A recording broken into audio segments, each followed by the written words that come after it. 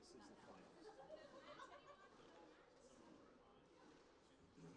It's just like 35 over? Yes.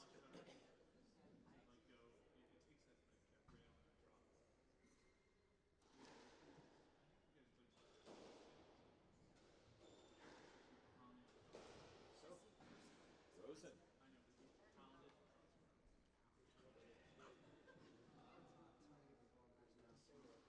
So we're looking at this There time. will be.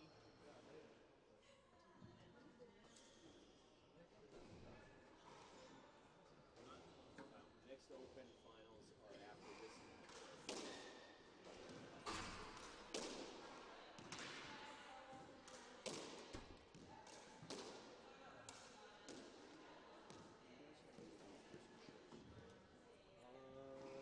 I think the shirts, you gotta ask Aiden.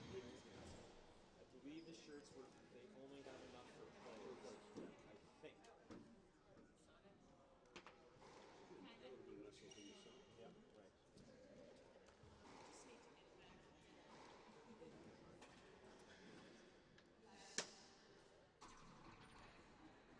Still going?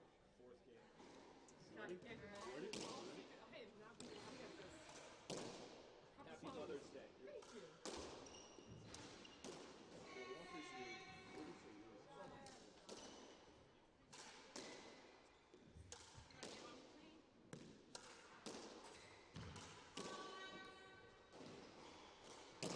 You have to watch for this series. No, I've been looking too. Jeez. No, I need to keep all my energy. I'm through, but I have a lot more work to do. Peter and I are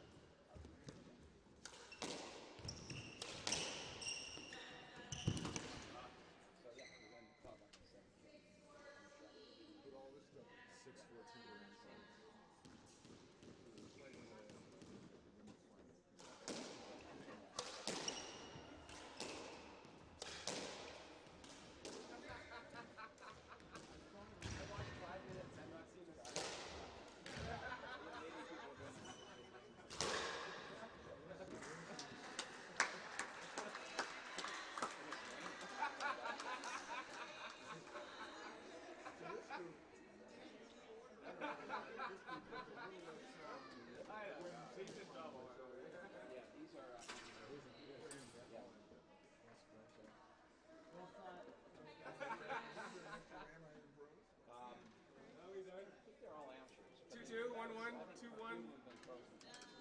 That's the Tough one. under 35 championship.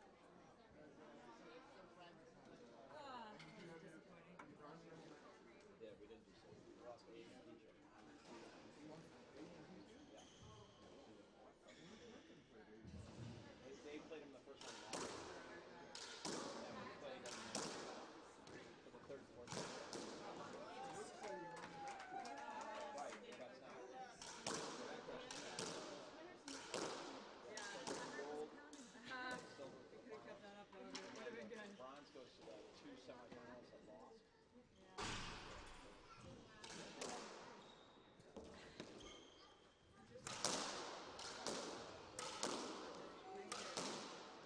They have busy schedule. They're all day travel. So yesterday they had a lot of them.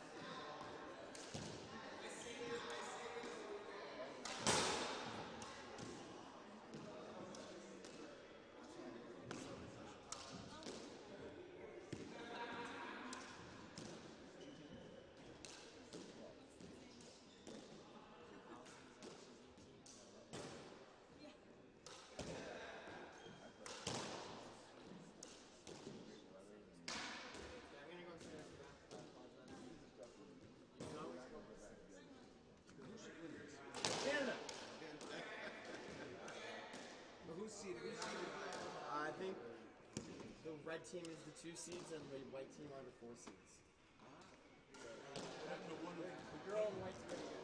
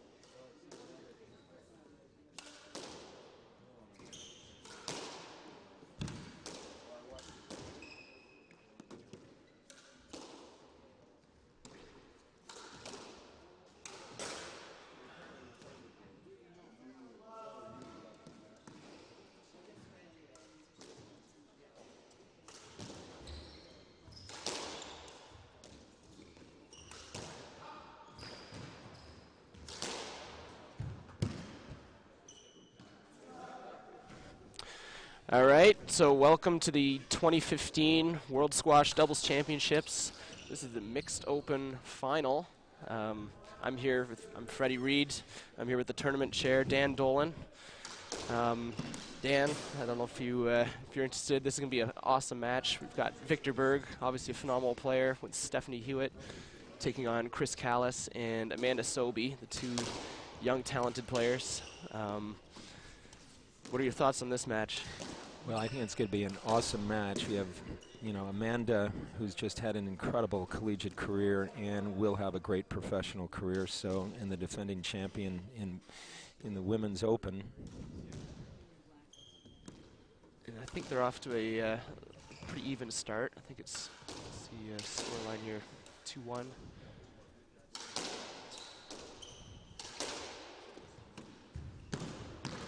Victor recovering pretty well there. As you can see, he's got some good hands. Yeah, well, I just think it's been a great 4 days, starting with the Metro Squash grand opening. And here we have these great pros in this final. And I understand, actually, all the proceeds from this World Championship are going to the Metro Squash, which is it's quite something. So I hear you've raised some pretty big coin for that, and it's going to a great cause. Well, yeah, and thanks a lot, Freddie. The Metro Squash, we are just thrilled to have this event, and we've raised over $400,000, and I think that the check that will go to Metro Squash is just going to be huge, yeah. And it's just transformational. Yeah. And that's David Kay over there running the Metro Squash, doing a great job. He is just a terrific human being and has done so much. And look at this match, pretty even, huh? Is there getting into it? I don't so know. USA's got a good start. Yeah. Yeah, first game can be quite critical. You want to set the momentum right away and instill some fear in your opponents. You get that first game, it can really rattle the other team. Well, Steph and Amanda know each other well. They were just in Vero Beach, Florida, Johns Island, for the WDSA event, which is which is the largest purse on the WDSA. Too bad Narelle and Tosh are not here this week. I But heard Narelle got injured. yeah, she's in a foot boot. Okay. I've been in that position. Earlier this past summer, I had a stress fracture in my foot, so that put me out for a few months, and it's tough Yeah. to recover. Yeah, I think Narelle's out for a couple months. And Narelle, happy Mother's Day. We love you. Yeah. And miss you. All the mothers, Mom, if you're watching. Yep. Oh. Great shot, huh? That's phenomenal. Was I it think down? it was down. It was the right choice, but just got the tin.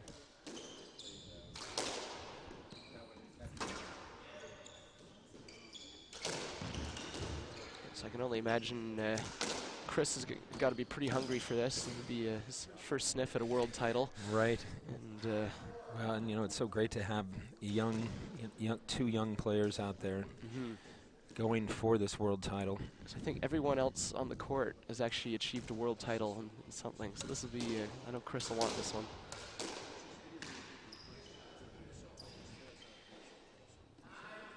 And as I was saying to you earlier, Freddie, I love watching Stephanie. Her feet are always moving. She's very calm, Yep. just very experienced. Very composed player. She knows how to play the game. Very experienced. Mixes up the height well.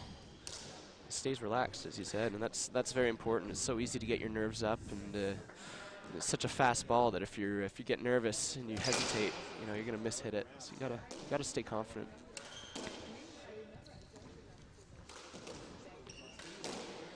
And Amanda has such an incredible collegiate record. 62-0 during her 4 years at Harvard. Yeah. I think That's a record. It's a huge record. I don't know if that'll get beaten in a while. It's Right. it's something. And I think we were just discussing. I don't know if she even dropped many games, if any at all, during that time. So she's pretty skilled. She's obviously now top 10 in the world on the Right. on the women's circuit. Right. So that's for her age. That's quite a feat, especially as an American. So it's Exactly. It is wonderful to have an American as highly ranked. and I think we need that in order for the sport to grow. It's good to have a little more diversity and who's the top dogs. Getting some people from the Western Hemisphere here. I couldn't agree more, and even more importantly, with what Nucia is doing and all the urban squash programs, bringing that game to the inner city. And Exactly. We're going to see a lot more. It's going to pick up along the grassroots, and it's going to become a more popular game.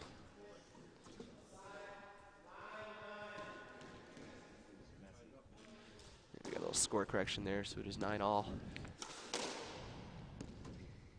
If we get the score wrong, please forgive us. It's tough for us to hear the.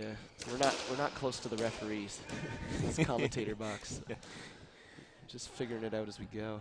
if the viewers knew how we were doing this and how incredible the setup is, I'm not sure they can grasp how wonderful this this setup is. It's just incredible. The streaming service is great. I think this is we got different cameras, and the angles are great. You can actually see the ball. Whereas if you just had that one camera Right in the back, it doesn't do it justice. Oh, Victor really went in for the kill there, didn't he? Yeah, stepping right into it. Yeah. Launching a good angle on Yeah. Amanda there. Just getting it by her. So it's getting tight in this first game. Both teams are definitely looking to get this one.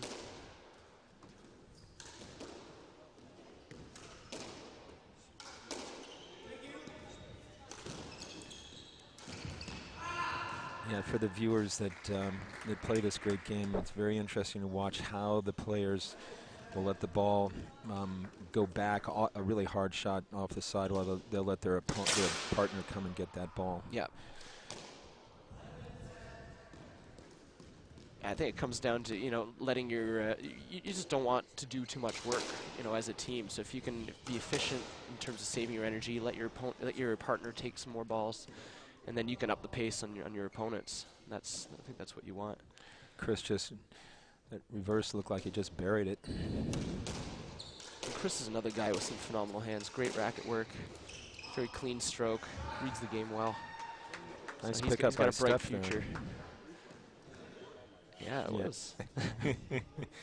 But that's what I was saying. Watch That's your her feet. footwork. Yeah, that's. I mean, well, it's quick adjustments. She's doing what's necessary to get the ball back. But she's always moving her feet. If the viewers watch her, she's a really good example of what needs to be done on the court. I wish I did it more. Me too. I get some cement feet sometimes. Sometimes stand there.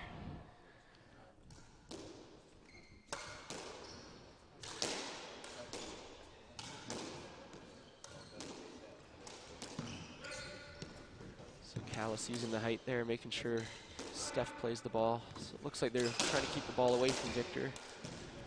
And that's a great shot. Wow. Steph showing that she's quite the threat herself.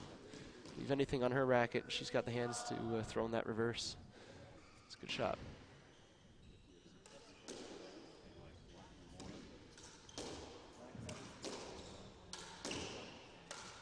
Cross-court battle here.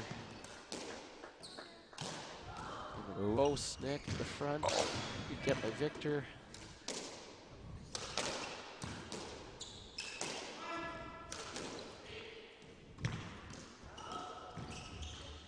Victor with the touch. Ooh. 10. I think that caught the 10. Yeah.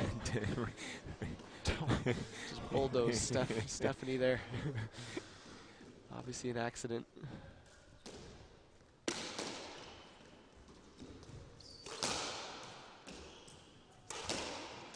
See Victor hanging out on the right side there.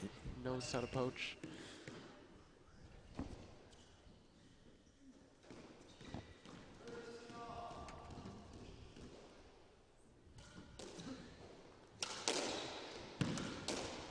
Dan, I know you must have been busy with the tournament this week, but I don't know, did you happen to play as well in any of the events? Or, Oh, Freddie, I was in 2 draws, and let me tell you, I am completely gassed. Wow. That's pretty good. What brackets were you in? I played in the 35 and over mixed, which Great. We got the bronze medal, which is a big wow. deal. And That's exciting. Yeah, thank you. That's what I'm playing for later. So Great. And then I also played in the 50s draw, and we didn't do quite as well. okay. But it was fun. I had, let's see, I had 2 matches on Friday afternoon and then 4 matches yesterday. So within Wow. 24 hours, I was, my age. I'm impressed. my You, age you showed. won the younger divisions. That's gonna be Yeah, tougher. right. That's pretty good. We have game ball here, huh? Yeah. It's not over yet. It's there's a 1 point difference here, so I think both teams could be nervous and hungry at the same time. So it'll be interesting to see how this ends.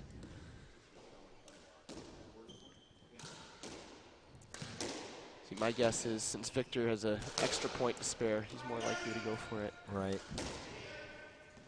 I know Steph's going to try and keep it cool. That'll end in a let. Yes.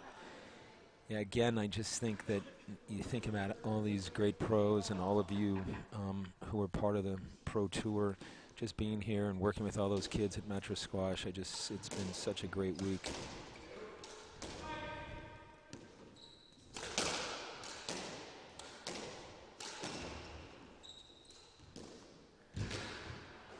I think what's great is, organizations like Metro Squash, it's inspired a lot of other kind of offspring organizations as well in other cities. So Right. it's really picking up.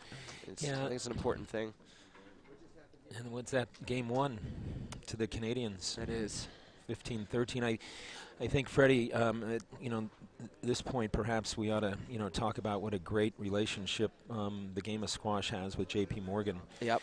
He's And been a big financer, and obviously the Tournament of Champions, Right. and all sorts of big events. So. Right, and they were a lead sponsor along with the Trunk Club, which is a men's clothier and specialized clothing. They've done such a great job, and Brian Spaley, who was the founder of Trunk Club, couldn't be here this weekend, but he, they were both lead sponsors, and the title sponsor was $100,000 apiece. So, I mean, we just are so grateful because they brought along a lot of other sponsors, and we were able to raise a ton of money. The other thing is that the pros coming down and working with the Metro Squash students. Yep. just it's so inspirational. I mean, these young adults, these children and young adults would never have the opportunity to do things that they're doing now without. And I think that's one of the beauties of squash is it's such a tight-knit community. You know, we all know we all started from the bottom anyway, so we know that's, you know, to give back to the juniors, it helps. And, Right. and they look up to that, and then they feel they're, you know, it is, we're all close, and the sport grows that way. Well, Freddie, you're so right. I think the thing, and I made this point last night at our dinner.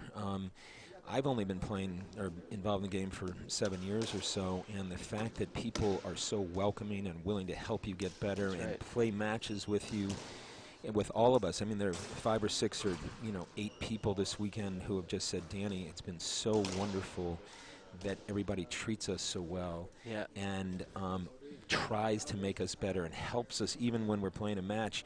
The pros and or the really good amateurs are helping us, and I just think that that's the game of squash. I Yeah. think that's unique. I think everyone sort of helps each other. You know, we all kind of make each other feel special, and it's a good community that way. So. Okay, so we are back in action here for the second game. Team Canada leading 1-0. I'm going to try to withhold my smile because I am Canadian. Well, I think that Team Canada might be favored in this match. I think on paper they are. That's On for paper. Sure. This is. I thought this would be a very interesting matchup right from the beginning. Obviously, two very talented teams. Victor's a good drop there. Great cover by Chris. Chris is covering some court here. It's a tough shot there. They just worked him front to back. Yeah.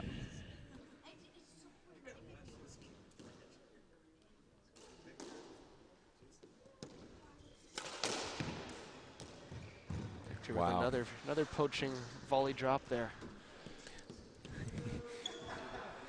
It's one of those things in mixed doubles. You can because if you can kind of feel that someone's going to get picked on, you know, the other guy might just poach over and really lean in for the attack there.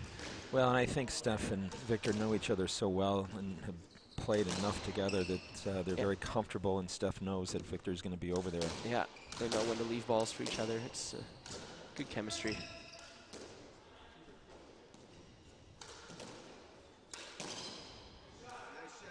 That looked like a good shot there, right into the neck. No, but just it was a little kill. Still, she worked. was doing her dance, though.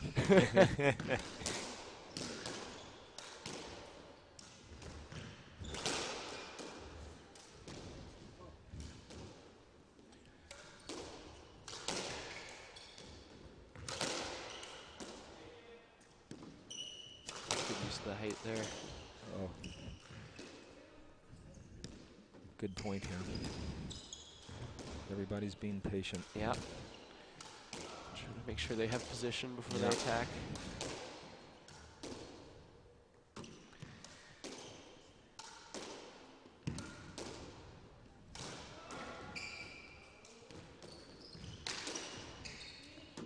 Great patient point.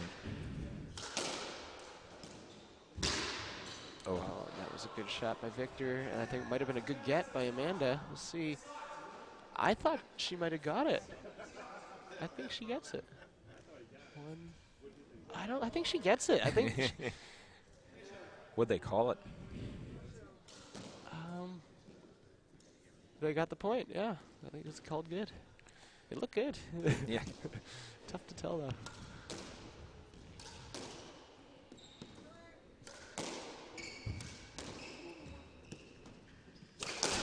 Yeah, Victor's definitely being Victor.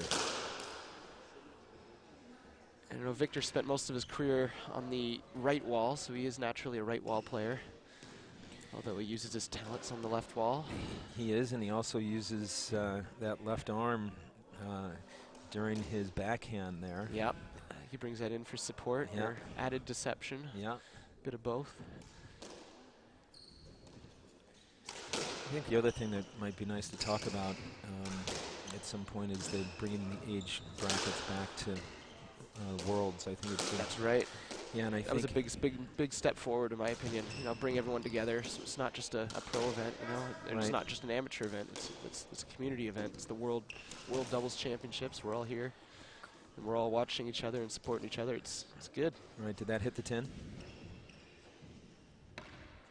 Yeah, and I think, that this was the first year that age brackets were brought back. A little bit of lack of knowledge amongst the entire community, but I think it's great to establish it. I think Chicago's done a great job of bringing age brackets. We had some of the legends of the game were here. Michael Pierce was here. Unfortunately, Tom Pord and Lenny Bernheimer couldn't be here in the 70s, but we had some great age bracket matches that a lot of people enjoyed watching. And again, you bring the entire community together, get to know the pros, and it just makes it all better for squash. Yep.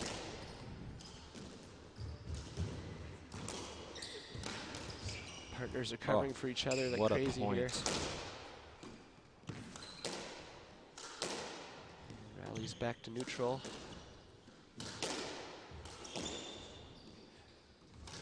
Oh, I would have thought there might have been a let called. So that's what I love about closely matched teams. You get a lot of ebb and flow. There's Right. a lot of attacking and defending from both teams. Right. So you really see how the game can be played. And that was a nice nick to finish. Straight kill. That was a good attack. Look at that. Look, and see how he uses that left arm there for a little. I think that's it's a good thing for some of the other players who are watching. Yeah, he's very good at adjusting for that ball, and if he needs to, he can adjust that racket face last second, get the shot that he needs.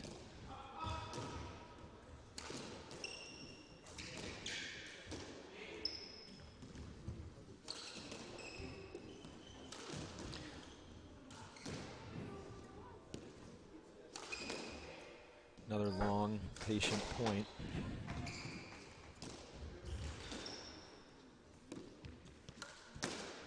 Steph using the height again.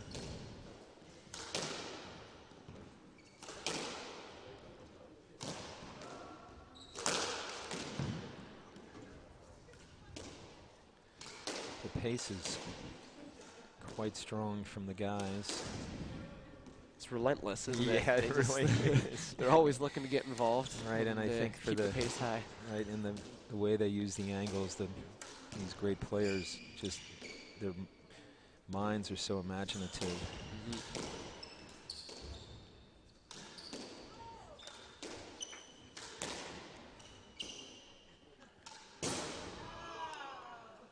Wow, that's uncharacteristic. It is. A little bit off balance there, Yeah. going for she's going for the glory. Oh.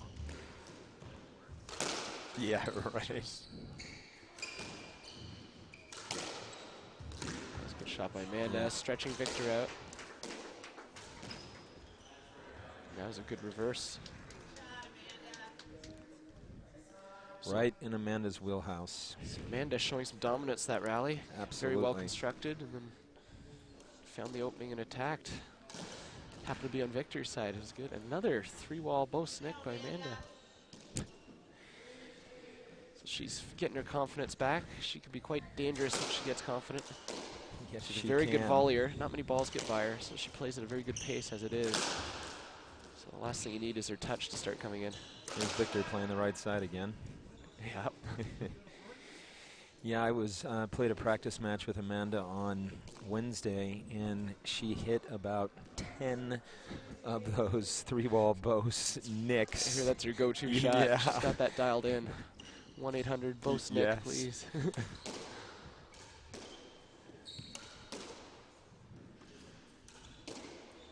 I think that's another thing that we can talk about is how this community, the professional community, and working with all of the sponsors and all of the, all of the other players, the amateurs that are playing. There's a lot of respect amongst the pros for those that really, do go all out to help them make this weekend such a great weekend. That's right. That's certainly it was a special night last night with Yeah. the black tie event they put on, and it's big attendance. So everyone's showing their support for that. Right, and I think I think there was probably a little bit of fun had last evening. It was, I think, even by these players on the court. Yes. I remember they were all there till it closed. So surprised they're moving as well as they are. I think that's just the competitive nature, don't you? Right. It might not be their first rodeo either. Yeah. Yeah, two college guys and girls there, and then 2 veterans on the doubles tour. Yeah, I think they might have done this before.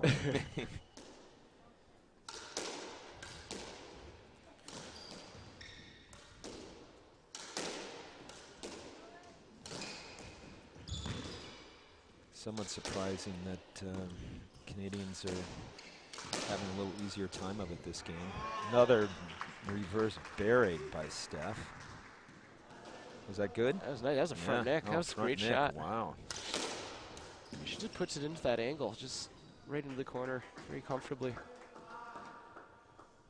I think she just made another one. She's on fire right now. Well, I will tell you, I was out in the hallway with Steph before the match, and she was definitely anxious. So yeah, fired up to win this, I bet. And I think there's a little bit of nerves there as Yeah. well. I think Great shot. both Victor and Steph knew this was a tough match going into it. They know that both Chris and Amanda are very, very strong players. So, however new to the doubles tour they are, they're still pretty good. This is just the beginning for them. It is. We're going to see a lot of them. You know, and to think that Amanda is the reigning world doubles champion. Yeah, that's another thing we mentioned in earlier matches. She played with Natalie Granger, and she's, they're the defending Women's Open world champions, and they weren't even seeded this year. Right. Because they went strictly on the rankings. Right. It was an interesting draw this year. And that's just the way they did it, and it's fine. But Amanda is going to be such a force, and I think that the WDSA, they do such a great job with all of their tournaments and all the players, and Amanda's a huge addition. Yeah. We look forward to seeing her a lot. She's a good ambassador to the sport at such a young age. And that ball is down, clipping the tin. Canada with a pretty commanding lead here, 13-5. I don't think Team US wants to get caught in the 2-love trap. It's tough to come back from. It sure is.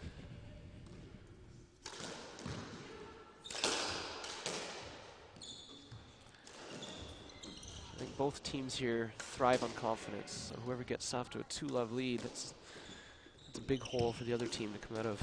Big hole, and that.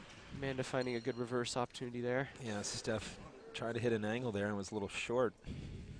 Right in Amanda's wheelhouse. Yep.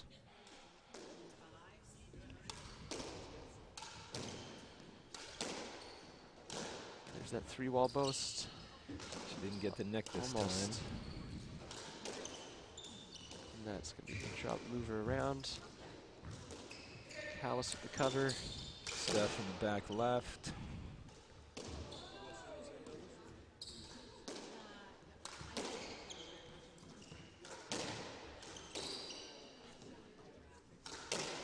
Good rally. It's pretty patient so Yep. far. I think the U.S., if they don't get through this game, they're going to have to maybe change tactics in game 3. Chris with a good hold, Yep. and he hooks it cross court. Nobody was home there. Great shot. You can hear the fans out there going, "Go USA, go Canada." Oh yeah. There's still a lot of fans who aren't in the crowd that are, because we got a big screen out here with this video stream, so I think a lot of people are able to watch it out there comfortably with some beverages of their choice, food. Yeah, and it is Mother's Day, and a lot of brunches, Mother's Day brunches going on right now. I think we're going to have huge participation for the. Oh, what a great shot there! And that closes out the game for the 2-love lead for Team Canada. Yeah, Steph felt Chris behind her and just hit that reverse. That was it. So, Freddie, why don't you tell the viewers about, everything that's gone on here, as far as from a professional's point of view, I think that this is a first-class event. Yeah, Well, from a professional's point of view, you guys treat us like rock stars. So it's been one heck of an event, and you know, everything that's gone on, all the people that are here to support. It's been great. I've met a lot of new people as well. And this club, the Onwencia Club, as well as the University Club, Racket Club, they've put on a good show for us. And as we said earlier, Metro Squash. So that's another thing that we could talk about, is that the Metro Squash facility, we just finished building it. It was completed in early April. We serve 150 kids today. It's probably grown by 30 or 40 already with our new facility, but it's 21,000 square feet. It's contiguous to the University of Chicago campus in an up-and-coming neighborhood that was very bad and is now becoming much, much better. Yep. And so I think it's so important, and I keep harping on this, but the community and bringing the game to those kids in the inner city and those young adults. This is our third year of having kids go to college. We've 2 years of college kids, and now the third year we'll have about 30, maybe a few more than 30, and each of them have received at least 4 full ride scholarships. Yep. So that's great. You know, that's something to inspire a lot of other kids to do, and you know, we're sending kids off to school through squash. It's a big leap forward. There's Steph. You know, Steph's out there working. She does this almost every game. She's the first one on the court. She's keen. I think after that last shot to finish the game, she wants to keep that keep that flow going. I think so. Callis obviously wants to get on there, fine-tune his shots.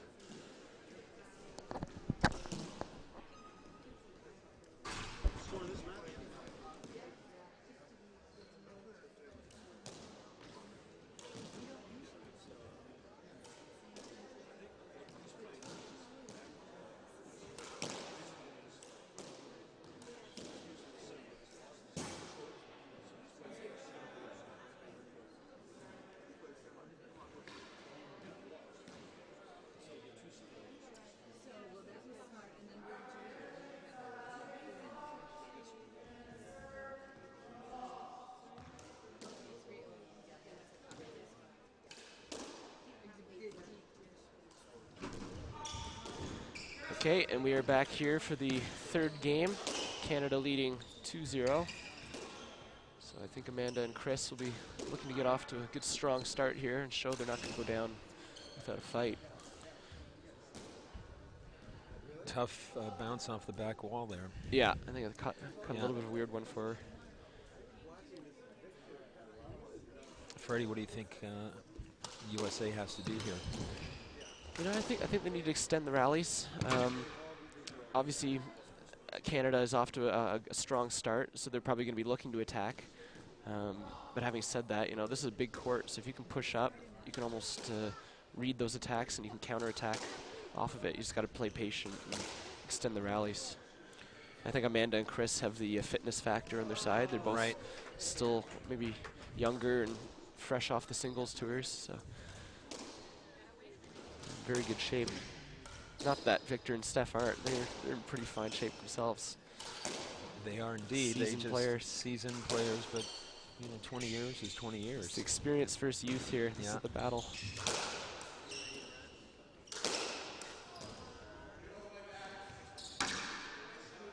And that ball just escaping Amanda at the back, squeezing too tight at the back glass. It's tough. Just a great shot. I mean, what a great shot.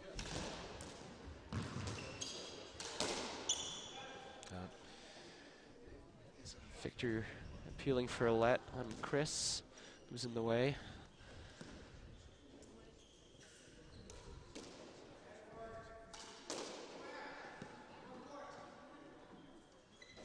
And I think someone was talking during the rally, so they're having a little discussion.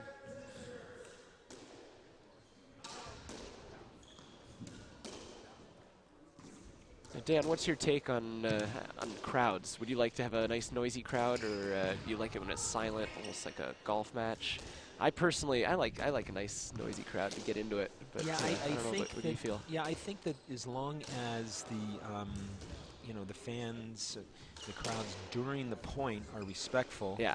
I think it's really great to have. I think it's the in-between points that's where you can, I encourage to go nuts. Yeah. Yeah, and you know, I like to have a good, solid crowd behind a team and clapping and applauding for all great shots, regardless of who you're rooting for. Yeah. So I'm with you. Yeah. Well, it's been funny in some of the earlier matches. There's some people who are new to the game, and they didn't quite know when to clap. They're there to support friends, and they didn't know when to clap. Right. You almost have to tell them, like, yeah, it's Right. all right. Come on. What happened there? And Victor getting up there with a Yeah, great counter really. cross-court drop there, catching Amanda hanging back.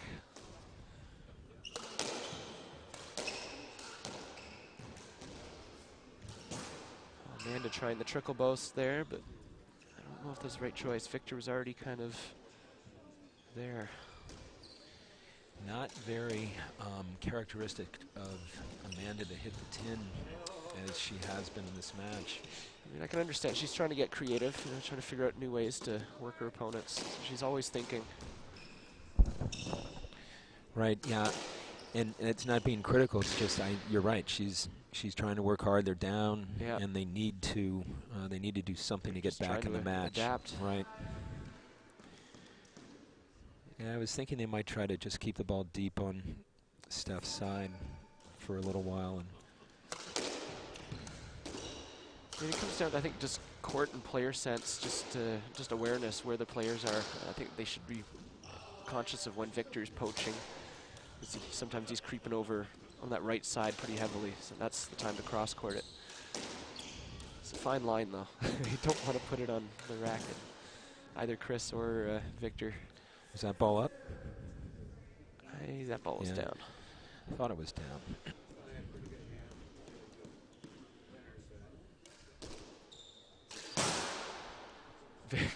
Victor, a man of many talents there in the replay. Yes.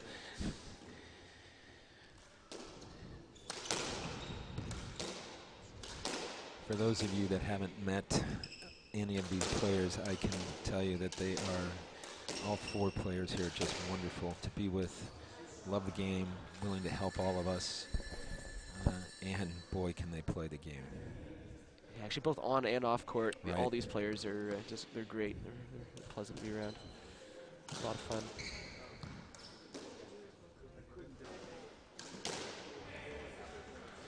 There you go.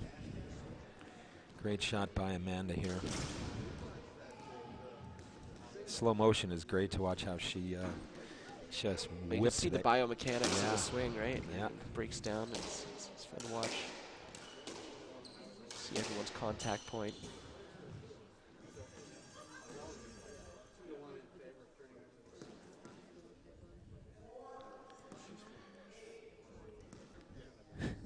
Looks like they're having a little fun out there.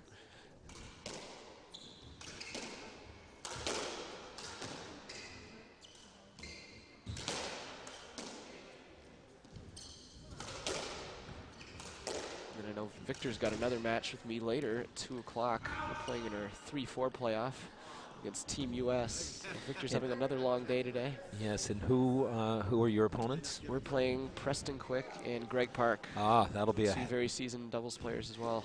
wow. You guys, I would encourage those watching the streaming to watch that match. You cannot believe the power that is generated by these players. It's unbelievable. Greg Park can crush it too. He's a guy with some serious heat. Yeah, Parky. He's not only is a great squash player, he's a great guy. Yeah. Oh, he's a lot of fun. Yeah, Yeah, he's one of my favorite guys on the tour. yeah, he's really been just great. He's another example of people being great to those that want to get better. Who, Yeah. and He's a very they- genuine guy too. Just, Absolutely. loves to have fun, but very, very grounded and very genuine. That's not to say that Preston isn't either. which is- Exactly. Oh yeah, no, Preston's a wonderful guy. Does a lot for the tour. You know, working with the SDA and US Squash. And he's been a great ambassador to the sport. Little heat on that ball.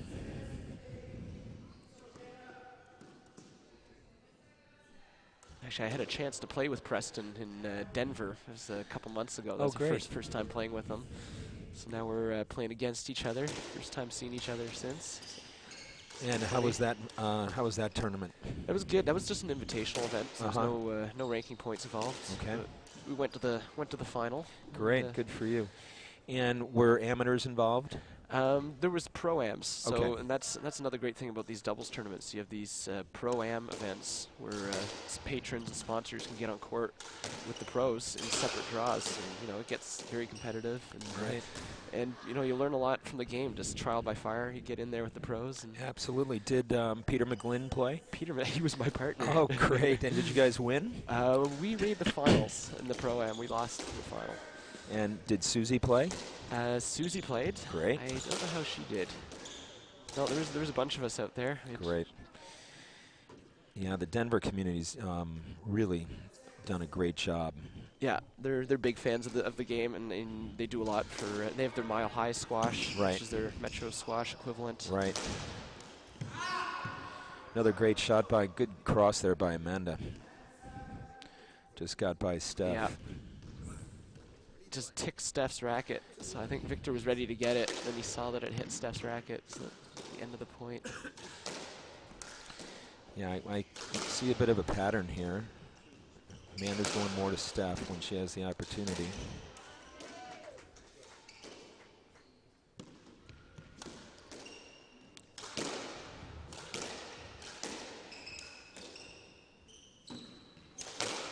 Chris with a chance to generate some heat there. Amanda with the wide angle. That's a good choice. Pretty big point here for the Americans. Good skid boast by Amanda. And Stephanie appealing for a let there. As Chris hits it back to himself. Right idea if he could get out of the way of the shot. 'Cause Right. It was running away from Steph as well, but he just got caught up in it. Yes, let, correct? Yeah. Yeah, I think that's the correct call too. Yeah, maybe for the viewers in between after the games, or we might explain, a little bit about lets and strokes, etc.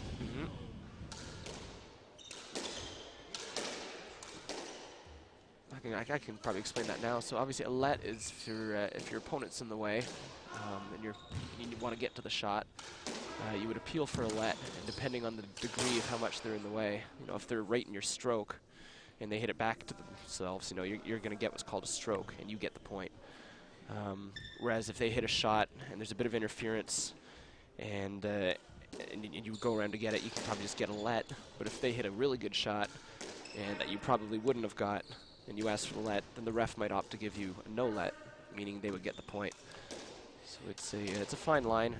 That's where the ref comes into play for judgment. Right, oh boy, Victor hit the tin from the back of the court there. He was not too happy with himself. And refs always encourage players to play the ball when they can, so it is tough to get a stroke. You really have to hit it back at yourself. Right.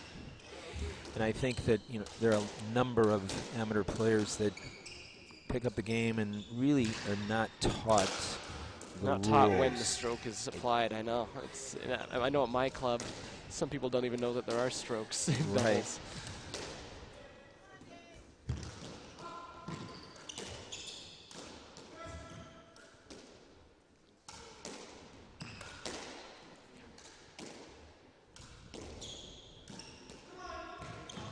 That's a good cover by Steph. She wants to stay up there. Victor having to hit it off the back. Chris with a deceptive blast down the wall. Top spins it. And Steph almost had a racket on it. She read it. Just Chris hit it a little too fast. It was a good shot. Great shot by Chris. So 8-11. 9-11. 9-11, yeah. Keeping it tight now. This is 2-point differential. Amanda with her signature boast. Didn't get the nick.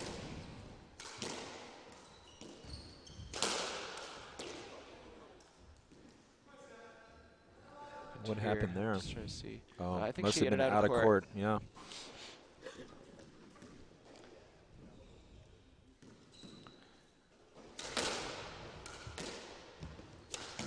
Chris trying to get that serve on Steph's backhand.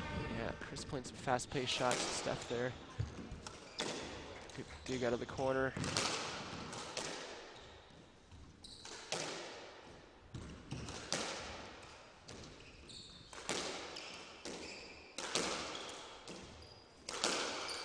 Victor trying to get those body shots into Amanda, you can see there. Just winding up.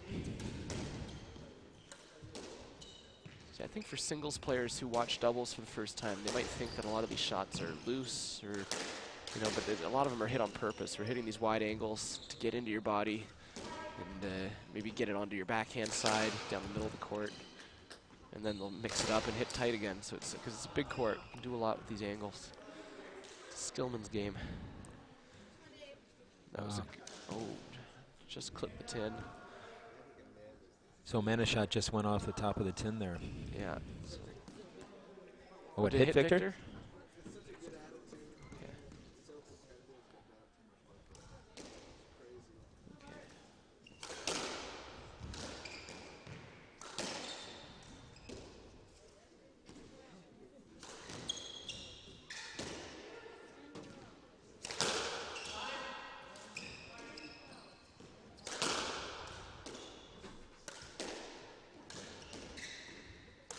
I'm actually amazed Victor's playing as well as he is.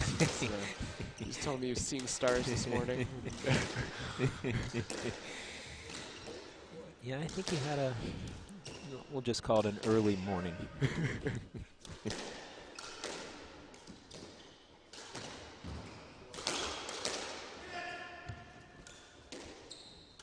Great point here.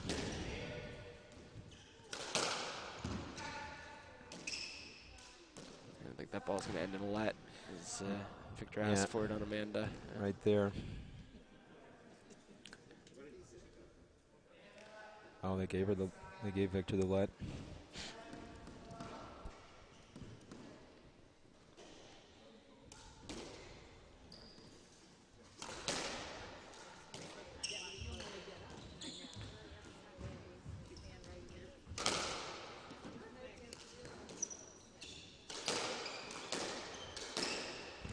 Both players up there protecting that front right. Yeah, you see both teams trying to stay in front of each other. Yeah, was that Callis with a backhand drop, Nick? Yeah, I think it was. That was a good shot. Yeah. It was very finely hit. Great shot. Tough to hit, actually, from that position. He did well. Good use of his hands.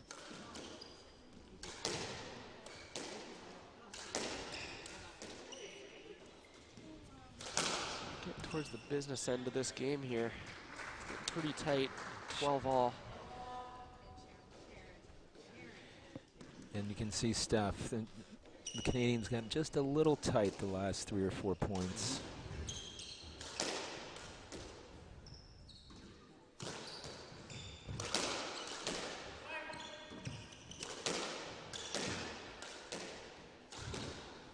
Amanda with the reverse winner on Victor.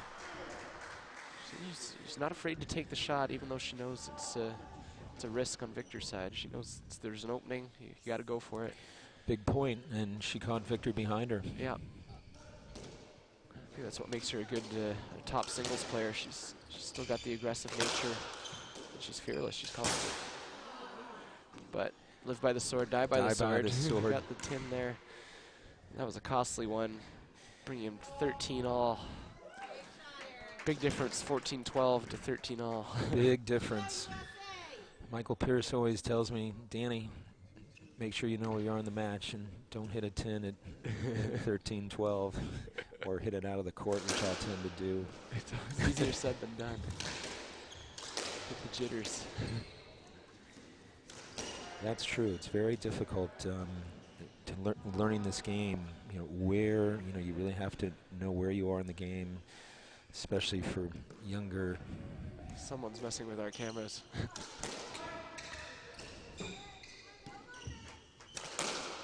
Oh. Someone's really messing with the camera now. They probably don't know it, but they've, you know, one of those people right up there, they've hit the camera. It's that guy in that back left. Yeah. We know who you are. We will find you.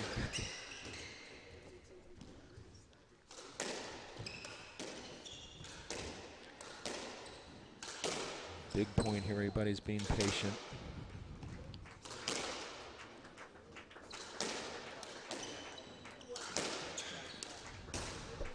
And a tin from Team Canada there. This gives Amanda and Chris their first game ball. An important one, because they're only 2 points away from winning the match, the Canadian team.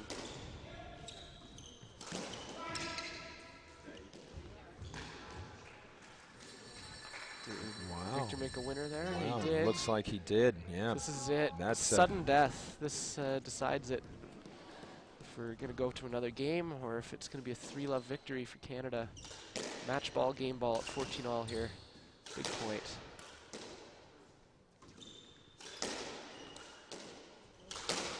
Amanda playing Steph. Amanda with a good attack there on Victor. Chris attacking it, and Victor getting a let there after a good adjustment. It's a safe call. That's a safe call. Absolutely. Funny enough, Victor would have been happy to hit it, but he knew it's better not to hit the lady. Yeah, exactly. He had that front left. Takes a bit out of your soul when you do that. Uh-oh, Deadly playing one to Victor. Victor adjusting with a skid boast. Chris attacking with his drops.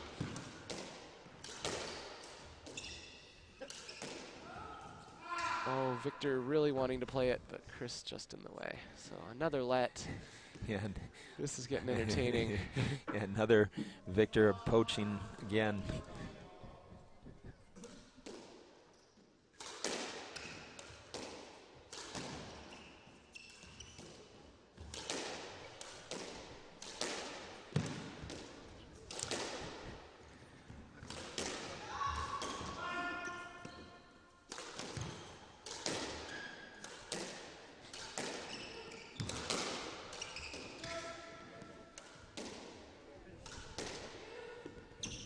Another long rally here.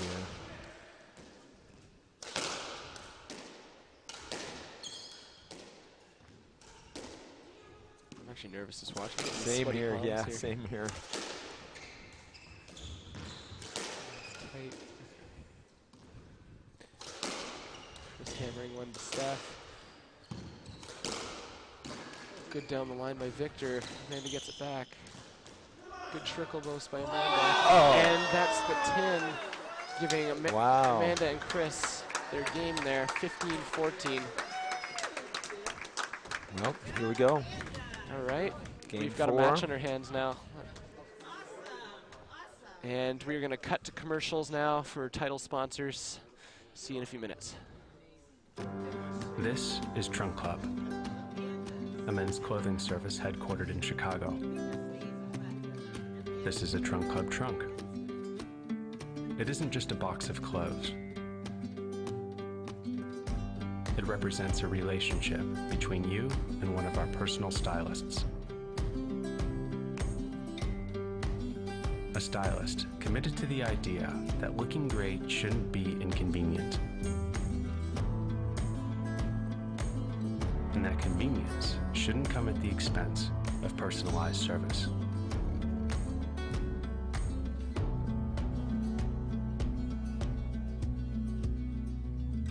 So whether you're in Chicago or anywhere else in the continental U.S.,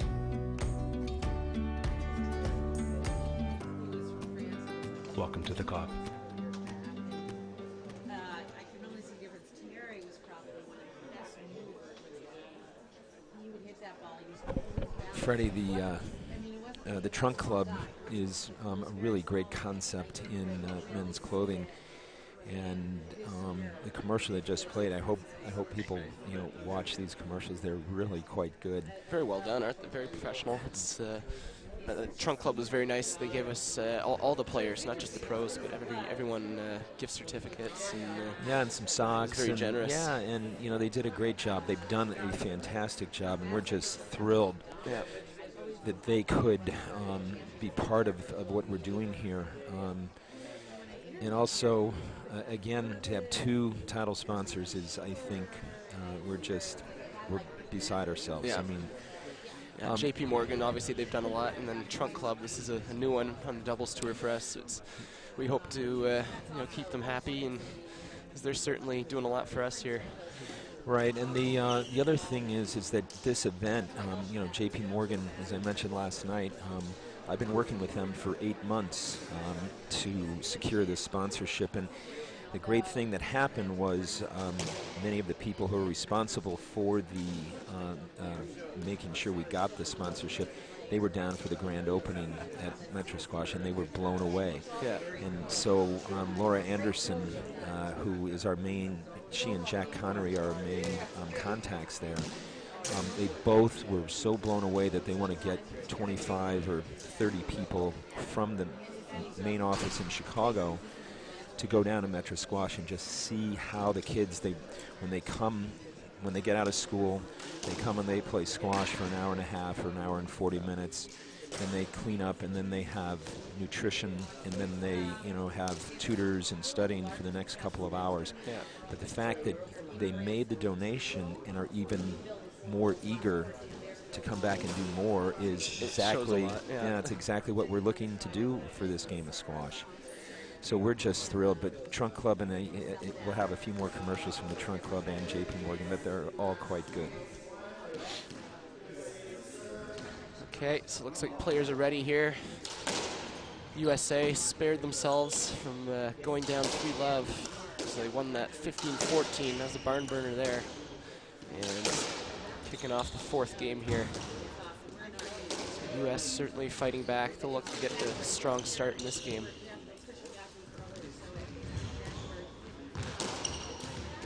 Again, I'm going to try and keep my bias under control here. Well. Canadian affiliation. Well, I think that Amanda has, Chris just missing that ball there, but I think Amanda is gone to playing stuff a little more, especially the second half of Game 3. It's their favorite place to play because it's so public. It's a combination of we sell it out and our full for the very Yeah, sometimes when you have a strong partner that's poaching over onto their partner's side, it's almost better to bait the weaker one. So Right. it's better not to hit a too good a shot, because that's the one that the good partner's looking for. Exactly. And you'll try and bait the other one. So it's a very aggressive, ruthless game that way. But if you adapt and figure it out. Another Good really shot. great shot by, was that Amanda? That was Amanda getting a good angle right into the nick, right where Steph wanted to hit it.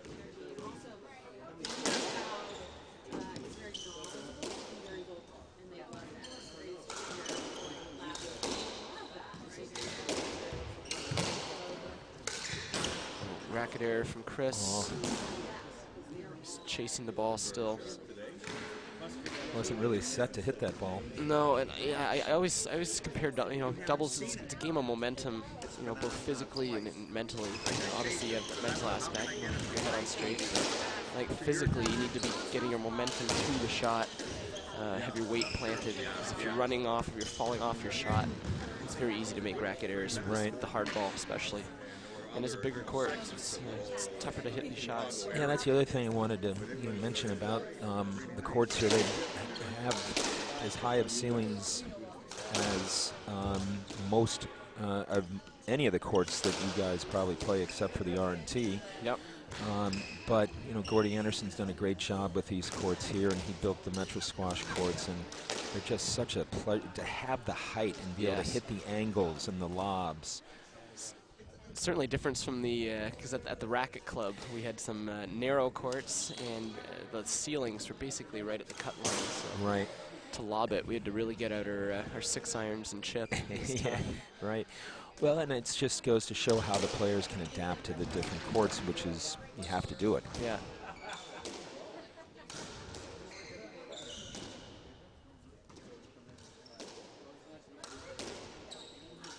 I guess the University Club in New York is raising the ceiling on their court by what, 5 or 5 or 6 feet or something? Yeah, I can't remember the dimension. I remember talking to Damian Mudge about it. He was looking into all that, and it's a big addition.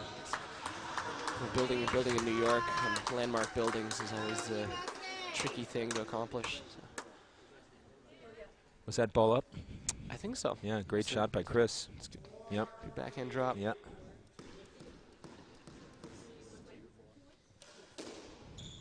Chris and I actually grew up together. We were Canadian-American rivals type deal. Oh, great.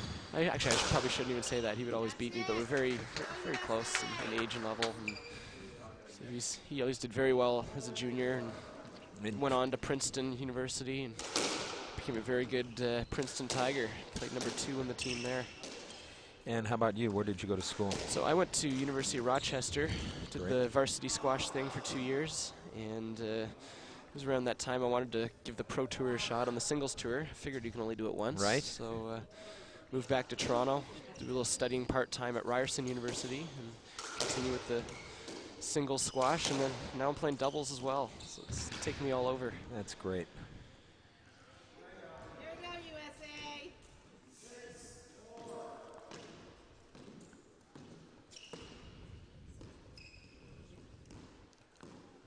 Another tight game.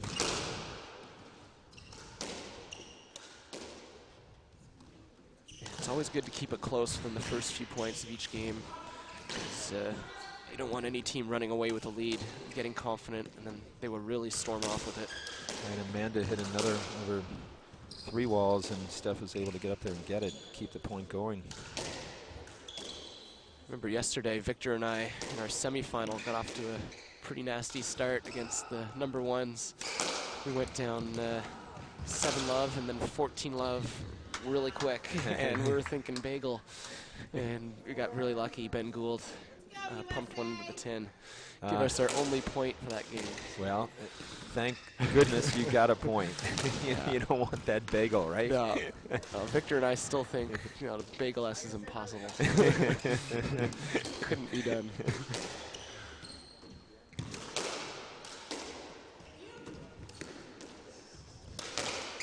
Victor covering a lot of court again. Yeah, Victor's just tirelessly going around covering this court. He's thinking about the tequila last night. Oh boy, Amanda missed that, huh? Yours to stick around. Freddie's match is going to be high velocity, folks. Yeah, it should be a good opening match before the finals get on. Yeah. I think that'll be also an interesting one, because John Russell and Clive Leach are one of the only 2 teams to take out Ben and Mudging. Ben and Mudge this year, so it's going to be interesting to see if they can do it here at the World Championships with all the pressures on the line. Although there's no ranking points, we are playing for a world title, so it's a big one. Yeah, and I think that's something very interesting for the viewers to understand. All the age groups, whether it's mixed in the 50s or whatever, the winners, the top 3, get a medal, and it's very impressive. I mean, it's very important. You know, there's some people here from the Chicagoland area that are going to go home with amateurs going home with medals. So it's really great.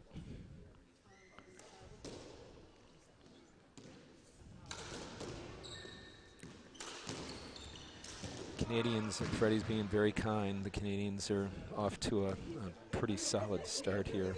What is it, 12-4? Really commanding so far. Yeah, and so I admire you, Freddie, for not saying so. It's 5. I'm just hoping Victor gets his confidence for our next match later. There goes Steph to that backhand serve. I was talking about that earlier. Right. I thought that was all myth. Yeah, she does it. Yeah. She really hasn't done it much before this weekend, but there she is. Because it does provide a different angle. You know, Right. you just pull that. Oh, Chris going for reverse at the back. Just clipping the tin. So 13-5 in this 4th game. I imagine Canada is licking their lips right now for this world title victory. Yeah, there she goes, see?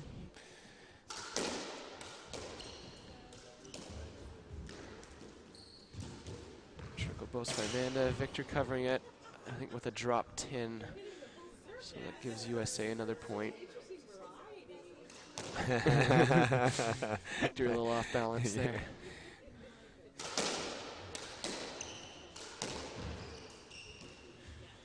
Victor putting in a nice casual nick to give them quite a few match balls here. It's 9 match balls.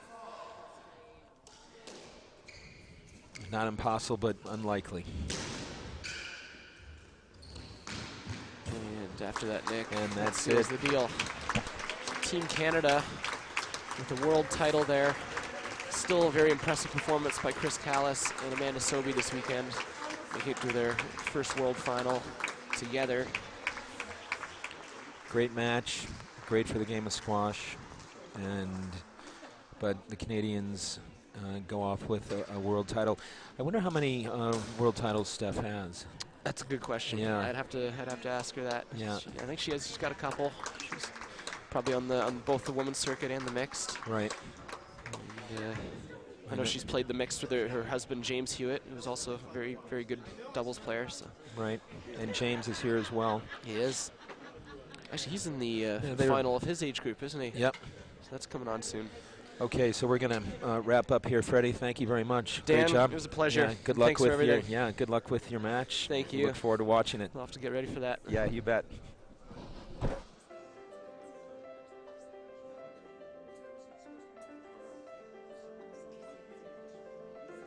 This is a story of partnership. The kind of partnership that's happening in the places we know and love. Like Millennium Park, where a public space is being transformed into a work of art. And Shed Aquarium, where a summer program is giving our students a lifelong love of science and a lifelong sense of self. And Lou Malnati's, where Mark Malnati is feeding more locals more deep dish pizza than ever. It's the story of the kind of partnership that helped the Art Institute of Chicago build a modern wing. And the Anne and Robert H. Lurie Children's Hospital of Chicago build a space that inspires hope. These are the stories of the places we share, the places we grow, the places we celebrate, the places we discover, and the places we heal. For more than 150 years, it's been a privilege to work with the organizations, businesses, and communities that help make Chicago, Chicago.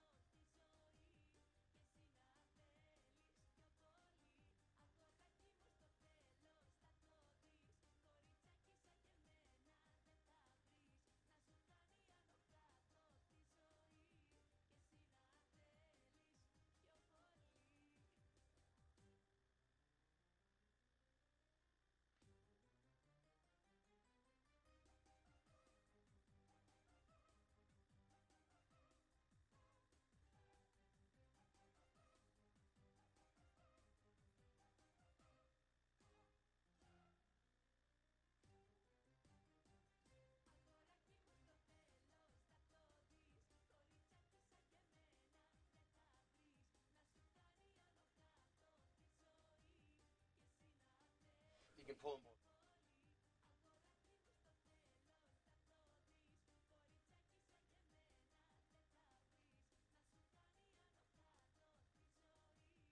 That's on.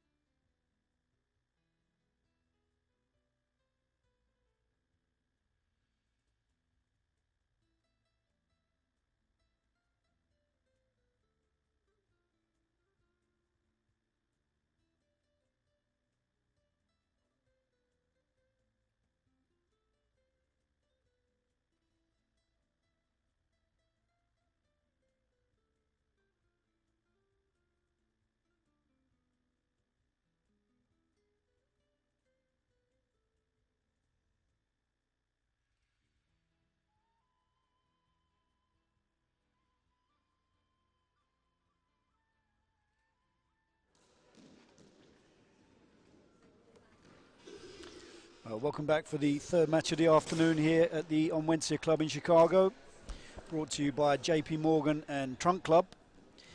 It's the age-old rivalry between Canada and the USA. Preston Quick and Gregory Park will be taking on Victor Berg and Freddie Reed. So joining me in the commentary box, Paul Johnson, is my good friend Aidan Harrison. Good afternoon, Aidan. Good afternoon, Paul. Very happy to be here. Well, it's an exciting lineup we've got here. The bronze medal at stake between these two age-old rivals. In the white, we have the Canadians. Victor Berg, currently residing in Arizona. And on the right, we have Freddie Reed from Ontario in Canada. And in the blue team from USA, we have Preston Quick, currently resides in Denver, his hometown. And we have Greg Park, who is from New Jersey. Certainly is a mixed bunch.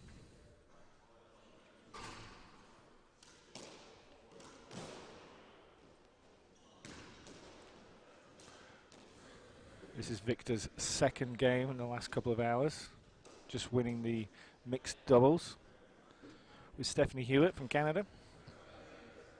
Here we go.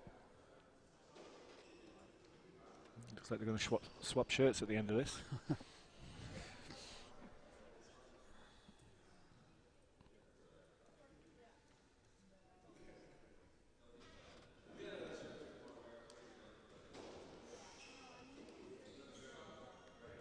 So Victor Berg gets this third and fourth playoff finally underway. I think the pace of this first game will be pretty extensive.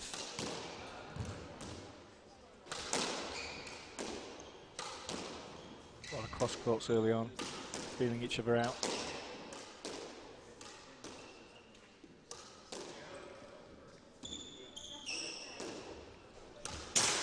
Tactics, moving each other around. There's plenty of variation of pace. First point to the Americans.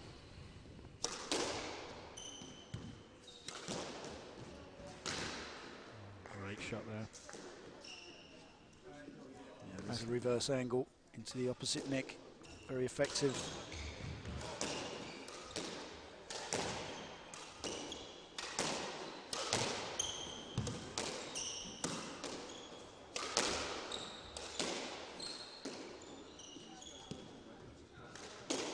quite interesting, Aidan, to see psychologically who's going to be up for this third and fourth playoff after such a long weekend of squash here in the Onwensia Club. 2-1 USA. Greg Park to serve.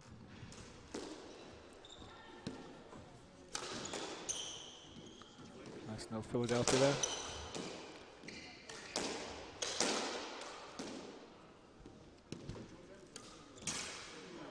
He's maybe just clipping the top of the tin there.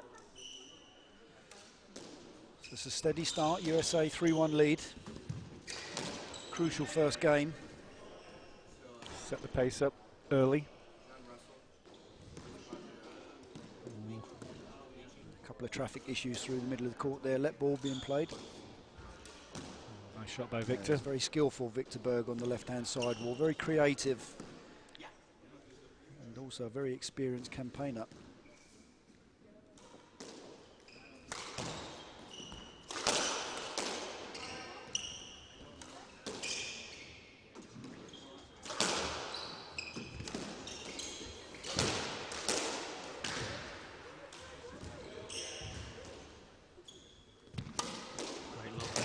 Position.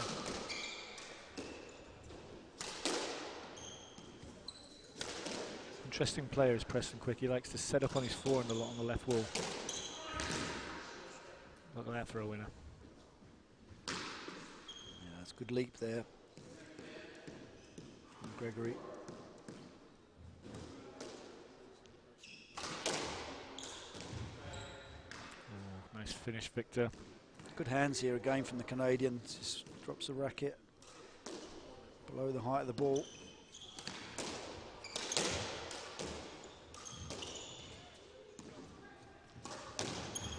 Sped into the front of the court. A little bit of pressure there from Preston. Not sure if we'll get to see that one again. Oh, he's off.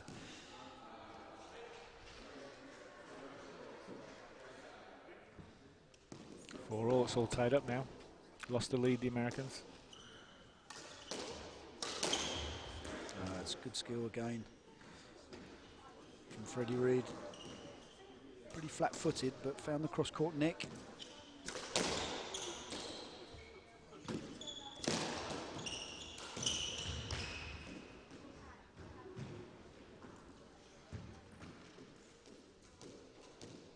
Yeah, he's just too clever at the front of the court there, Victor Berg. Any sort of time on the ball and he'll cause a lot of problems.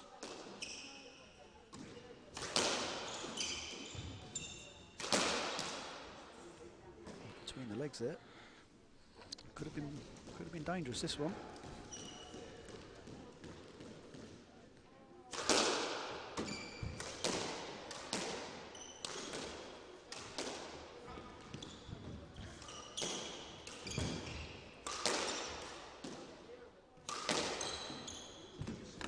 Yeah, it's perfect length there from Freddie Reed. Forehand volley straight down the line, beyond the reach of Gregory Park.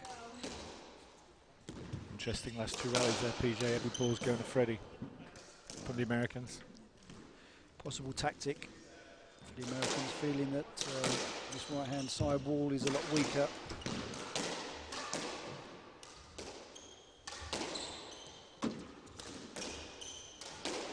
Again, Preston's using his forehand on that side.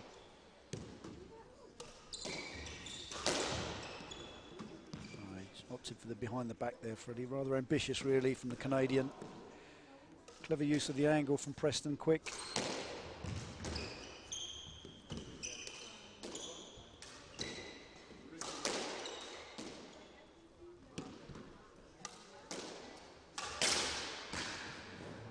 Forced error. Give the Canadians the lead again. 8-7. Victor having a little word in Freddie's ear just to calm down and get into rhythm and try and stay in front of Greg as much as he can. I think, as you say, you made a good point that the American team are now trying to single out Freddie Reed. Just Victor may be telling him to be patient and not try to overpower the two American players. Just got to be smart down that right-hand side.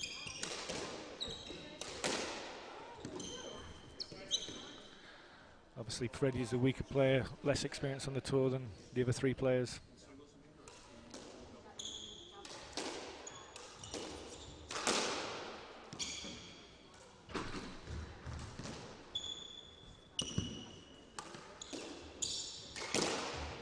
It's too short that by Preston. Yeah,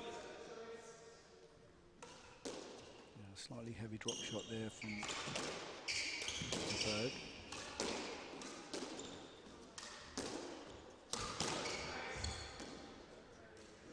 He's found the nick again. He likes that volley. Just takes it in quickly, but it's mainly because, you know, Preston's not getting the width that he needs.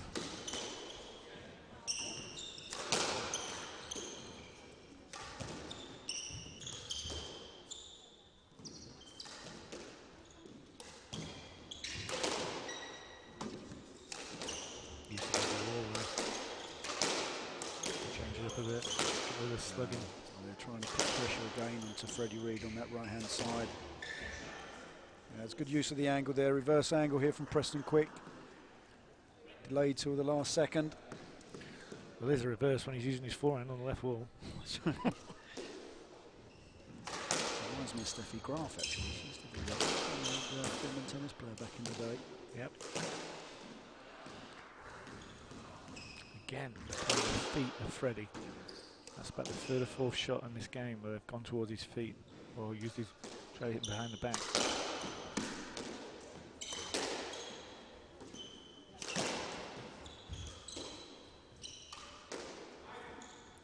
Once again, we'd like to thank JP Morgan and Trunk Club as the lead sponsors here. Without their support, this would not be the event it is.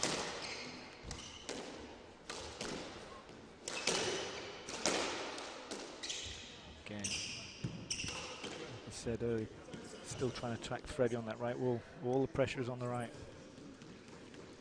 Yeah, he just needs to be a bit careful, Freddie. I think if he uses up too much energy early on, he's going to get pretty tired as the match progresses. I think if he's getting so much of the ball, he needs to take a little bit more pace off. He's trying to hit his way out of trouble a bit instead of lift the ball and give himself a bit more time. It's coming back so quickly. Every day, he's just not got time to think.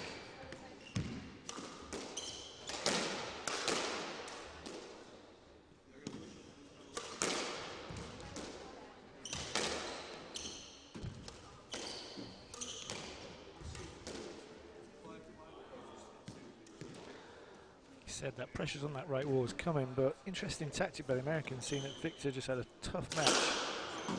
So you're basically icing him out, but you know, they're giving him a chance to recover a little bit before he's going to play this. So well, it's almost a game of 2 against 1 at the moment. I mean, Victor Berg he's moving around all over the place, but he's not actually hitting the ball.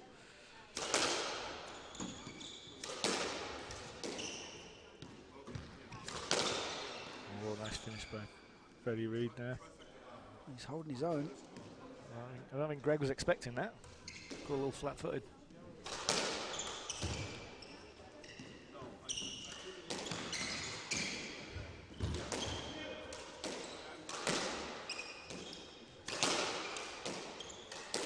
Behind the back again there from Freddie Reid. It's good hands, very good hands there from Gregory Park, plucking this backhand cross court into the neck. Very tight first game, 11-all. This is where the experience and the patience comes into fruition.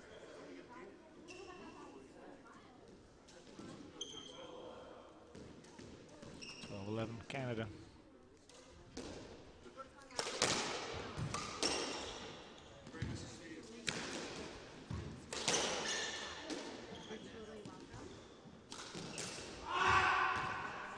Ambitious there from Victor, but again, you know, he's not getting too many balls, so when he does get it, he wants to shoot. Yeah, exactly, he's going to snatch.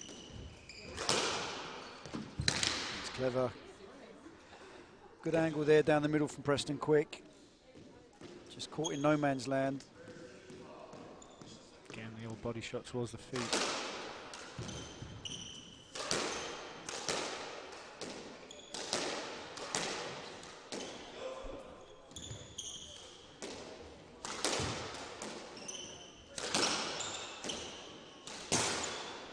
He's forced the error.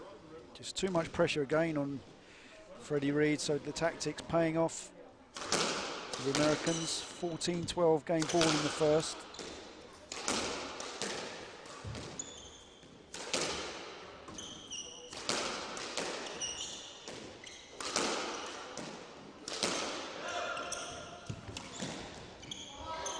Yeah, that's good angle there.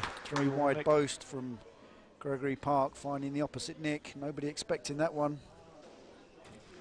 Crucial first game there for the Americans. 15-12, they lead by 1 game to love.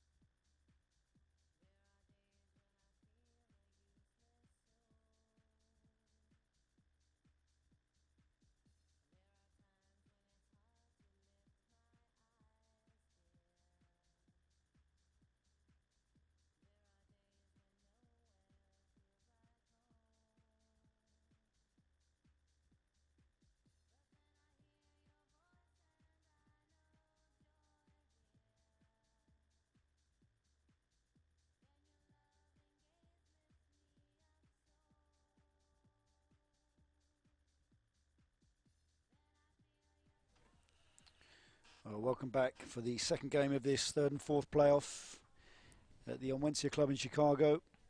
The Men's World Championships brought to you by JP Morgan and Trunk Club. Preston Quick and Gregory Park narrowly taking that first game 15-12. They'll be looking to continue that same vein of form. Just at the end of that first game, a lot of pressure on the right-hand side. And Freddie Reed was really starting to struggle, unforced errors and panicking and snatching a bit. Maybe a change of t-shirt, Aidan, will revamp this effort from the Canadian team. Interesting tactic there, going with the all black. Helps with a little disguise and hold the balls. If they're playing in a similar colour to the Americans, it's going to be interesting around the middle of the court. Here we go.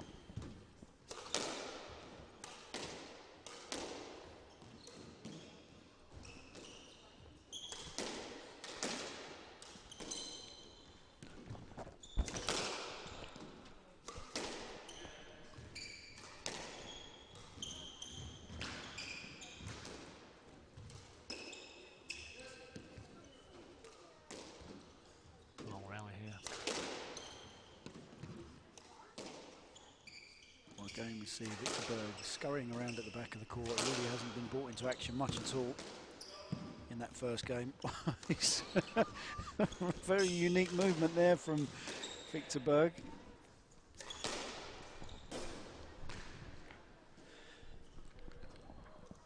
Entertaining first rally there. Americans get the first point on the board in that second. Interesting if they get a good lead early on to see what they can continue it. Yeah, psychologically you feel that if they do get a lead, Aidan, it could be a pretty quick second game here. Yeah, they're going for those body shots at Freddie early on.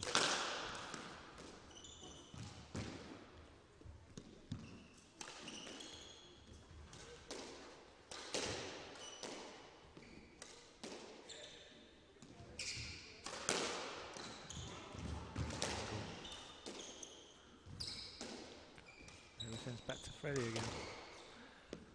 Yeah, it just seems as though the Americans have got a slightly better understanding, better chemistry. Gregory Park and Preston Quick been partners for some time now. So they almost know each other's moves. Great hands there. Oh, there you go.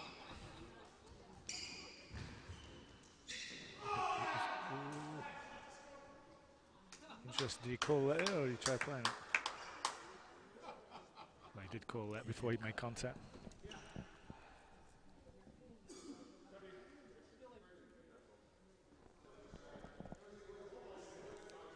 Chris Kalis in the lead marker and ref here.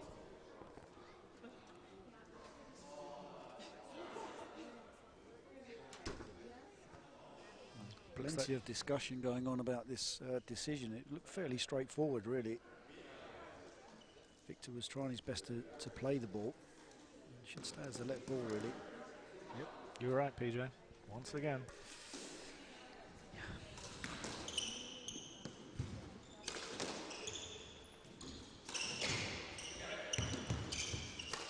Tactics breaking a little bit more switching Americans around early on. That definitely worked to their benefit there. Preston Court getting back to the position in the I formation, but great shot there by Freddie down the line. Yeah, very good hold there from the Canadian.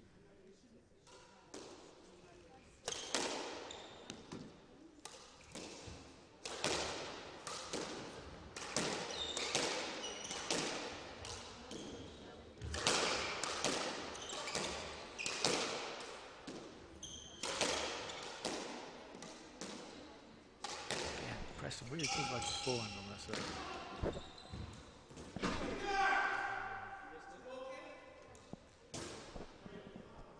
Oh, he's just clipped the top of the tin there, Victor Berg. Great opportunity. It was the right shot to play.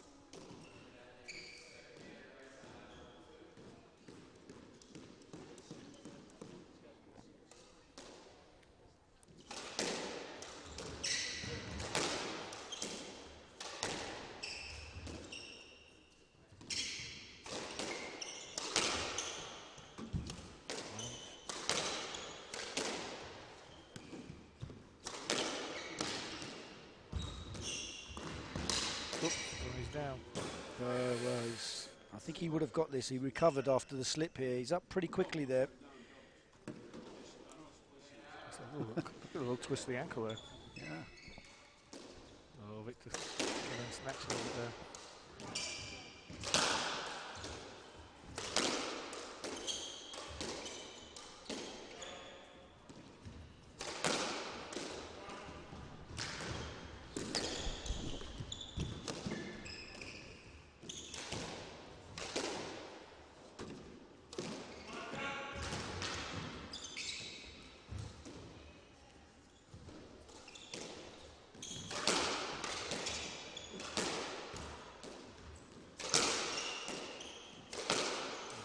Certainly applying the pressure early on in this second game.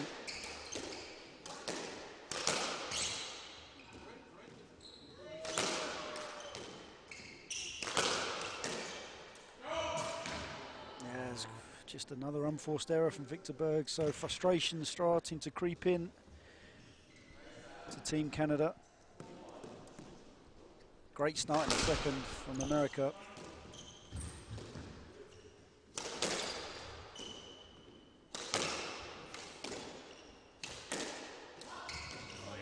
Well played. Takes this nice and early, forehand volley. No, that on this one, obviously. Freddie Reed was way too far in the back of the court.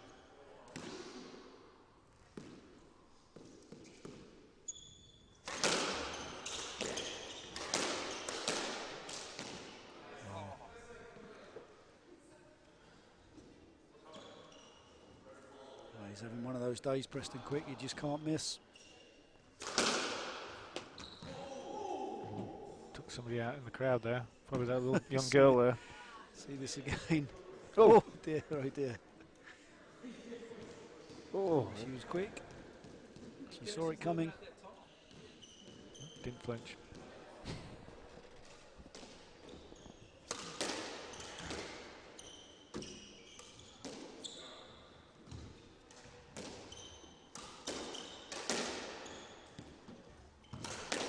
He's going to try and make something happen.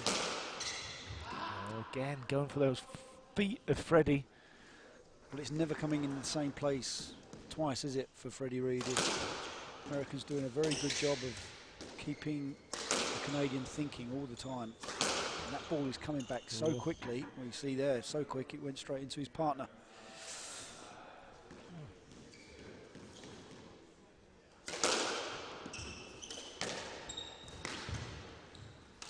Great get there by Greg Park.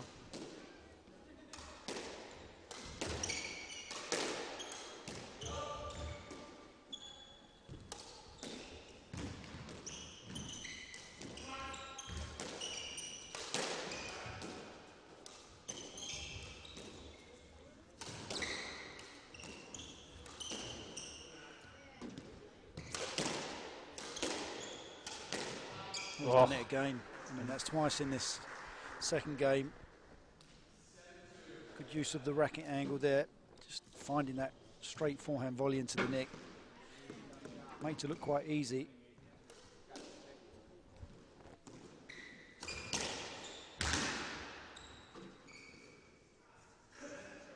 Slightly overhit serve there.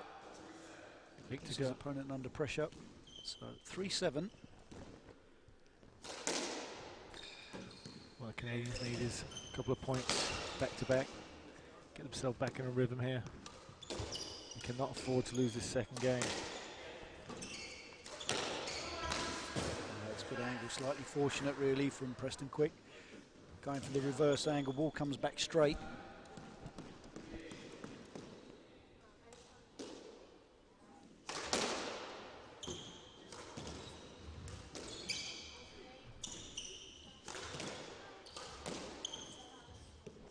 Be a stroke here. It's a poor shot from Freddie Reed. Hits the ball back to himself.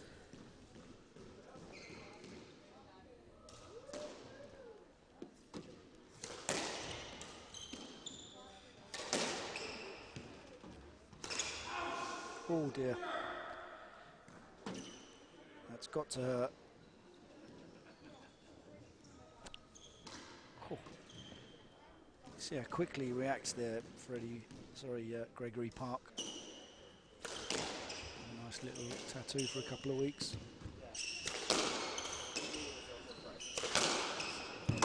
Freddie outside. Body shot.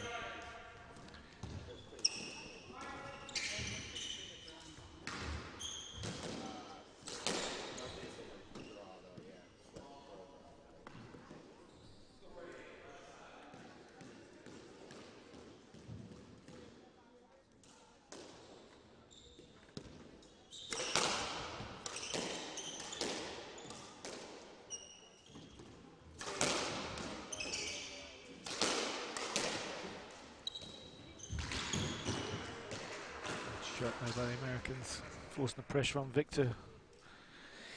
I think Victor's getting a little flat-footed here, PJ. You know, he's getting hung back a bit. He's not been involved in the rally, so when something goes short on his side, he's going to struggle a little bit to get up there. Yeah.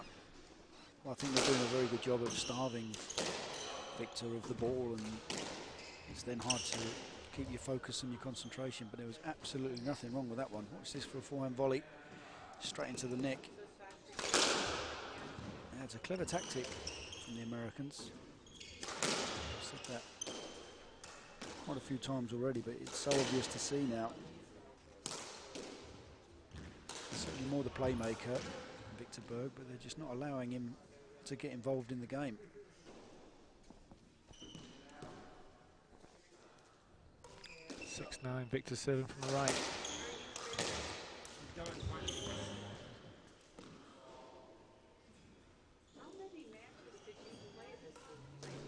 Just gets a let there.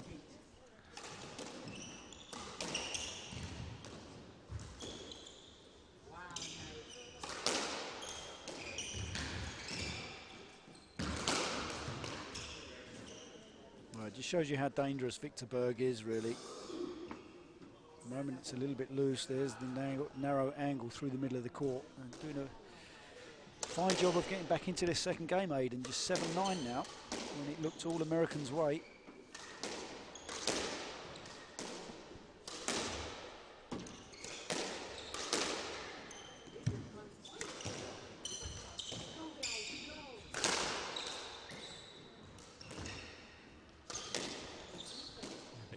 up the court just a little bit now. Now he's trying to get himself involved in this game as much as he can.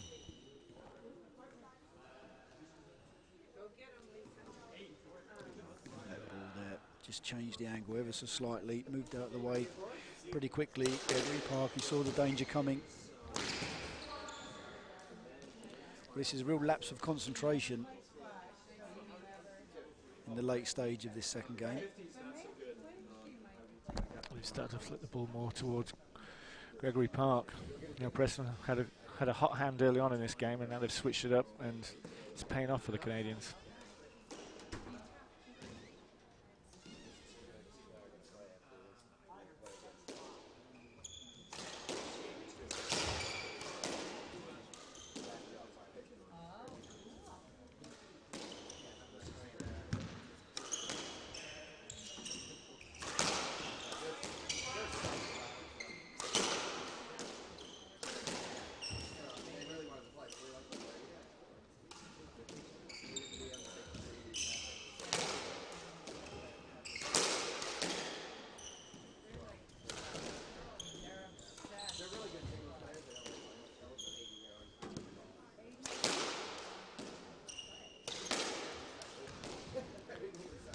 Things when you're playing a game of doubles, if you know,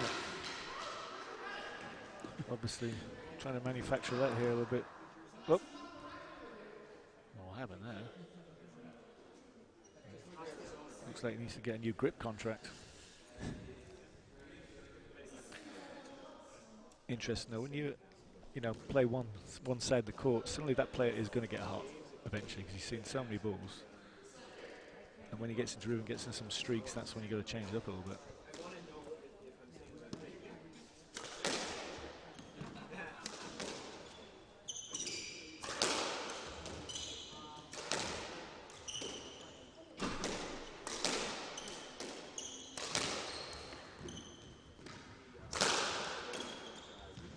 Quick hand speed there from Preston Quick.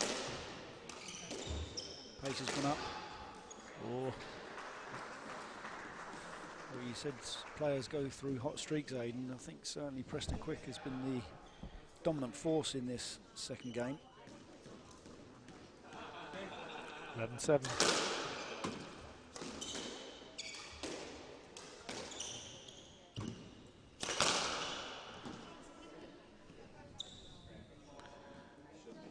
Okay, got a little lucky there for a let.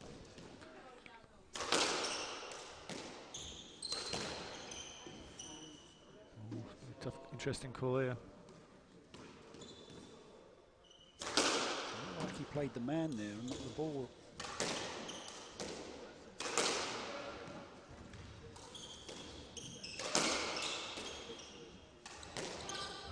He's done it again. This one's off balance this time. Oh. I don't think he had a foot on the ground as he played that. He didn't. He actually jumped a couple of feet in the air. So certainly is his go-to shot at the moment. Preston Quick. Oh, a wild serve though, wasn't it? Brilliant too play. far off the back wall. Great touch.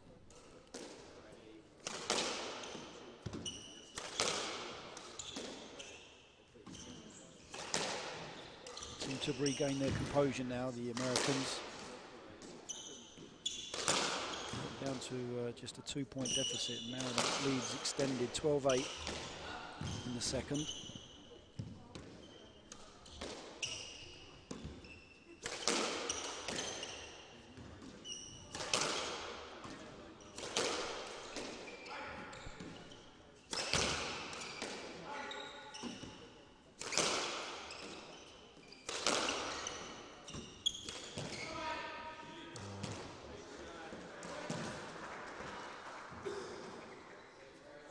Great shot there from Gregory Park. I mean, how he got the ball past the leg of Freddie Reed onto that side wall. Very skillful.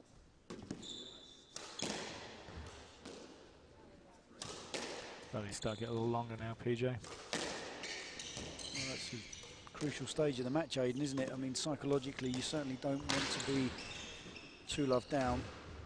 It's a long way to come back. Another unforced error. takes the Americans to game ball.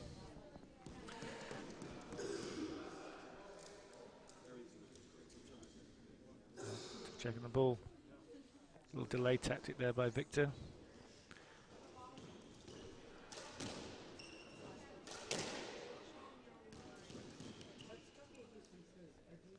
Once again, little delay tactic on the right there.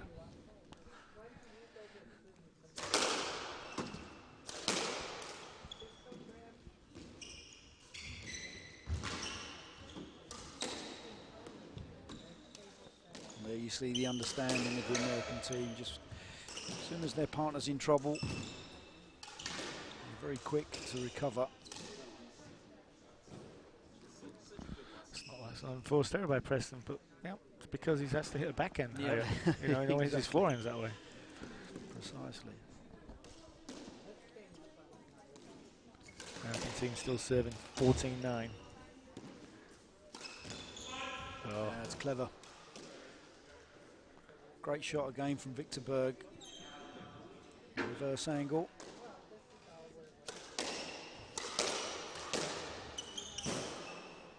One too many. Ambitious there. Wasn't in a position to play this forehand volley drop.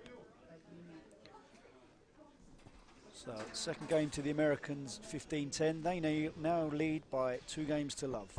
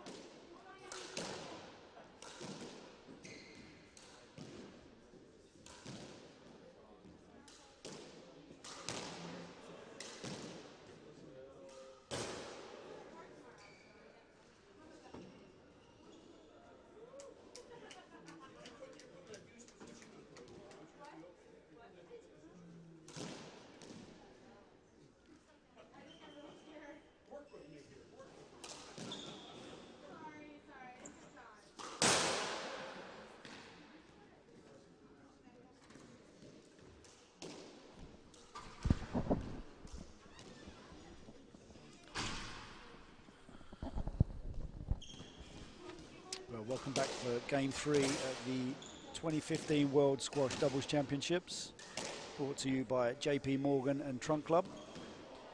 Team USA with a very convincing 2-love lead at the moment, and Canadians really up against it. Freddie Reid on that right-hand side wall really has been bombarded in the last 2 games and starting to crack a little bit under the pressure. Yep, looks like. So the switch walls here. Freddie's opted to go to the left side. Just kind of change the rhythm of the Americans. Let's see if the Americans still continue to keep Freddie under pressure.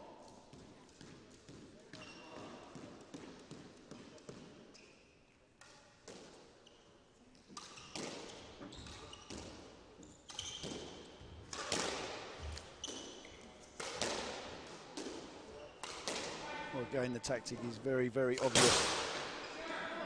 Victor Berg, and that's a classic example of frustration there from Victor Berg. The entire rally, the ball's going to his opponent.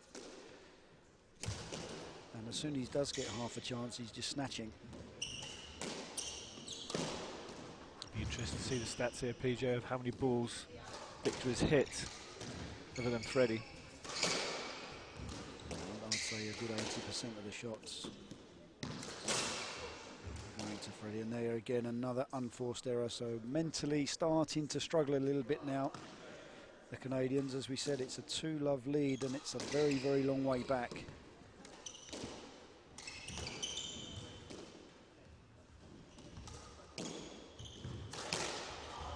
that's a good choice there. You see Preston Quick he looks as though he's going cross court here. The last minute straightens up. Position of Freddie was a little deep there. Needs to get more involved in that left wall, stay a little higher on the court.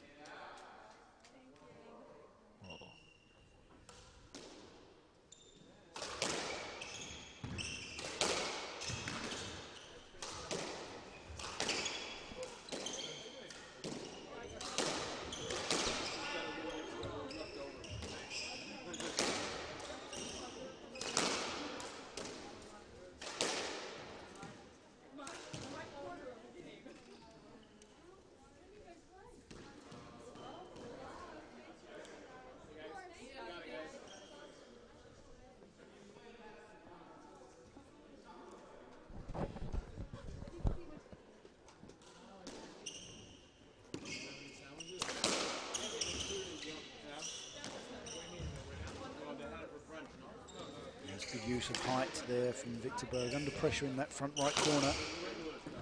Perfect length, just closes out his opponent here. Do you see Gregory Park get stuck outside of Victor Berg? Good strength from the Canadian.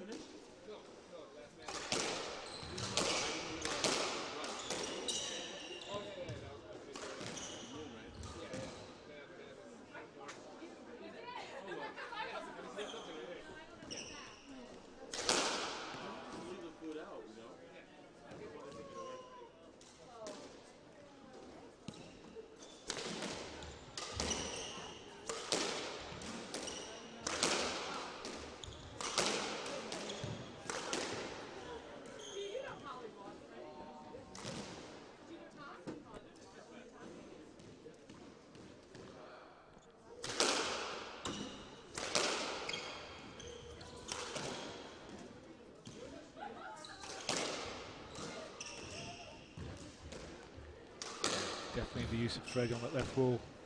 Preston, that first 2 games, every time the ball went to the back left corner, he hit a cross court out the back towards Freddie. Now he's straightening up.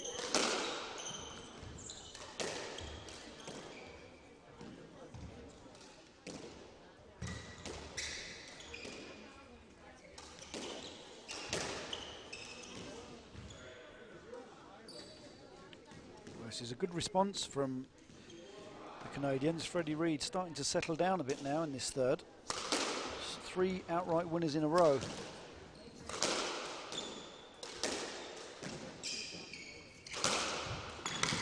The change of tactic, Aiden, seems to be paying off here.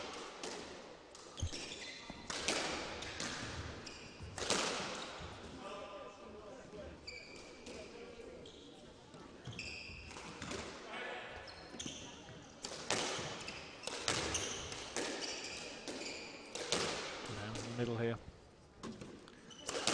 Stretch each other out on the walls.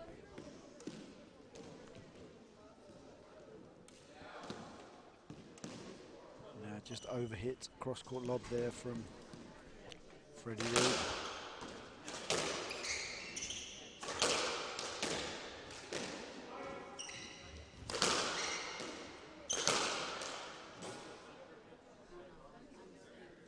Low one down the middle here.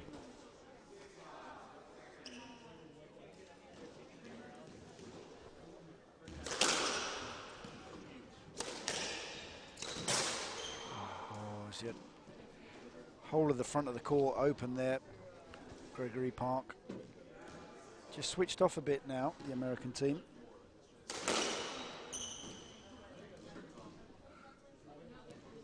Gregory got away with that one. First serve out.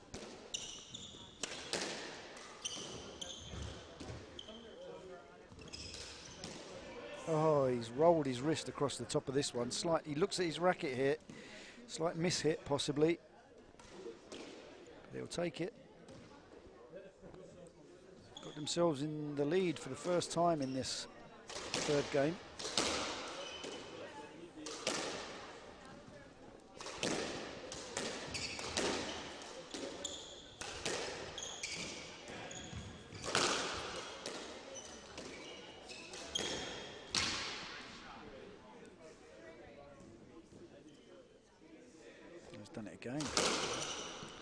said earlier on, PJ's getting streaky now. He's starting to get all hot-handed, Freddie. Yep.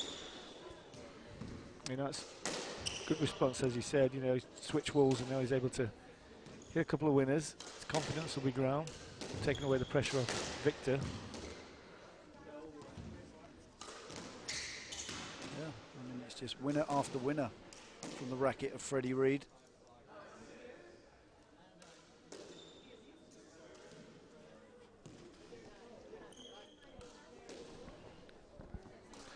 Got the lead 9-6.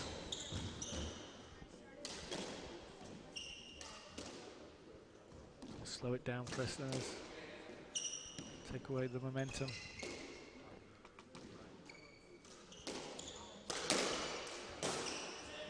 That's his first error on that backhand cross court from Freddie Reed.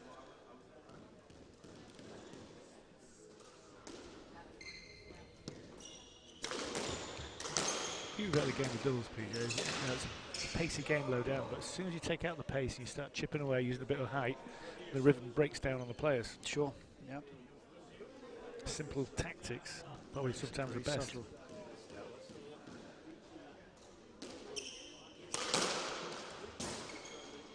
But it's much easier to use the height here on these courts on Wencia. The tournament has been split through a couple of clubs in the city as well, and the racket club obviously have very low ceilings, and it does create a different kind of game, much more of a hard-hitting affair, whereas this brings a completely different dynamic in, much more variety and very subtle change of pace that you were referencing to.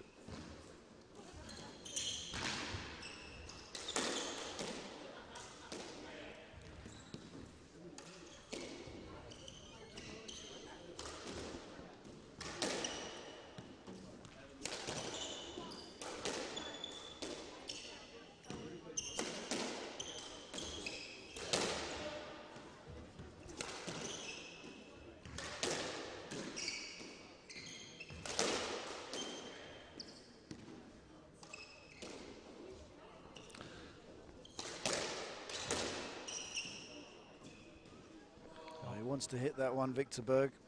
Could have gone straight there. Possibly decapitated his opponent. They've crept back here a little bit. The Americans 8-9.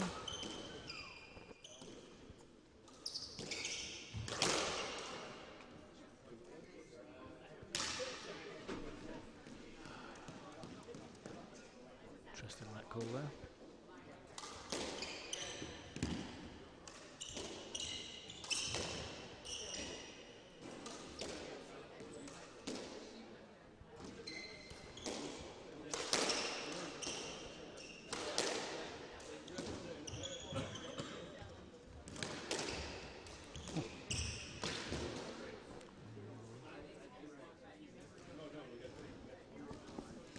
There's a rather ambitious reverse angle there from Gregory Park. So a 2-point advantage in this third game for the Canadians.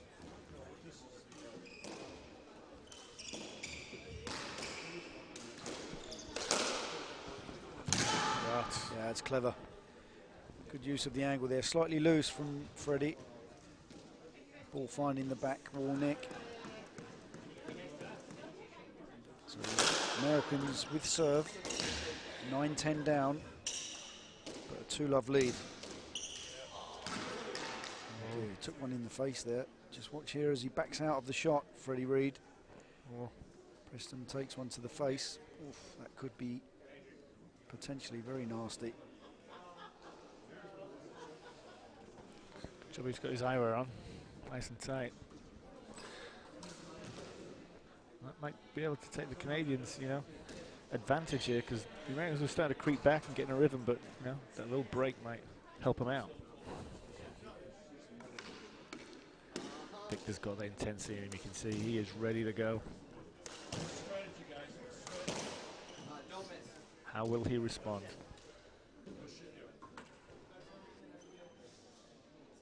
Their strategy is they're one of the USA.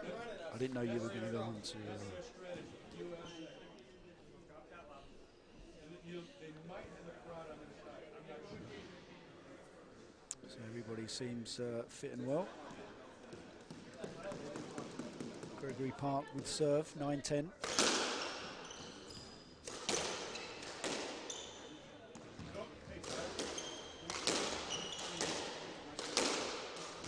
pace has gone up here.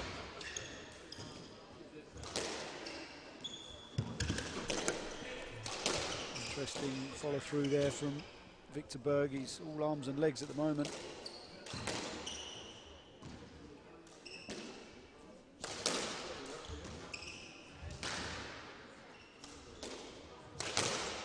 Yeah, it's a clever shot. His opponent was stranded there. He saw Victor Berg completely caught.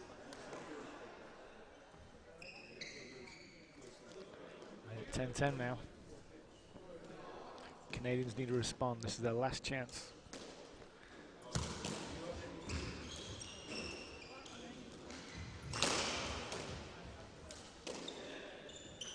As you said earlier, PJ, the rhythm and the movement of the American team is very fluid. Yeah. As soon as they realise that their partner's out of position, they're in there covering. So it's 2 in a row for the Americans, 11-10, just 4 points away from taking the bronze medal in this year's World Championship. So the purple patch that Freddie Reed was having at the beginning of this third game really does seem to have diminished. 2 unforced errors in a row, and there's one from Victor Berg. How quickly things can change now. 13-10 for the Americans, 2 points away. Once again, they're going to Freddie a lot. They're a little flat-footed over there.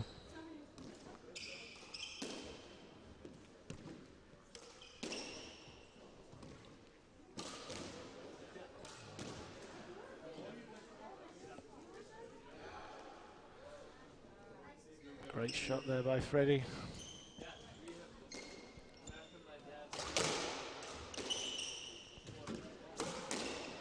Oh, it's another unforced error.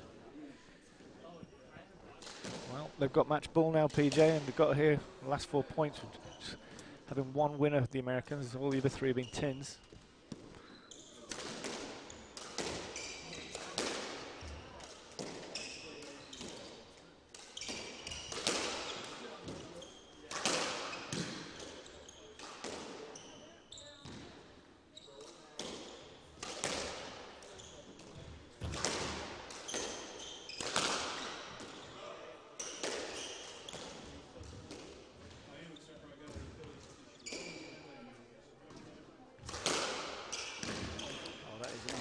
Shot there from Victor Berg. See this again. He's got it back. Got a finish from Preston. Oh, there you see it. So after 48 minutes of highly entertaining squash between the Canadians and Americans, it's the Americans that come through 3 games to love, 15-12, 15-10, 15-11.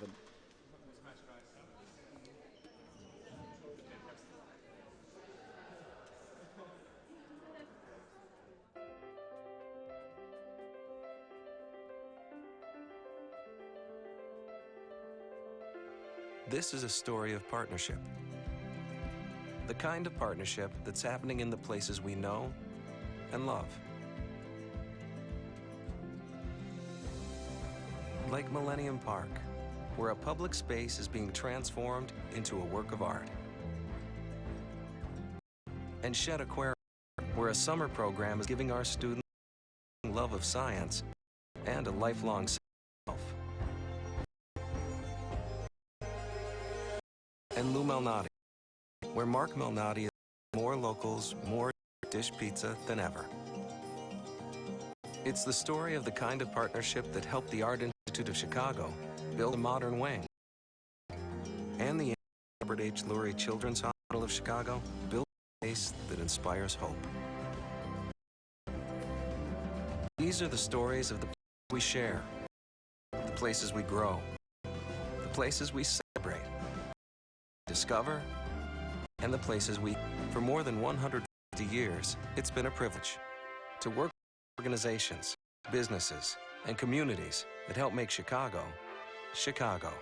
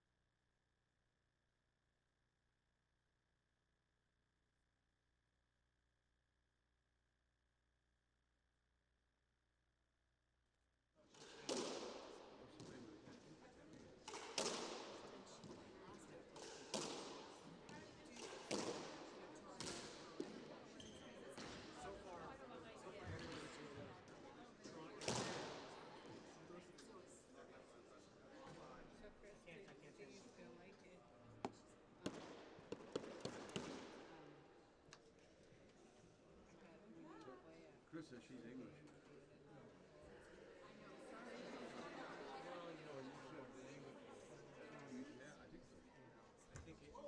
I think they're in the men's final.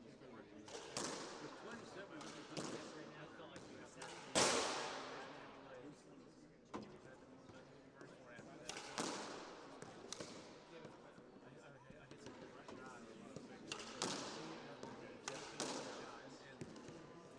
And what they do now.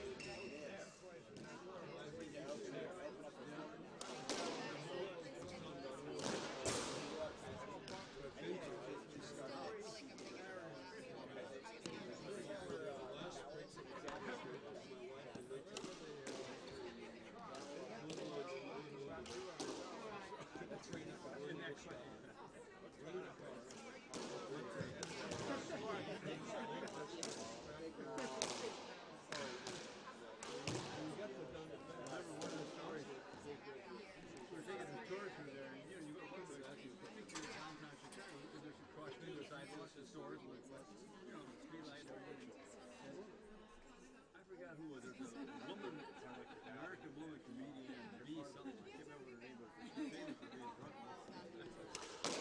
And the person gave us an answer when she was there. This guy's she asked the guy, said, what time does this place get to New York?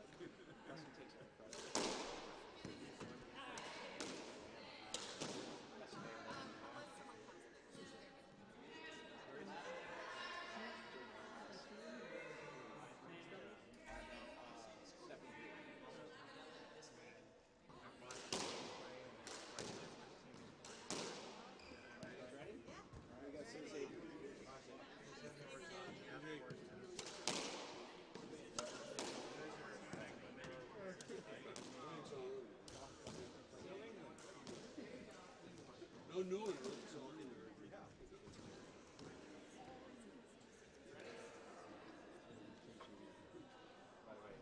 Ladies and gentlemen, can I have everybody's attention? Welcome to the 2015 Women's World Doubles Championship.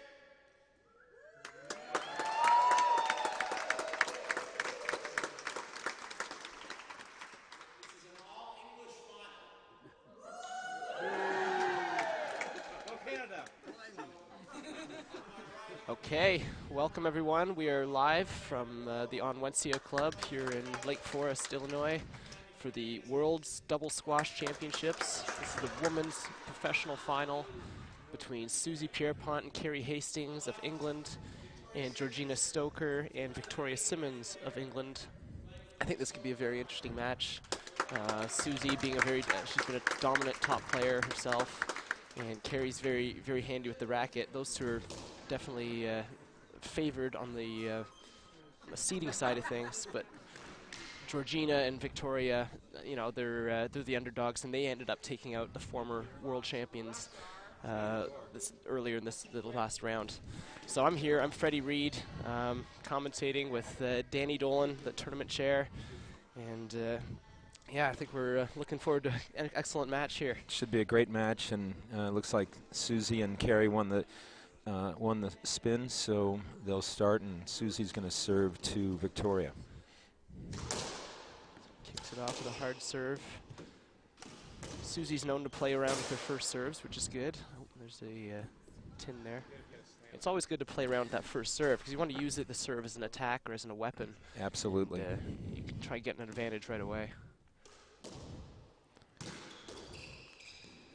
As we watch this, Freddie just got finished playing for 3rd and 4th place in the men's open, and he saw a lot of balls. They played a great match. Unfortunately, they... Well, when your partner's Victor Berg, they tend to hit the ball to the other person, so... Yeah, I was seeing a lot of rubber, but... great shot there by Victoria. Low, hard to Susie. She just missed it. Yeah.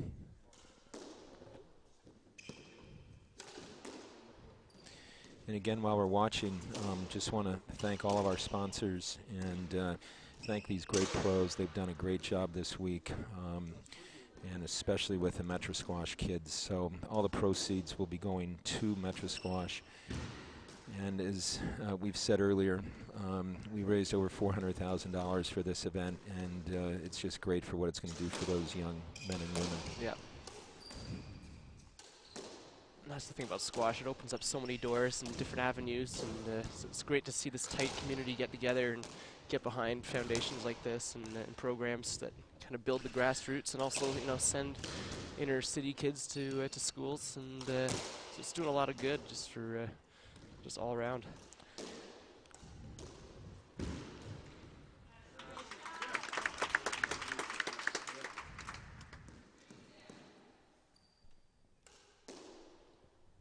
Of course, it is Mother's Day, so we want to wish all the mothers out there happy Mother's Day.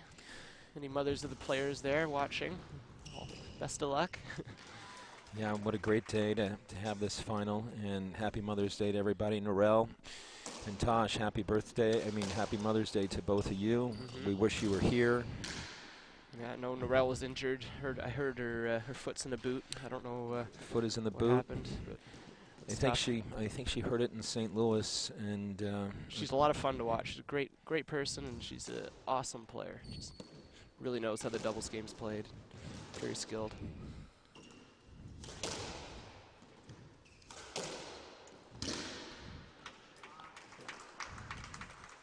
Georgina's off to a good start here.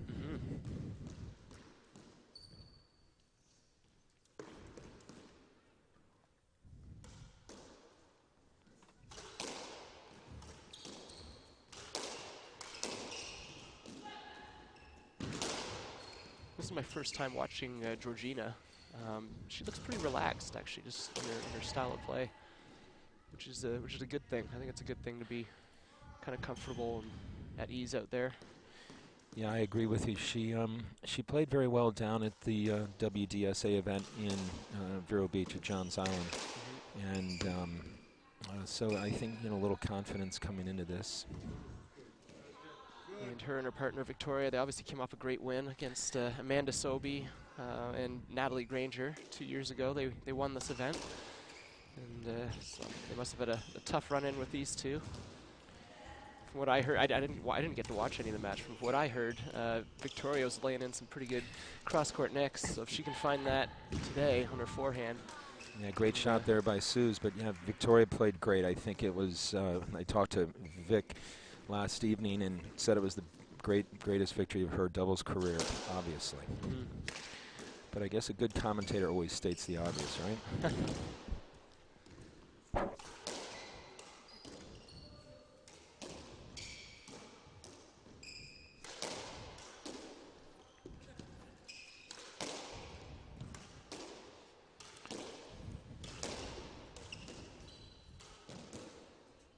Ball got sprayed there, and then I think Susie took advantage of a good opportunity. No, that went down. Yeah. I mean, it looked like the right shot. I just guess she didn't defeat for that one.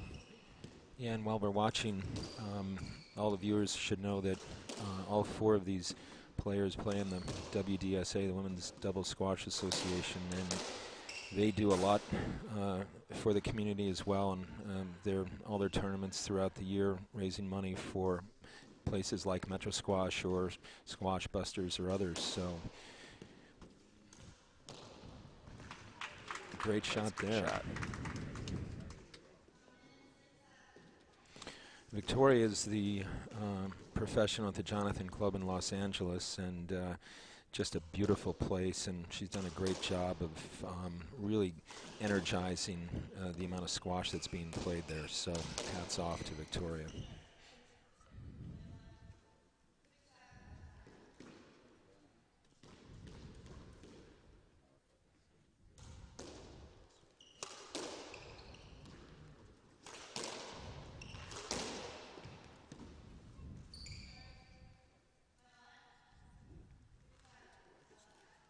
There's actually a good cover there by Susie going into the I formation. So sometimes it's necessary. You get the ball pinned to the back, and you think it's pinned to the back, but it comes out deep, and they can attack that front corner. So you have to move up and cover for your partner.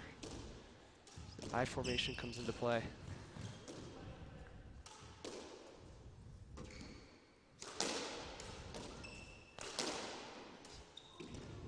Hit out of court.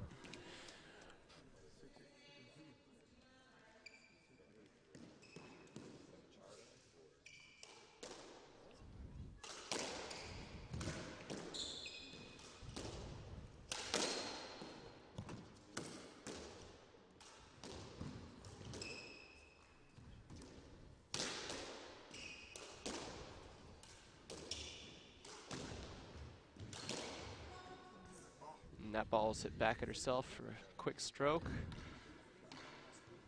England, Pierpont and Hastings the point.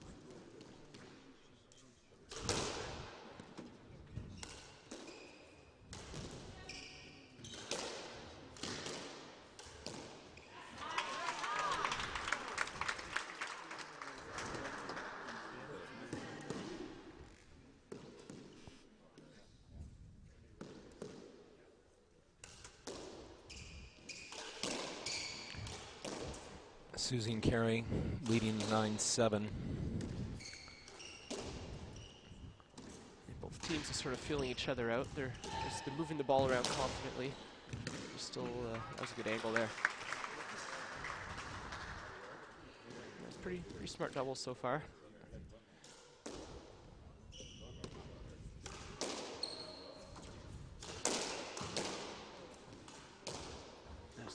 shot. Another great shot by Georgina. It was tough to hit. She was falling back. She's got a clean stroke, very relaxed. Good shot.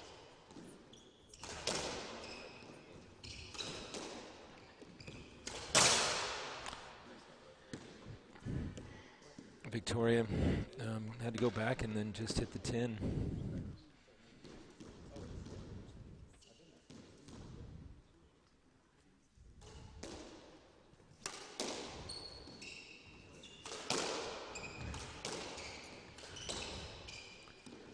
Talking to Susie earlier, she didn't expect to see a lot of balls. We'll see how it goes. They're moving around fairly evenly so far. I think they're just trying to get a feel for a weak link. 'Cause I think both players are very skilled. Carrie Hastings is very good with the racket. And obviously Susie's the current world #1, so it's tough to pick who you hit to.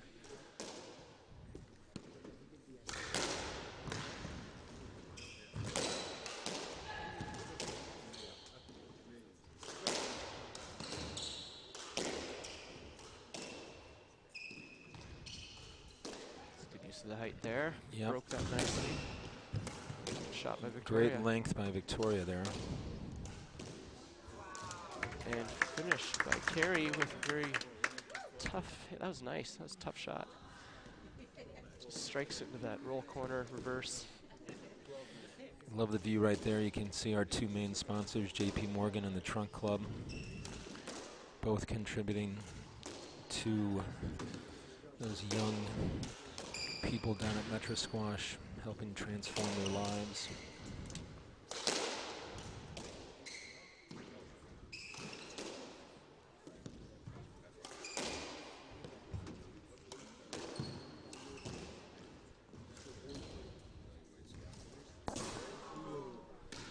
Susie going for a winner there. That was a tough shot to hit.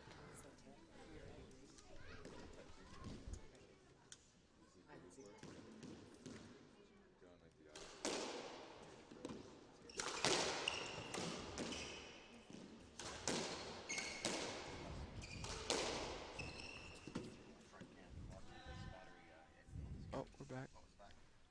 No. Oh no. Is that what it is, Batman?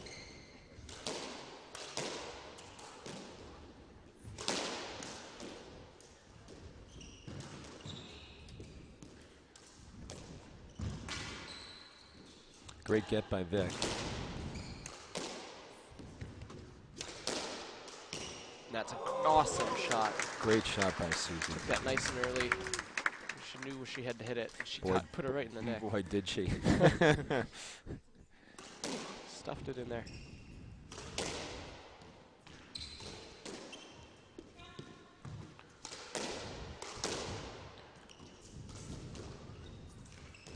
Oh, really nice drop shot there by Carrie. It's good footwork there. Used her body well. Showed that she had all these options and then put it where it should have been. Just tight down the wall there for the winner.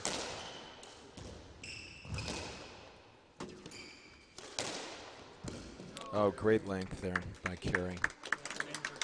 Game ball, wasn't it? So that is game to Susie and Carrie. And they go into the second game with a bit of confidence now. And we will be right back after these commercials. This is Trunk Club, a men's clothing service headquartered in Chicago. This is a Trunk Club trunk. It isn't just a box of clothes. It represents a relationship between you and one of our personal stylists. A stylist committed to the idea that looking great shouldn't be inconvenient. And that convenience shouldn't come at the expense of personalized service.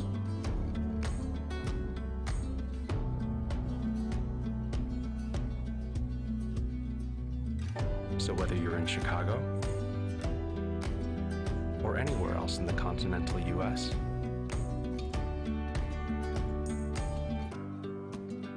welcome to the club.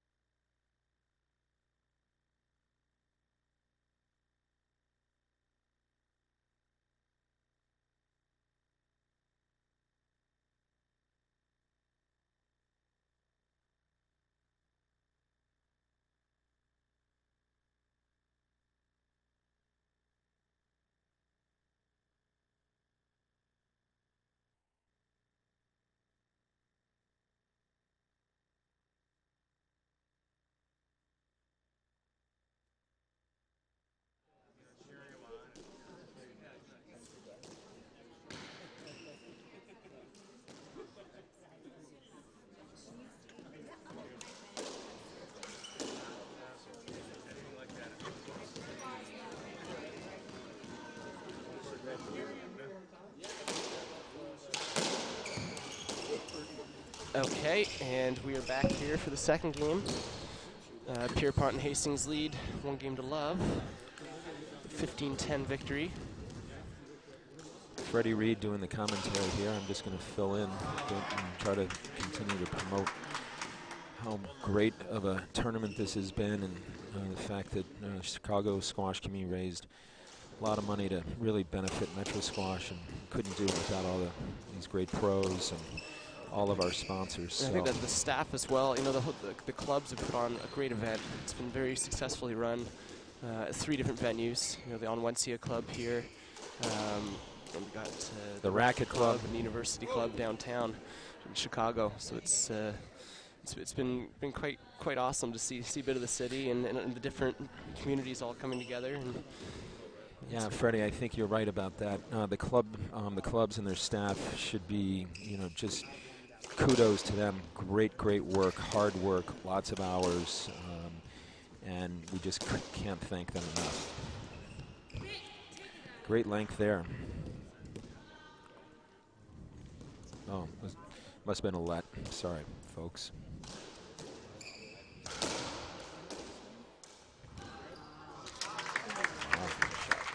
Great shot, Victoria. Just carving a nice cross-court drop.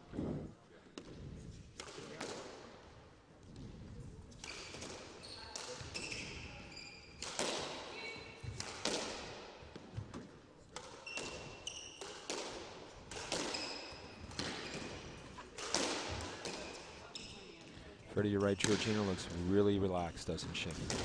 Just in her style of play. I mean, I'm sure her energies are up there, but right. She definitely, I think being relaxed, it helps you see the ball early and helps with your timing. And she's got a very relaxed stroke. I think that helps.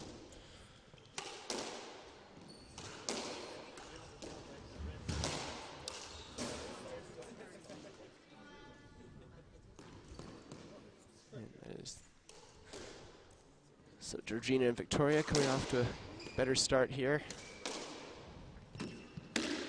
Guess they're looking to keep this lead going. Tight ball there. Carey just didn't get it. Yeah. Didn't scrape it off the wall. They lead, Georgina and Carey lead 4-1.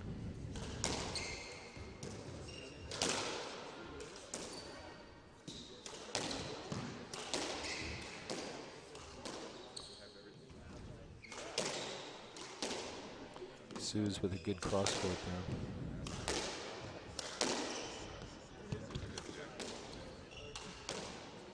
Ooh, that's a good attack. There's a scuffle in front here. This is getting crazy, this rally. Oh, no. Oh, after all that effort. Oh, you can see it. Yeah. Poor Vic. That hurts the soul. Yes, it does. It's a good rally, though. Some good gets, and good exchanges, good attacks at the right time. I mean, yeah, and the scurry up front and getting all those balls, yeah. and then sometimes the excitement, sometimes the easy ones get you, and then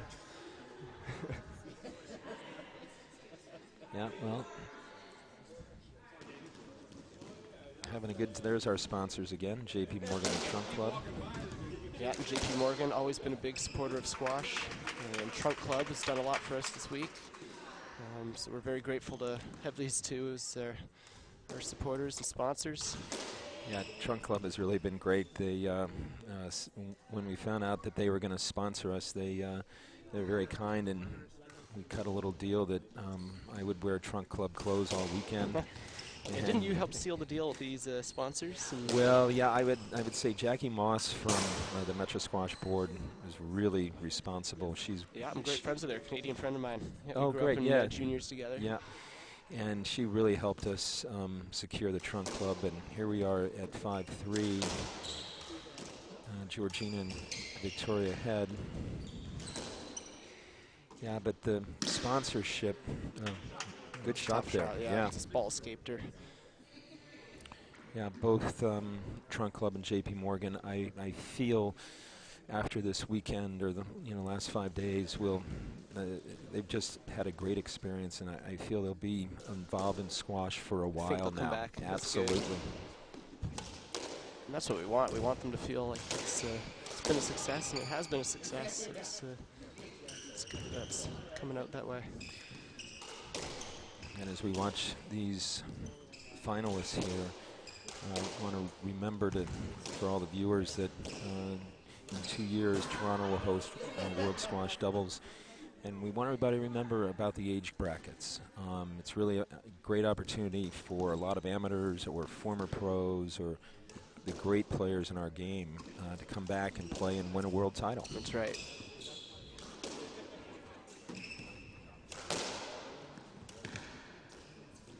Yeah, and to have the professional draws and the amateur draws all, and the age category draws all in the same under the same roof is it's pretty sweet. Get everyone together and you get exposed to some good squash and good communities and good people. Yeah. Tight match here.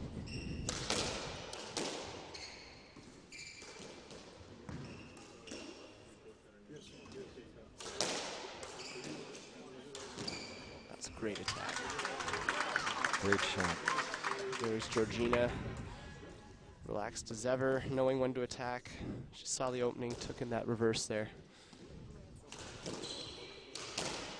And that's a good response by Susie. Holy cow. Looking for her first opportunity to attack, and she nails in that forehand nick.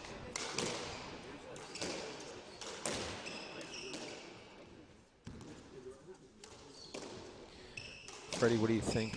How do you assess the match up to this point? Well, I think Susie and Carrie, they got that first game. First game's always important, and they're the top seeds. That gives them some extra confidence. But at the same time, they're up against two very solid opponents here. Georgina and Victoria, having won their match yesterday. Right. So we're gonna listen for the score.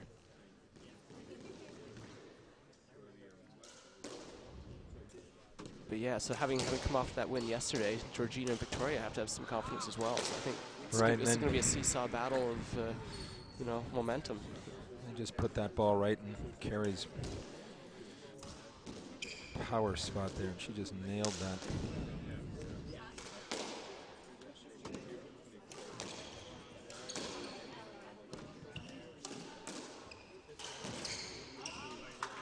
Another great shot by, was it down? Ooh, just clipped the tin though. There goes Suze again with the experimenting with the serve. To how good she is. And her skill, yeah. Well, I guess for someone that skilled, it's like riding a bike. Right. Great link Nothing there. changed. Victoria, really nice shot.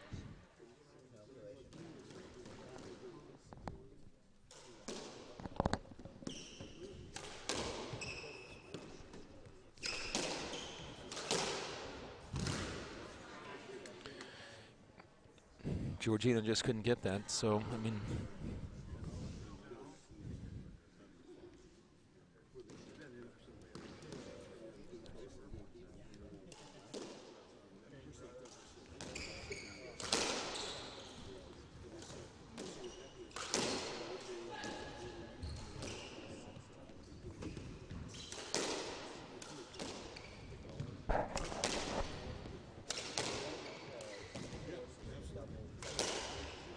Oh, just escaped Susie there, but Carrie's there for Carries that. back to. See, it's good that both partners are always watching, right? You got to stay vigilant.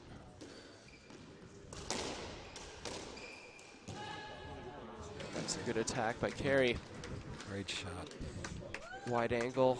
It's just in her wheelhouse for the reverse there.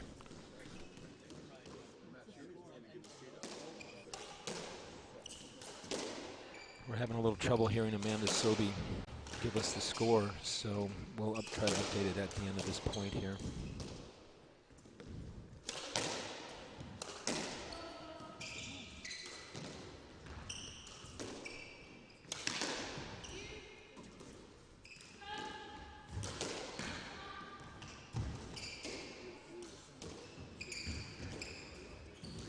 Oh, both partners there for it.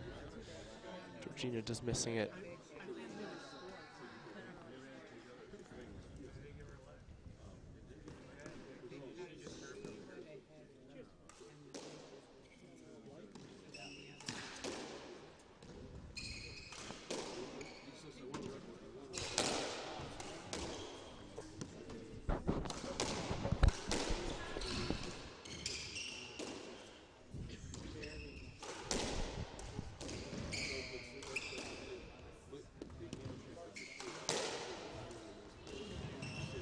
Tight shot.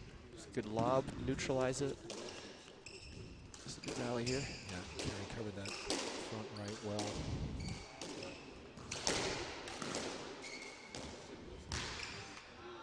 Good shot by Georgina. Sort of reacts and puts it in the right spot. Somehow found the nick. That's a good shot.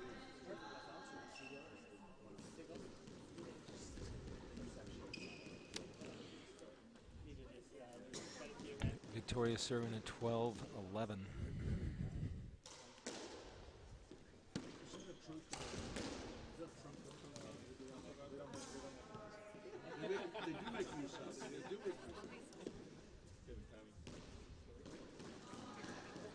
Tight match here, Freddie.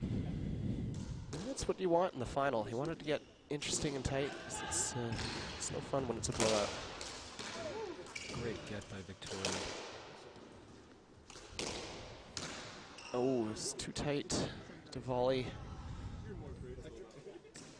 So this match is becoming interesting.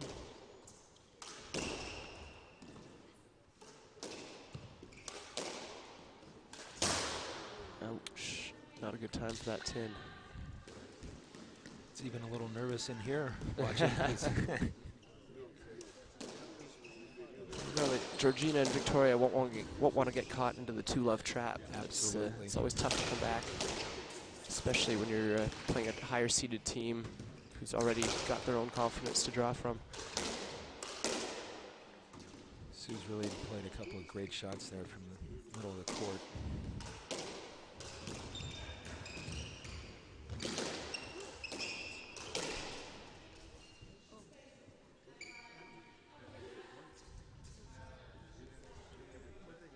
I missed that. I didn't even see what happened. I'm commentating, and sometimes I tune out. No, it's just that we were having a little trouble got hearing lots the going score, on. so we had brought in the computer or the online so that we could. Oh no! Another unforced error there by Georgina. Tough time in the match to lose 2 points like that. It's still close enough, though. You know, 2 points here. Susie and Carrie might be aggressive this rally, but if Georgina and Victoria can hold on, I think might get an error or find a winner somehow.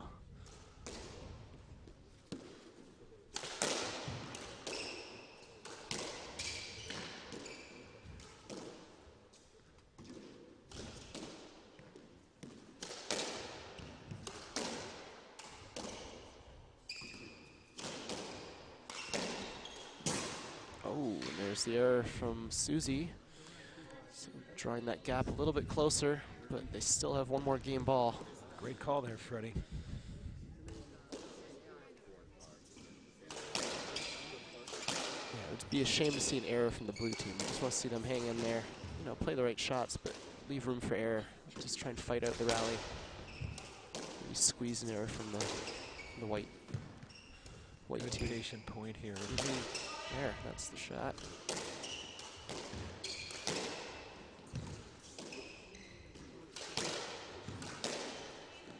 Oh, I think a let's called. Looks like Carrie's racket gets right in Victoria's face as she's Yeah. trying to go. Yeah, I think Victoria dodged it. She saw that coming.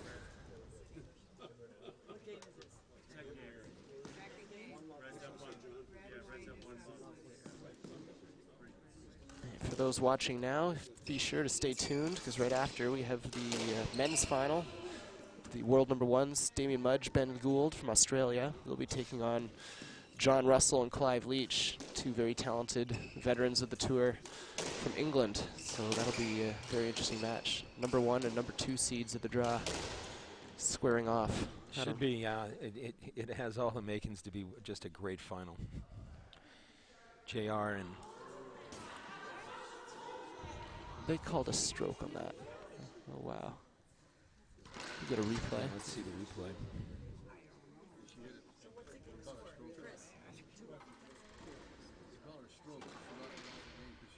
So let's see here. She hits it. I mean, yeah, I'd probably call a stroke. It's a bit of an easy stroke. Yeah. She did hit it right back at That's herself. back at herself. That would be a stroke. So that's game. It's a Susie and Carrie, 15-13. They go on to 2 love. So we're going to cut to commercials now. 2 minutes.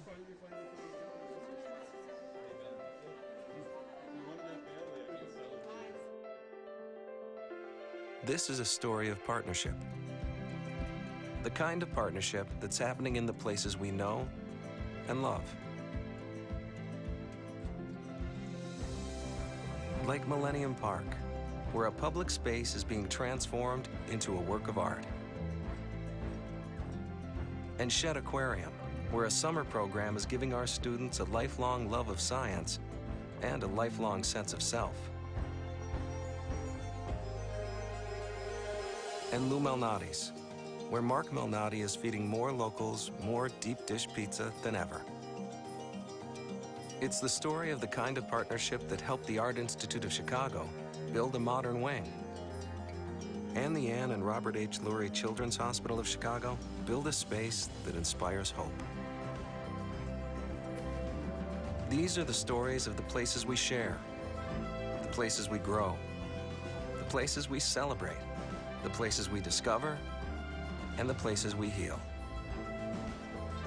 For more than 150 years, it's been a privilege to work with the organizations, businesses, and communities that help make Chicago, Chicago.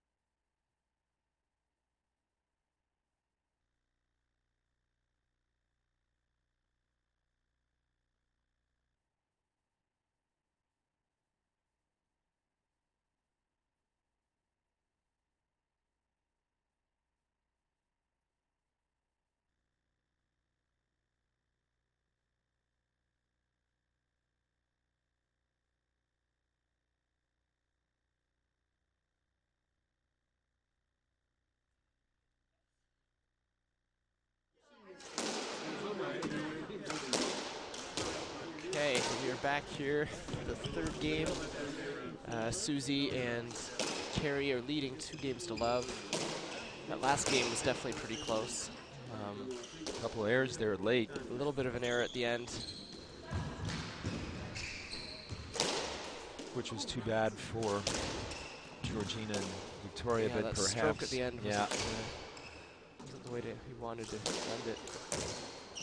This rally's fast and furious. That could actually end up in a stroke. We'll see. I think so.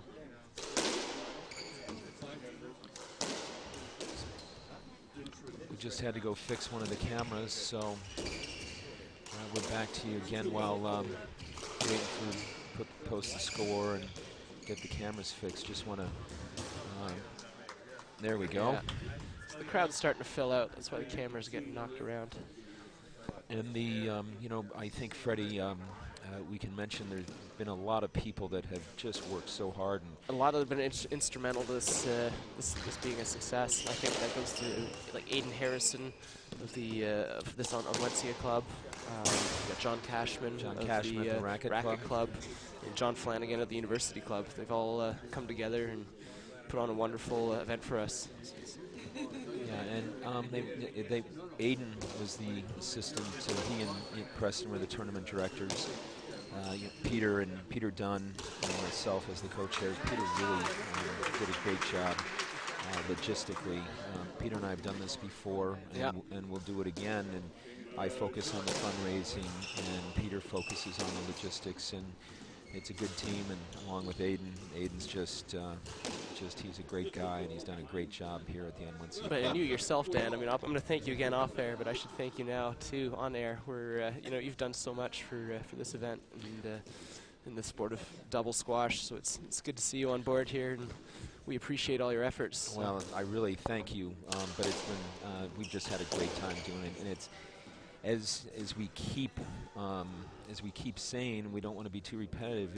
It's all for great cause. Not only are we trying to build a game of squash, but the community and the people that are willing to help those of us that aren't as good as someone like yourself, and the fact that you guys will always play with us and try to help us get better and teach us on the court is what it's all about. Some of us just love hitting the ball, so we'll get on and share knowledge with you because it's fun. Yeah, and Norel and the WDSA, they've been just fantastic. And we've had a couple of things going on here. What a great shot there by Carrie. Wow. It's a good shot. I'm sure Norel's watching, wishing she could be here in the final with her sister. Oh, I'm sure she's just... well, we know she's watching, and Norel, we miss you. And Tosh. And Tosh, happy Mother's Day. And is Norel in? Yes, Norel has 2 lovely boys. She does. Oh, wow. Happy Mother's Day, Norel. Will and Blake, they generally stay with us down in Florida. Oh, that one hurt. Those. Ouch, that one got right in. The eye guard shattered. Oh my God. Ouch. I imagine we'll see an injury break here. That cringes every time. Susie, she thought Georgina had cleared, and obviously that one hurt. Yeah, but Norel and her boys and Rob, they generally stay with us down in Florida, and those boys are so well mannered, and it's just again, it's all this whole community coming into it very late in life. I just can't say enough about everybody. Yeah. Some of the legends of the game that we talked about in the mixed finals, but the age brackets, I think, will make this event even better when we go to Toronto. Definitely. And I think, you can talk a little bit about that, Freddie. I think it's just fantastic. Well, yeah, I think it's great to have the age brackets involved in the World Championships now, and I know it's going to be exciting to have it in Toronto, my hometown, next in 2 years. I imagine it'll be at the Cricket Club. I'm not sure. Oh, I'm just looking. Now we got someone's kicking the camera. Someone's kicking the camera again. Of course. But we'll dealing with this all the time. But during this, hopefully Georgina's okay, and we got a camera running out of battery, I think. we'll see what We'll happens figure here. this out. Nothing we can't handle. Yeah, while we have this this time again, Freddie, I think that I know many of the the people that are usually at nationals or Canadian nationals or that would be playing in the age brackets. It just was, this is the first year, and I think what we've done is put it out there. So the squash community will now know that in 2 years, there's going to be age brackets. Exactly. And I think we'll have double or triple the draw. Oh, I think it's going to be massive. It's only going to grow. So it's yeah, and as we watch Susie walk around there, we know she feels terrible, but she would have never hit that ball, down the middle if she thought Georgina hadn't cleared. Right. So it's just hard. I think Georgina's pretty light on her feet, so it's tough to hear her moving. Right. And then I think by the time Susie hit her shot and looked up, the eyeglass is already shattered. So.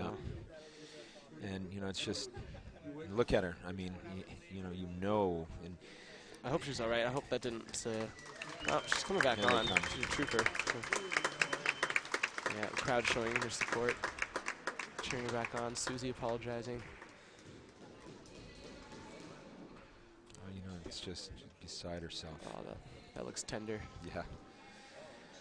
Yeah, but again, 3-3 here, game 3. This might have awakened the beast, though. I think you might see Georgina come out with some new fire. Well, and Georgina played so well in that first game, and they were in position in the second game, and see what happens here.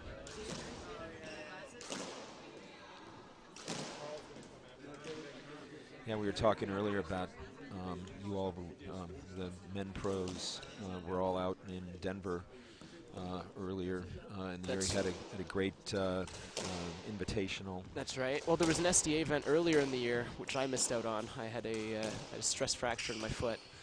But then later on, we had there was an invitational I got lucky enough to get invited to, and that was something. They treated us to a wonderful experience at the Denver Athletic Club, and that was put on.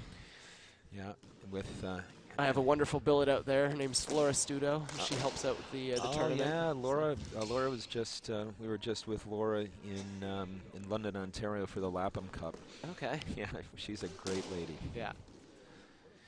And our good friend Christina Rose. Yeah. Christina DeRose. Our good friend Peter McGlynn.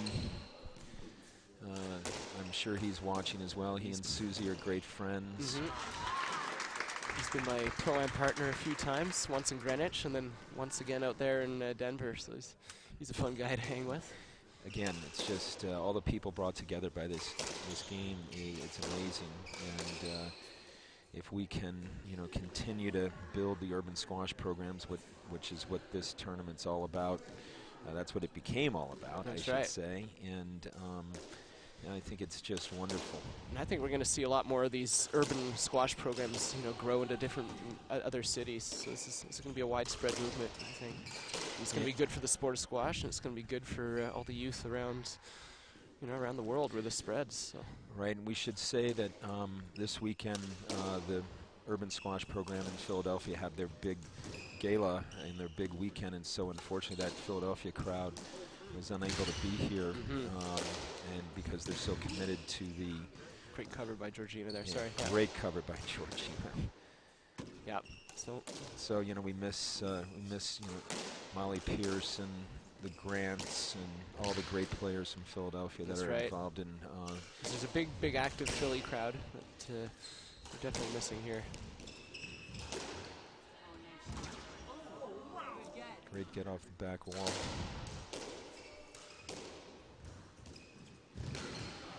Oh. Great shot. A little bit too tight. Georgina frustrated because it looked like she probably could have got the ball.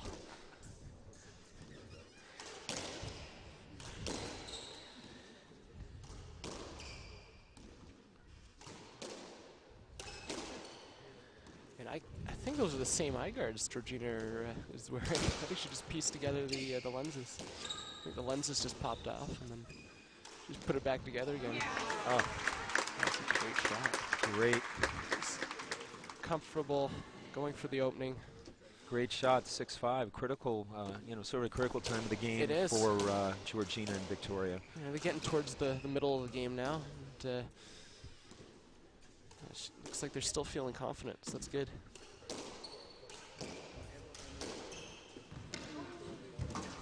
Georgina covering there, making a good get off the back wall.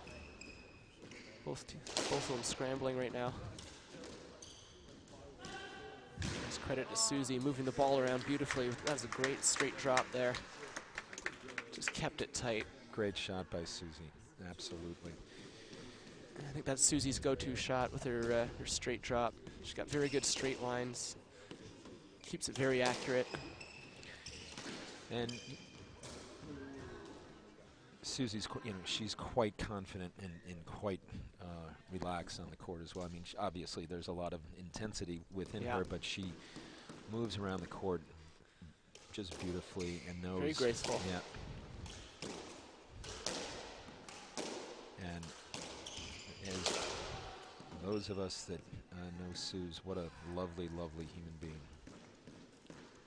She's great with all the amateurs, great with the kids, great with just everybody. I think on Wednesday night at the Metro Squash Grand Opening, I think all the pros, they played a lot more squash than they thought they were going to because all the kids had so much fun. I bet.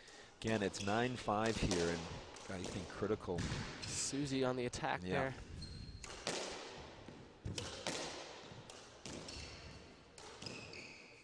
That was a good choice for the reverse by Georgina. She could tell that Carrie was caught behind Victoria and went for that reverse. Very smart.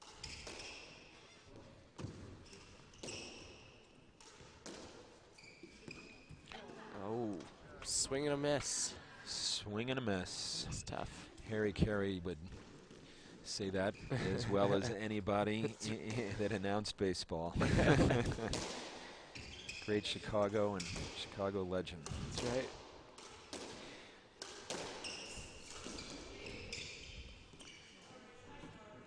Yeah, they've got themselves back into this a little. 9-7.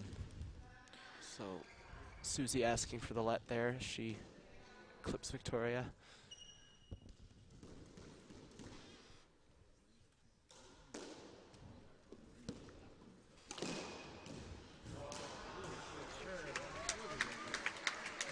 And that ball was down. That just clipped the tin. Pretty sure. Yep.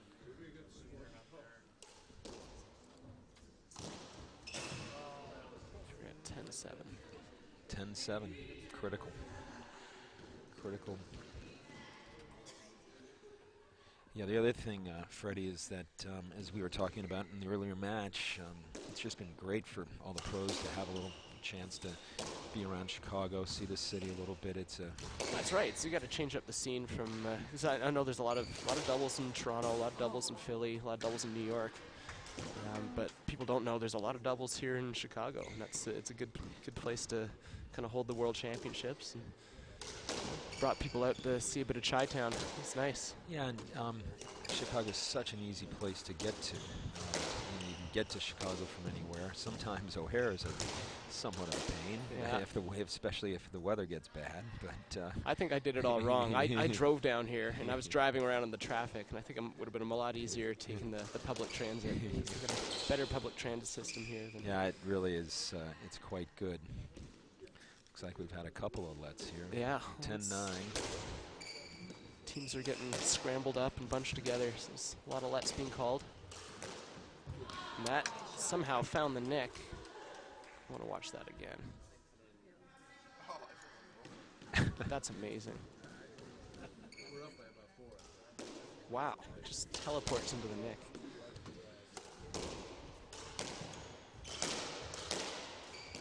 And that's a great shot by Susie again. On fire. Look at that, just right there. Yeah, takes it out nice, right in front of her, out early. Norelle, you would be proud of your partner.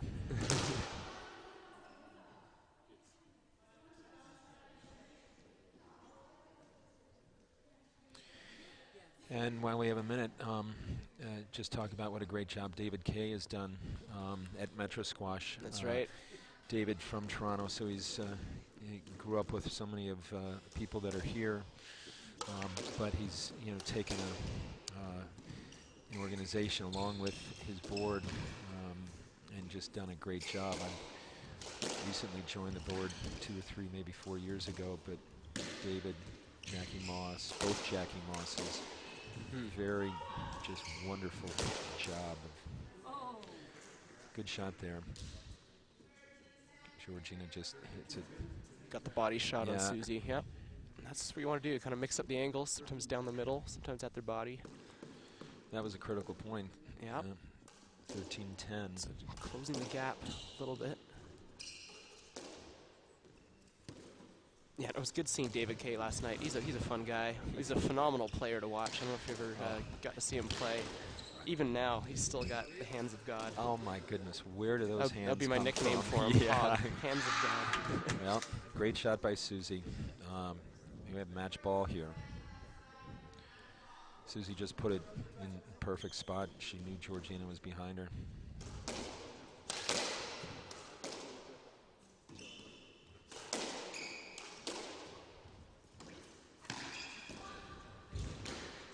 Good pickup by Susie.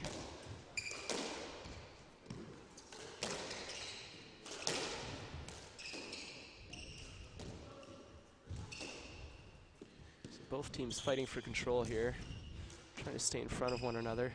Resetting the point. Yeah. That's good. The ebb and flow of this rally is pretty good. Oh, a great cover by Georgina. A lot of movement from both teams, a lot of covering from both partners. That's a good shot. Great point here on match ball.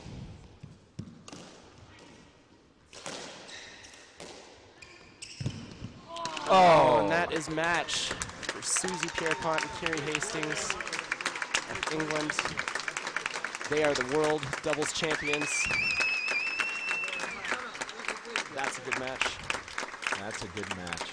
That's a tough loss for Georgina Stoker and Victoria Simmons, but nonetheless a great tournament for them, making the finals.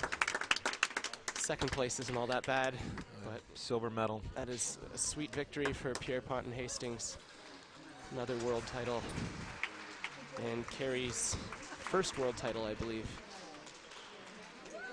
Well, it was a great match. Great calling the match there, Freddie. Yeah. And we're going to have one heck of a men's, well, the probability of a hell of a match. It's going to be interesting because Russell and Leach, they're one of the few teams that have actually taken out Mudge and Gould. So it'll be interesting to see if they can do it here at the World Doubles Championships. Well, thanks, very much for streaming these great matches to the crew, and it's been a great weekend. I'm going to go watch the men's finals. Yeah, get a good seat. Yeah. Thank you very much. Thank you. And cut to commercial. And you bet. Thank you, Dan. This is Trunk Club, a men's clothing service headquartered in Chicago. This is a Trunk Club trunk. It isn't just a box of clothes. It represents a relationship between you and one of our personal stylists. A stylist committed to the idea that looking great shouldn't be inconvenient. And that convenience shouldn't come at the expense of personalized service.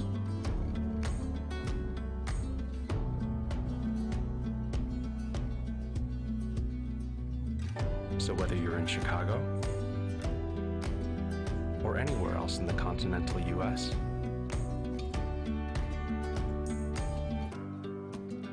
welcome to the club.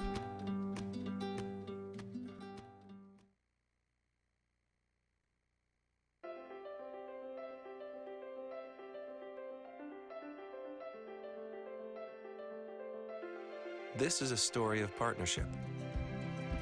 The kind of partnership that's happening in the places we know and love. Like Millennium Park, where a public space is being transformed into a work of art. And Shed Aquarium, where a summer program is giving our students a lifelong love of science and a lifelong sense of self. And Lou Malnati's, where Mark Malnati is feeding more locals more deep dish pizza than ever. It's the story of the kind of partnership that helped the Art Institute of Chicago build a modern wing, and the Anne and Robert H. Lurie Children's Hospital of Chicago build a space that inspires hope. Places we grow, the places we celebrate, the places we discover, and the places we heal. For more than 150 years, it's been a privilege to work with the organizations, businesses, and communities that help make Chicago, Chicago.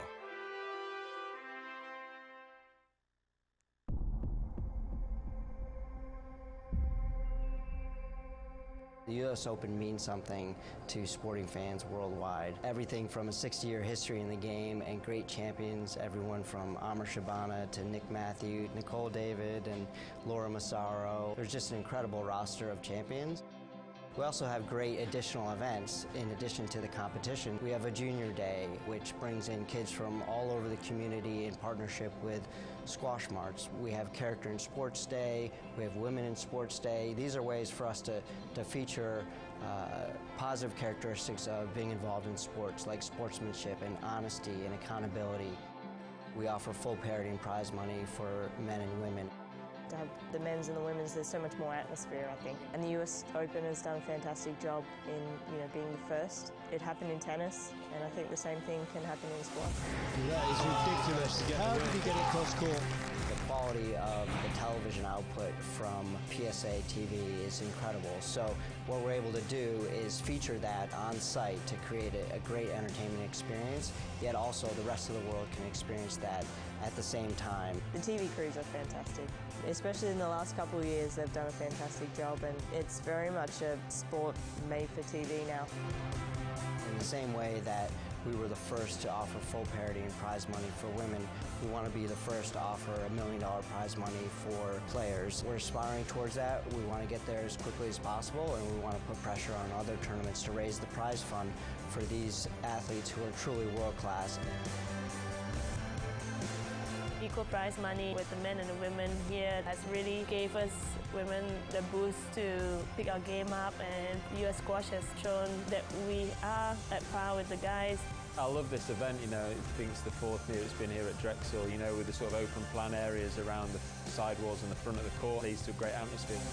To actually maintain this level of accuracy, perfection, everything. I'm just thrilled to be here. We're here, of course, to kick it off officially, but really to formally thank all of you for your direct, generous support of the event. Without all of you, the event simply would not happen. Well, that is beyond average. Look at that ball flying out the net there. He's done it!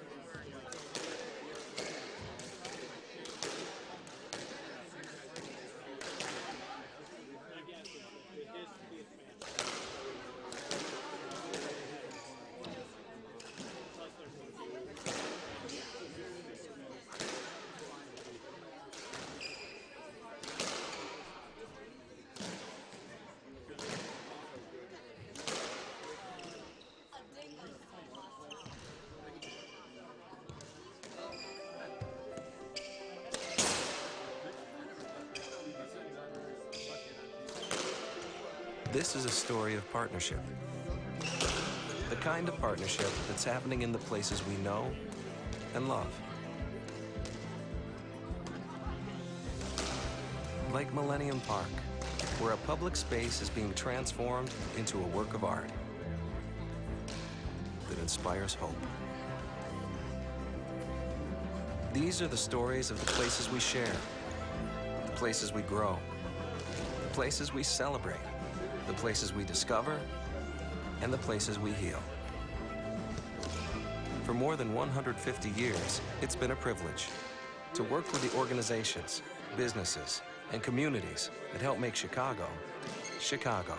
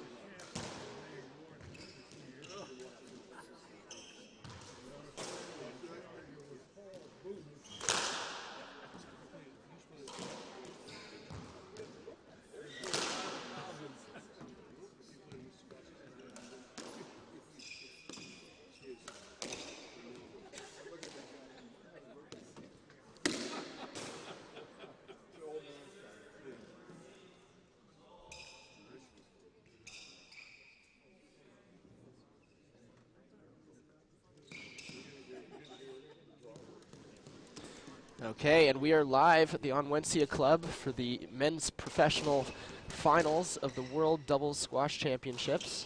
I'm Freddie Reed, and commenting with me, I have Graham Bassett of the SDA Pro Tour.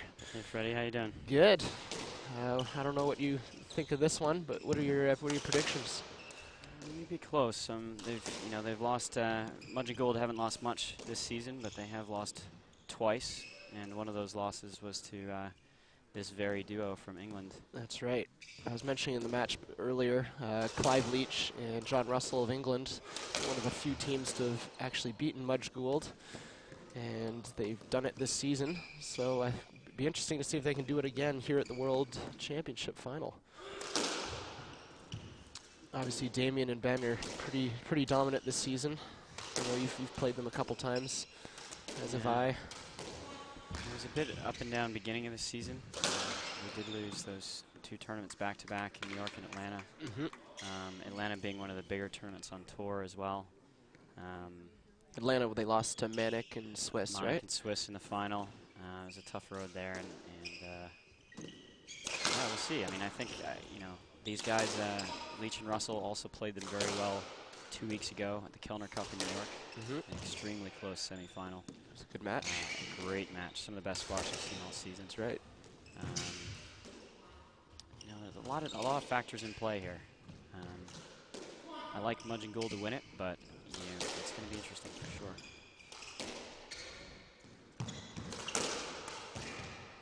And for those that don't know, Mudge prefers to wear the amber lenses. He's not doing it to be cool. It's just it helps with his eyesight.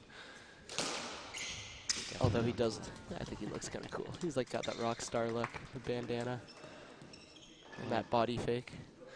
What had happened was he got hit by his assistant, Carl Baglio, who also plays on the tour. That's right. Got hit in the back of the head. And now he has, I guess, some floaters in his eyes. Yeah, so they're called floaters. I think the amber helps him sea bags. Sea bags. Carl also played in this World Championship. That's right. He played with Ian Power. So they were representing Team Canada alongside myself and a few others. A few Canadians. Canadian teams. Yeah. 3 teams did fairly well. A couple quarterfinal appearances, right? And a semifinal. Same with the U.S. The U.S. had a lot of good teams. I mean, yourself and Callis. Callis had a good run, making the mixed open final with Amanda Sobey. Busy weekend for sure. Yeah. This team's working the ball around the court really well here to start.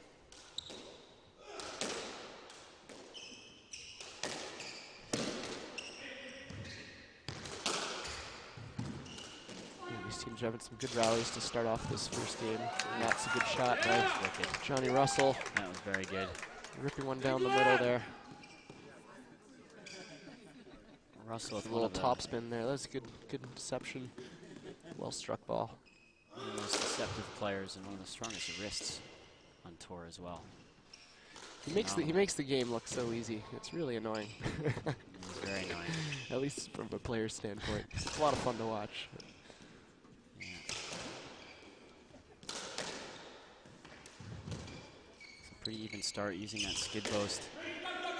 And Philly boast, get the ball to the door. Keep the ball in the back. Roger the 3-wall there, going for the nick attempt. So Clive staying patient, using the height. Clive's usually very good at waiting for a good opportunity to strike. He likes a lot of time with the ball to use his holds. A lot of touch in the front. Loves to bring in that front right corner drop shot that he hits. Tough ball to actually hit effectively. Leach does it well. And he still has some power. If you leave anything loose in his forehand, he's happy to crank it down the wall still. And he lays it down extremely well. Yeah. Too. That's one thing about Clive I think that's pretty underrated is his ability to keep his pace down. Yeah. A lot of people can hit it hard and get the ball bouncing off the back of the wall, but Leach keeps the ball down, running away from the opponent. Yeah. Oof, Russell almost got This one is a great rally here. This is still going. Working Russell, clearly. I mean, Mudge and Gould look pretty calm and relaxed out there. They're just still getting into it. And that's Alette, and I think Gould broke some strings, or maybe broke a racket there. It's a good tight start. This could be a long match. Yeah. Some interesting court conditions this week, Freddie. We've gone from the racket club with virtually no ceiling, extremely hot. Extremely hot, and it was narrow, 6 inches too narrow. So it's making for a hack fest out there. A lot of hard-hitting matches, and the walls are starting to sweat. I have never seen some of the players sweat as much as they did in that Friday night matches. I think it was also due to the crowd. We had the crowd filling out the stands, and it was just the body heat of everyone. A bunch of Penguins.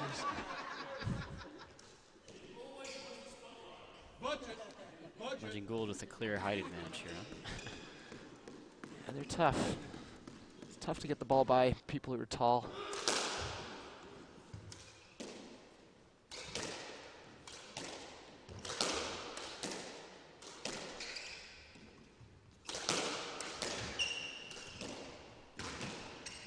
So 3-2, England with a slight lead.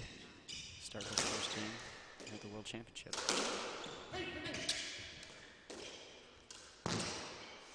Gould, the defending champions, won the last 2 World Championships between New York and Toronto. And I hear Ben Gould's going on a bit of a career change now. He'll be leaving the Racket and Tennis Club in New York, which he's been working at for, I don't know how many years. Oh, a lot of years. He's been there for a while, eh? A lot of years, for sure. And I guess he's moving out to Boulder, Colorado with his wife. Let's see, wish him all the best with that. I'm sure we'll still be seeing him on the tour because he's still got the talent and skill. So he'll be around for a while, I'm sure. I'm sure if Ben were on the commentary now, he'd be wishing Kim, his wife, on That's Happy right. Mother's Day. It's a Happy Mother's Day to all. Well, she's probably watching, I imagine, because she's not here. She That's normally right. is here on tour with him, but if she's not here, I imagine she's watching. So hi, Kim. Happy Mother's Kim. Day. Happy Mother's Day to my mom. Yeah, who's Mom. Most assuredly not watching right now.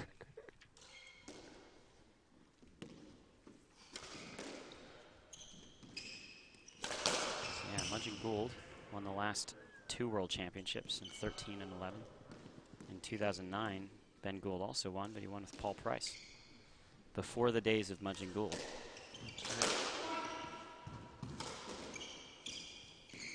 5-4 here, still a tight start.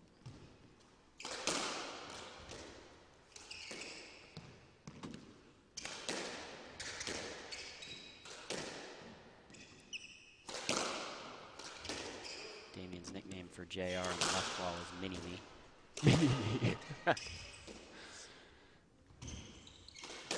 They both use their whole body in their stroke, right? They both put it all into it. JR looking a little more fluid. There.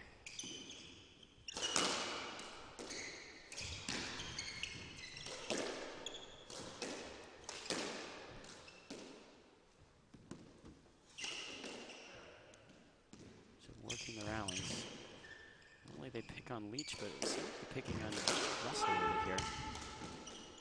Clive told me in his quarterfinal match he's struggling with some Achilles issues. Clive was? Okay. No, JR. JR? So perhaps you're trying to expose that a little bit. Real aggressive cross court from Goldie there.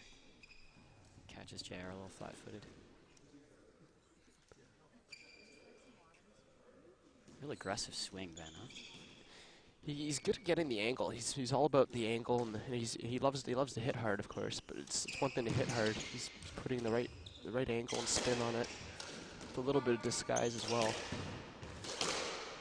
But yeah, you don't want to get into his wheelhouse when he's swinging. I took one in the leg yesterday from him. Yeah. So Mudgy hitting a little too hard there and busting a ball. So We'll probably break for a commercial break and let them warm up the new ball.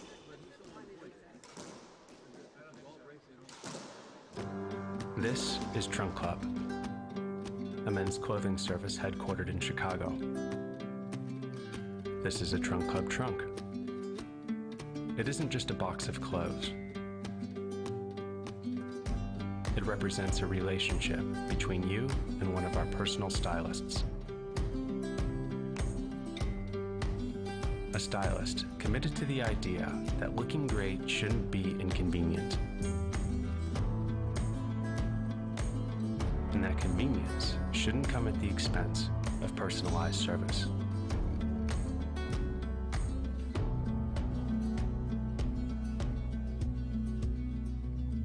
So whether you're in Chicago or anywhere else in the continental U.S.,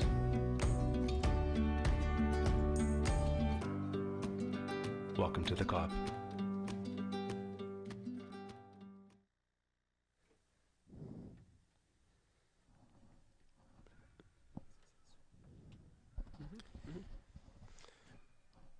Welcome back. Had a broken ball, so a little break here. Thank you to Trunk Club and JP Morgan for being the title sponsors of this 2015 World Championship. Yep. Just saw the Trunk Club. They gave me a pair of socks, Freddie, this weekend. They gave me a shoehorn. Did they? Well, thank you to Trunk Club for the socks, the shoehorn, and the title sponsorship. Gift certificates. Gave everyone gift certificates. That was pretty sweet. Very cool. Very cool. All right, 5-4. Mudge and Gould on top. First game. Back underway.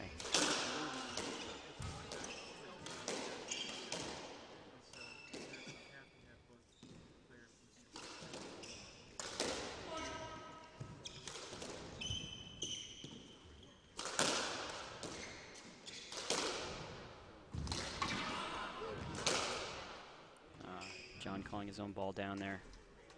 Mudge caught him slightly out of position. Good passing shot.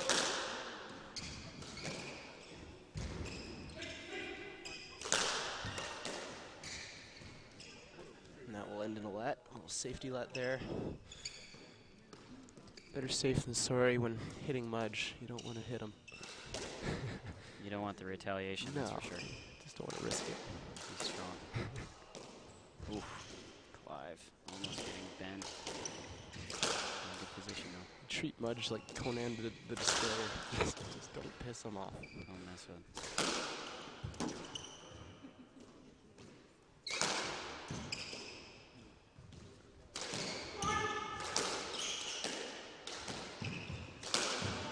Pretty even so far, Freddie. Yep. Nobody's showing any weaknesses to start here. Both teams looking fresh as well. I think not having a pro-am associated with this match. JR and Clive are playing very smart right now. They're moving the ball around well, playing very efficiently. Doesn't look like they're doing as much physical work as Mudge and Gould at the moment, just through shot selection. And so it's interesting dynamics here.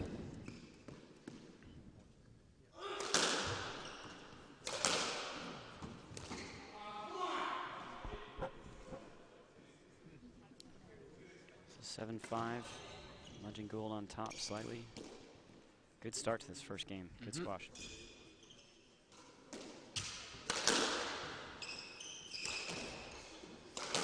No weaknesses yet from either team. Mudge picking up the pace. And an unforced error from Sean Russell there.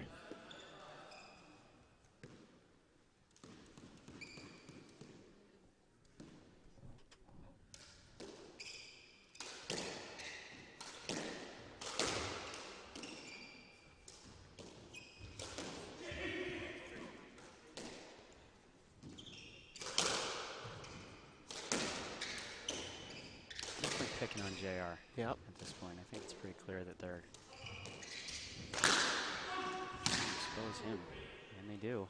That was a good shot. Blasted one right down the middle. That's a great angle. And that ball was dying at the back. Would have been very difficult to get out at the back.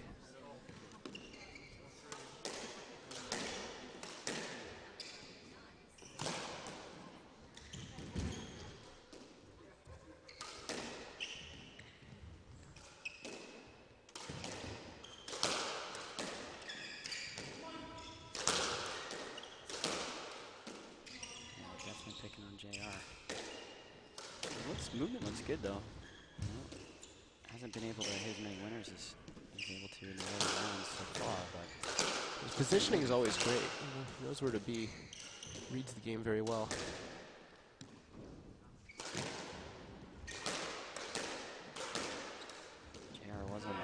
moving quite a bit on the dance floor last night. That's Hoping right. He wore himself out and he's going to juice up for that. That's a great little reaction from Ben. Right in the nick. Yeah, it's good hands from Ben. Yeah. So they've opened up a lead here, a 5-point lead in the first.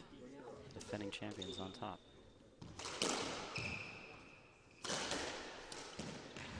Oof, that's pretty good. Little reaction, Good reaction from from Leach. Not much room on top of the tin there. Yeah, it's very difficult to hit. Little half volley right in the body, right at the feet. And I think Mudge hits one out of court. Uncharacteristic error from Mudge there. And hits a fan too. Good replay of that. Is that Rosen? Looks like Dave Rosen of Harrow Sports. Ducking. Felt bad yesterday. Mudgey hit a ball out of court and it hit Tony's mother. Well, happy Mother's Day. Yeah, it was a little Mother's Day gift.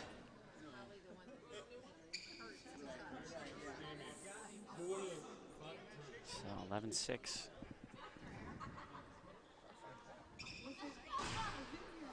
Well, I think they lost the ball and someone's oh, they got the ball.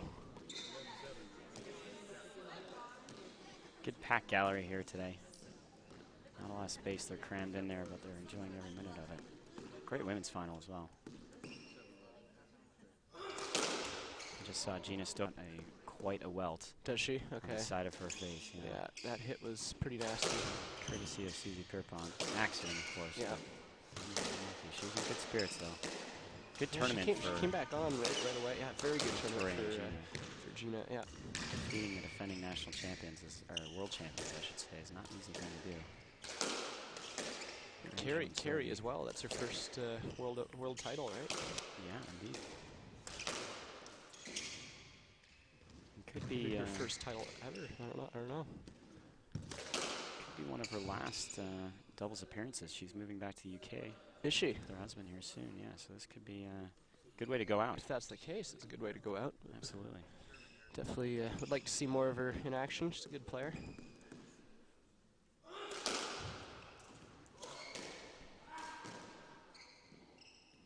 A few lets here.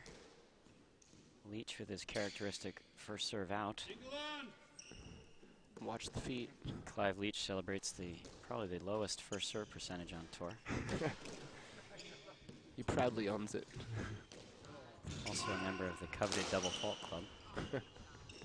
Yeah, I'm part of that too now. Are you, Freddie? I did one this week. Where'd you do yours? In the mixed. First round in the mixed. I did a double fault. Another error there. Costly error from JR. 12-5.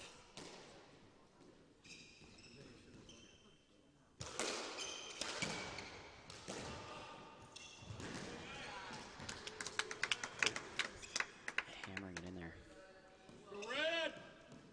Oh, Leach got it though. Leach. That was unbelievable. Leach made that look easy. So well, Leachy. Just reactions with his hands, just another thing. It's very calm. He's had a few years on tour, hasn't he? Yeah. Really trusts himself. There's no doubt. There's a JR that we know. Little roll corner from the back. JR loves to mix that one up with a hard straight on the forehand. And it's super He'll hard to read usually when show you're playing it on the left. he'll show the angle and then he'll hit it hard. Yep, that's his shot. I remember Paul Price used to do that all the time. On me, if I played on his wall, he'd sucker me in. I'd look for that reverse, and he'd blast one down right at my face. A little bit backing one now. 7-12. No, they're not out of it. They still have some points to play with. You know, certainly not. It's going to be a let here.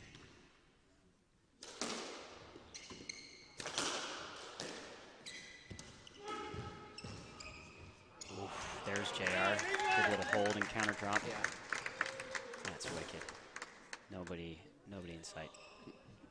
It's the racket prep that sells the hold. He's on it really early. Nice high racket prep. Shows he's going to hammer it and then softens up last second.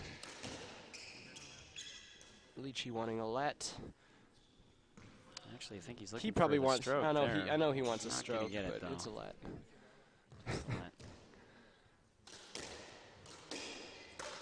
So JR about to... Someone's touching our cameras again. We will find you. Oh, another error from JR. That's costly. It brings him to 13. It's that one. So Mudge and Gould 2 points away, I believe, from winning this game. Might be 3. Oh, no.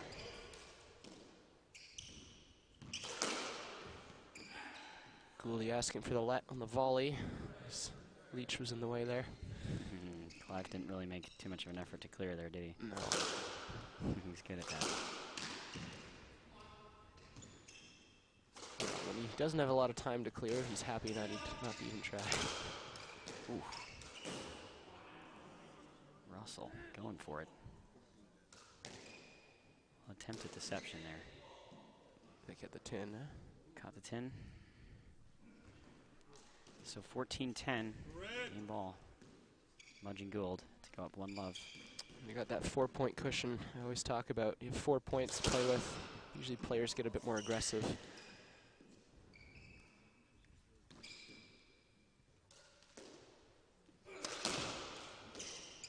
So a good start for Mudge and Gould here. Not a lot of errors. Really the difference has been errors from JR.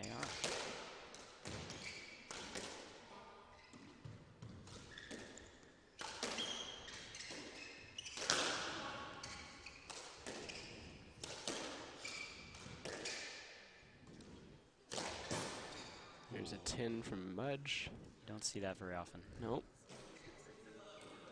A little frustrated with himself as well.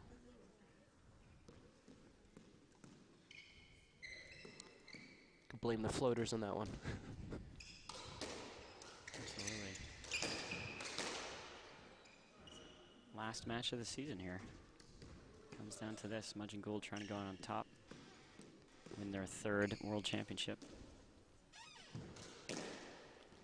Team from England trying not to let it happen.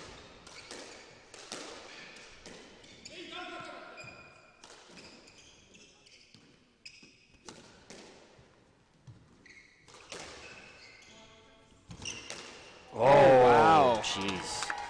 Mudge and Gould. Everyone showing their appreciation for that get and also that shot. Damien very putting tough to hit. Period on very the end of that aggressive. game. Very ambitious, and fortune favors the bold in that one. So they win the first game 15-11. Mudge and Gould lead 1-0. We will be right back after this commercial.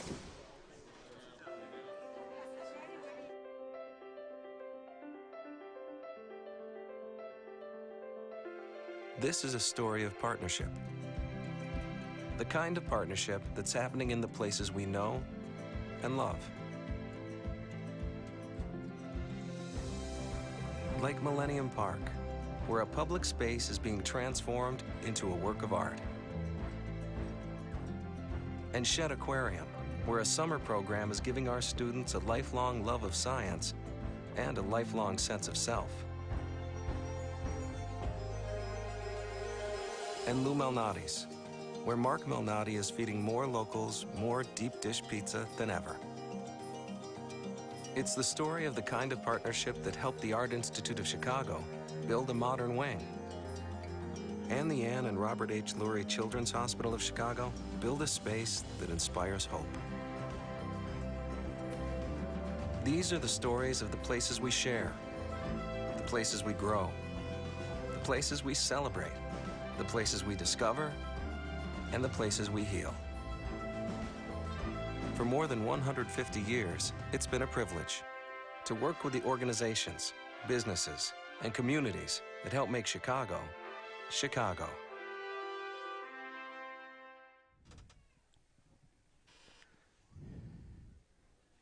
We good? We are back. We are back in the second game. Mudge Gould obviously lead 1-0. It was a pretty closely contended match, or game, sorry. Saying like the match is over. Still going. Just a few errors from England there, and a few pretty good winners towards the end. That last shot by Mudgey was was something else. But yeah, 1-0 up. Australia in the lead here. No surprises there, but Leach and Russell's certainly in it. haven't quite found the magic yet, but we'll see if they can do it in the second game.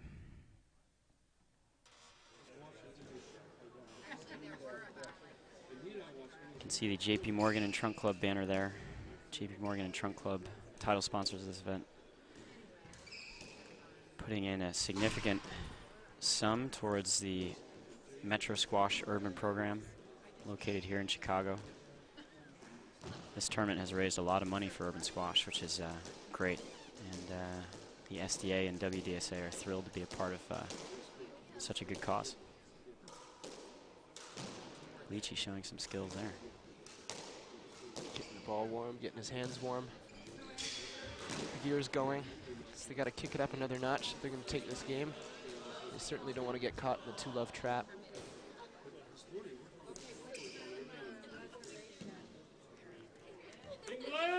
Someone's thumbing their camera. It's like the Facebook like sign. Well, at least they like it, right? Good thing. Underway here, second game. What do Leach and Russell need to do here, That's Freddie? a good shot. That's a good what start. They need to do. Box them out, just pummel it into the opening. That's what we spoke about, and a block And as well. body Yeah. check 'em. Don't even let them have a chance. That's a terrific ball down the middle and a terrific Gould was block trying as to well. dodge the racket there. Then he had to dodge his behind. Just goes to show you Clive's experience here. He reads his game so well, lays it down so well, as we spoke about earlier. That is his shot. Hard and low, little reverse, and that front drop. Those are the Leach go-tos.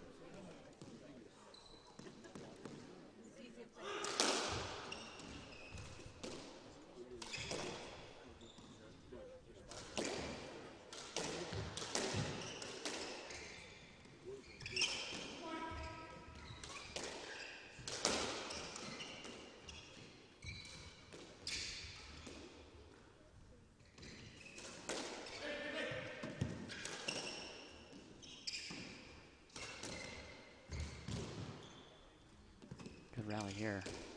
Still working JR. I think that's where they think the key is, to make JR move all around the court. That's the hope here. Deceptively good mover, JR. Just He like is a good that. mover. Good example of it there. To the floor. And we'll play lead on this one. JR does a lot of the court coverage for the team, so I wonder if they're purposely working JR to tire the wheels out for the team.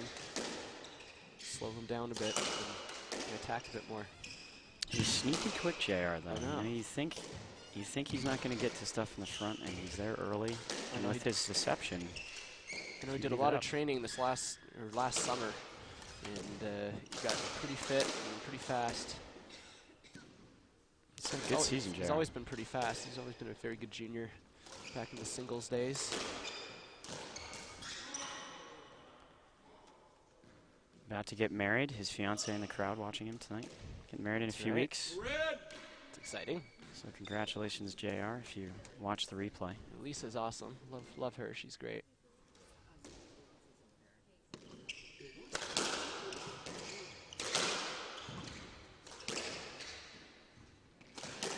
Two love. Good start for England here. We'll play lead on that one.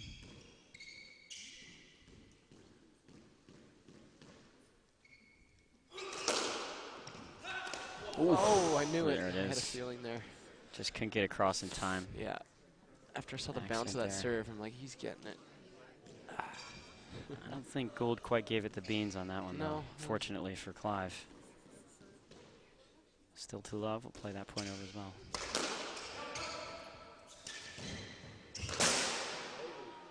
Tin from Gould.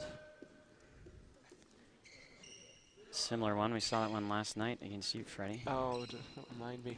Up 14 love, and That's how we Ben put the same shot into the tin. That's how we broke the ice. Ben let us. Hey, won the next game, though. You guys came back nicely. Bagel territory, though. It's scary. Scary business. The keys to Mudging Gould when they go down. That's a great shot from Mudgy. Straight into the nick. Yeah, stuffs it in there. It's tough to get out. He hits it that quick.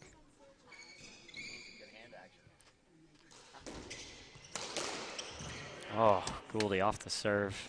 Another nick. So just like that, 3-2. Mudge and Gould are back in it.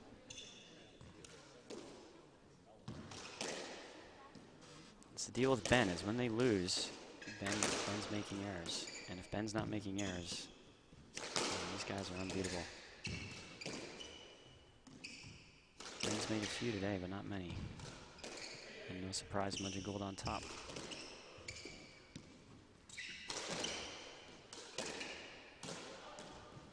Oh, was that in the nick as well? Yep. Jesus. 3-all. Yeah, they're moving the ball around fearlessly. Yeah, you don't want to see Mudgy eat up.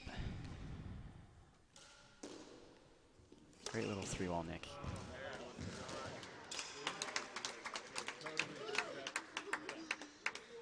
Go red!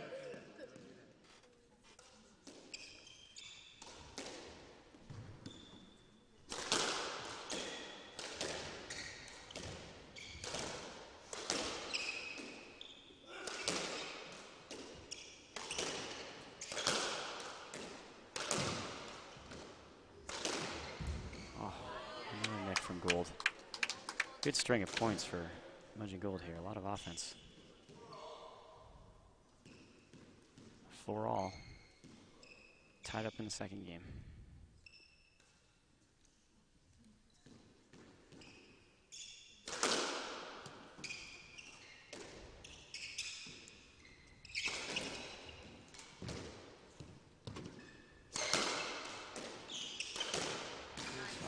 Ferociously Another going one. for those cross-court nicks. He sets it up well with good angles in the volley, and then once he gets an opportunity, he'll slam dunk that nick. So it looks like textbook strategy from Gould. Difficult to execute. Ooh, is he going to get that? I think he will. Yeah, he'll get that. Nice little block there.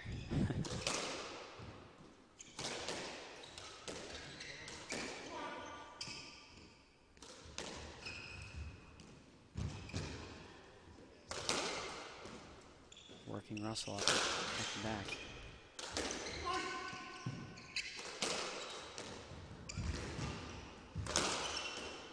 Good hands.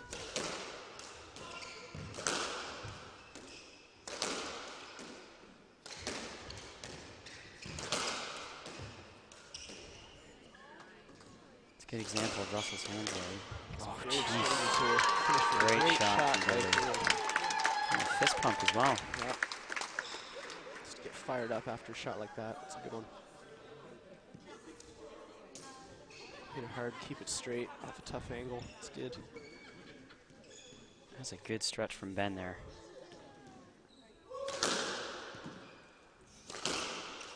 Got 5 Gould winners in a row.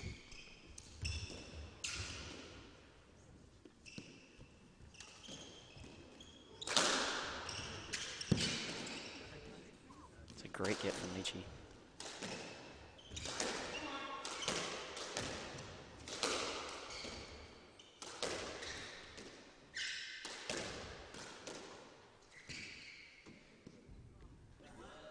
I think someone asked for a let. It was Leach asked for Leachy a let. getting the let there. Go red! I think it's a little bit of a soft let. That's a break. Taking a little breather here. Need to reset a little bit. Leach and Russell got off to a good start, but last 5 points have been all Mudge and Gould. Some great winners from Ben. Ooh, and that's a lucky one as well. Good reaction from Ben. He got a bit of frame there. He was expecting the backhand. He quickly got it up for the forehand. Top spin, a little reaction shot out there. This is not a good sign for Leach and Russell. They're certainly firing on all cylinders, Mudge and Gould.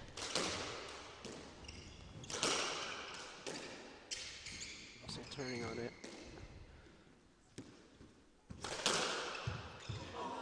And Gouldy hits one out of court. A little too much of it there. Hitting one? No. Good dodge from the fan. It's Nice. good dodge. See that again and Good, again. good dodge. That's a good one. He's doing well. He's watching. It's good reactions there.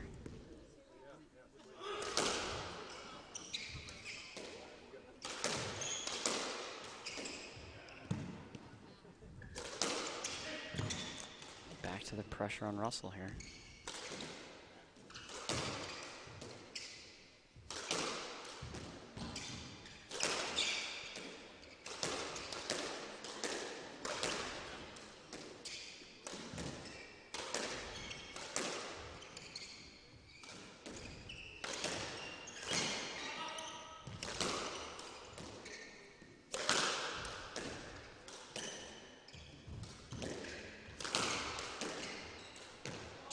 Oh, great shot by Mudgee, stepping in there. Oh boy, that's Inch not a perfect lot of reverse. not a lot of room for error there. Mercy, that's a good Just shot. gunning for that corner.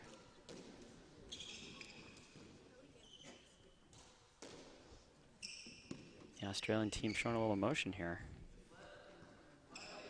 Certainly excited about the prospect of winning a third consecutive world championship.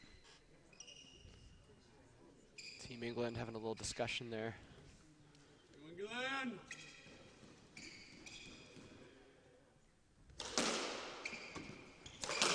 Leach and Russell also played together Great shot by Russell.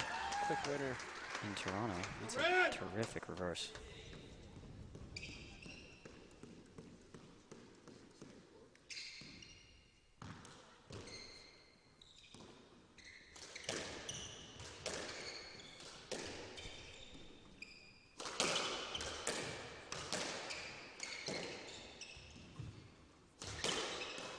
There's that shot you're talking about.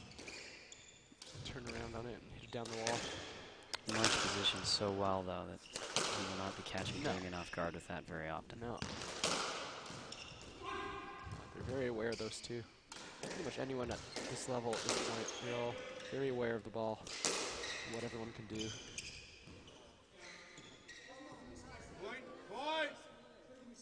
Leach hoping for something more than a let there. I'd say it's a let. Looks like a let to me. Getting a little physical, those two, on that right wall. They certainly don't like to give each other space.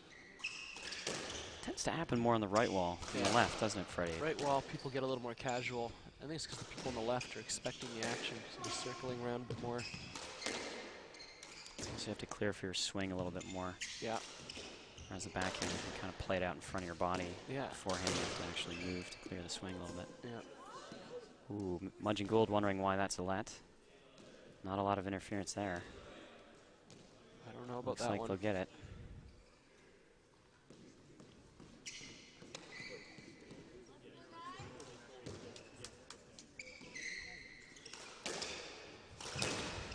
Both teams looking good in their Harrow country uniforms. Harrow has supplied all the players with uniforms this weekend and has supplied all the players on the tour with equipment all season. Harrow being one of our best supporters for the SDA. Really fortunate to have them involved. Oof. Did Russell get that? Was that up? Nope, it was down based on that reaction. So 8-6. Mudgee Gould still very much in control here. 9-6 now, excuse me.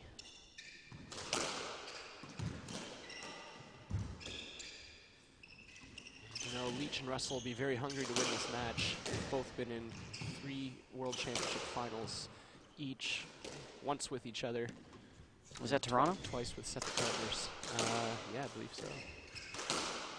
And so yeah, they'd be hungry to get at least one of these victories. It's pretty good. 3 finals appearances. 2 years ago in New York, it was Leach and Smith in the final, I believe. Yep. The Racket Tennis Club in New York, where we were 2 weeks ago for the Kellner. That might be a stroke. That should be a stroke, yep. And they're going to get it. So 9-7. Hanging in there, Leach and Russell. If they can find some magic here, bring this to 1-all, they've got a good chance. Well, they're keeping it tight. There's only 2-point spread here. That's what you want. You want to keep the points very close. Don't want to let Damien run off with, or Damien and Ben run off with some points. Leach taking his time here, getting settled.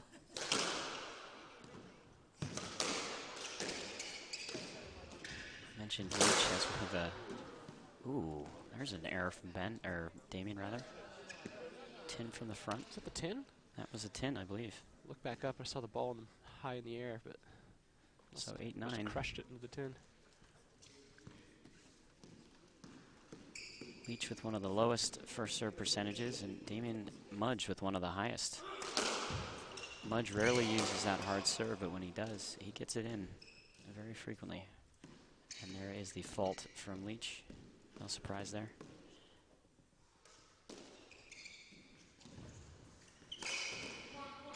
I asked him about it last night. He says he does it on purpose to take a little time.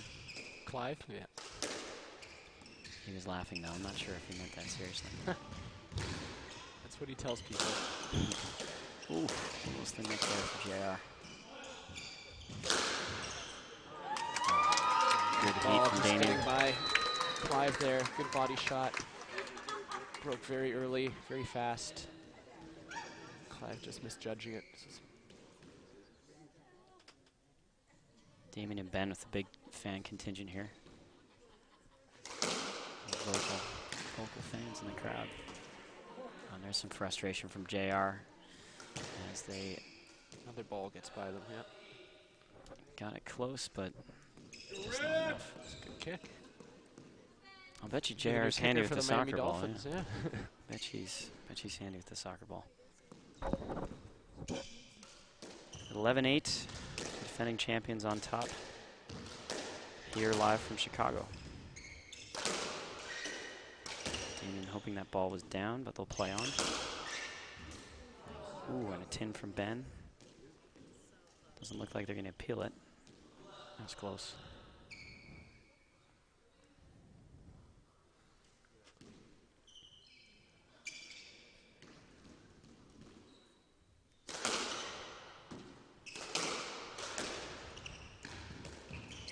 Oh, it's a great shot from Leachy. Sending Damien sprawling to the front. Ball was tight, just escaping his vision there.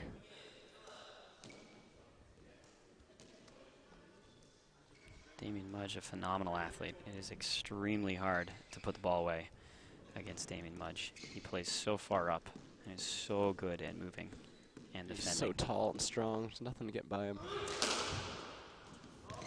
I have a bad habit of trying to pass Damien straight on the wall when we play him. Haven't won many matches doing that, Freddie.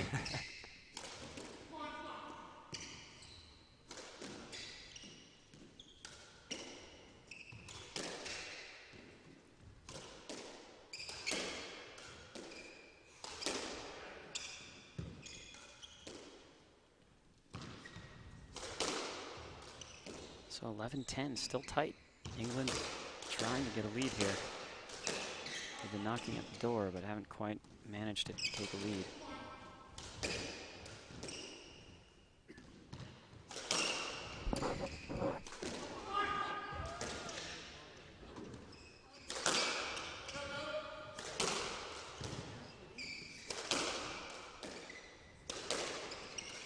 Definitely working Damien, Leach and Russell.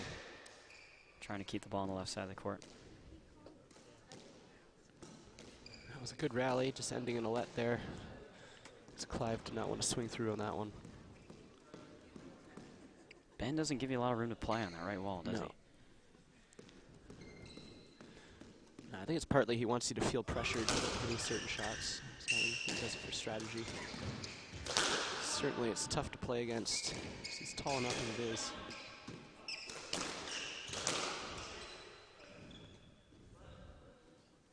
Another let. Damien and Ben wondering why that's a let as well. I think that's a let, Freddie.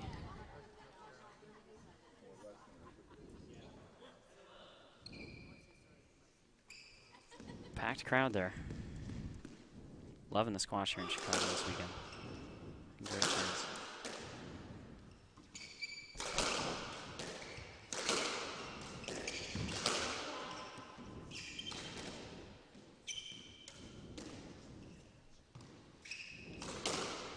So still 11-10. I feel like we've been on 11-10 for a while here. A lot of lets. Almost had another one.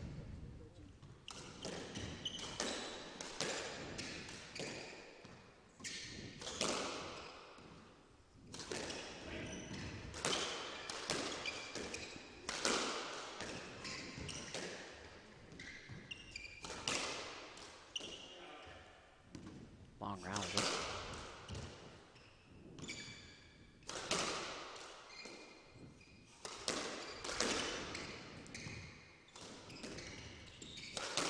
The thing about Damien's defense, and another let.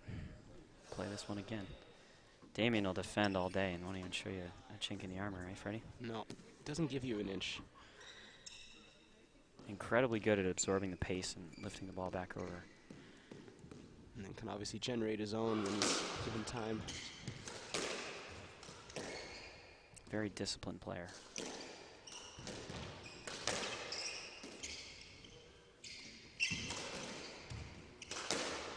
His wine away, Mudge and Gould work so well together. Damien has a ton of offense. He's super aggressive. And Ben has a ton of offense, super aggressive. Yeah, they and complement Damien, each other's game styles very nicely. Damien is super consistent. Kind of the anchor of the team. Can produce that clutch winner. Oh, and he doesn't pick that up. So we're all even here. Chance for England to go ahead if they Like can. a double hit there. So Damien calls his ball. Calls his own ball.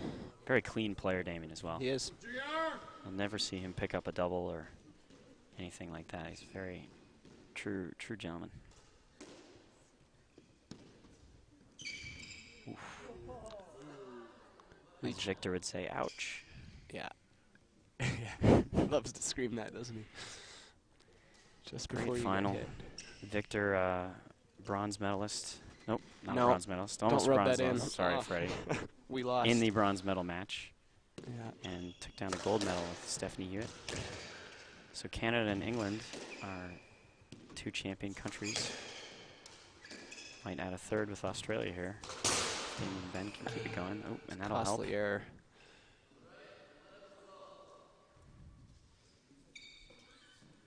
That red jersey of Russell's looking pretty, a lot darker than it did.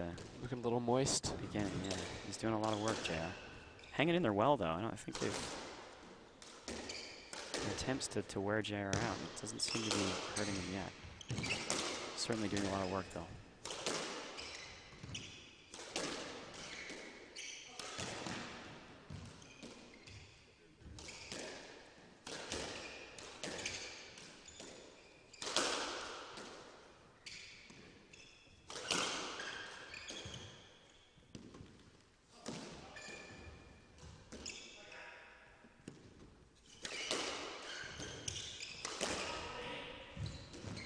Oh, that's a good get from Ben. Ball's very far up the court. And another let here.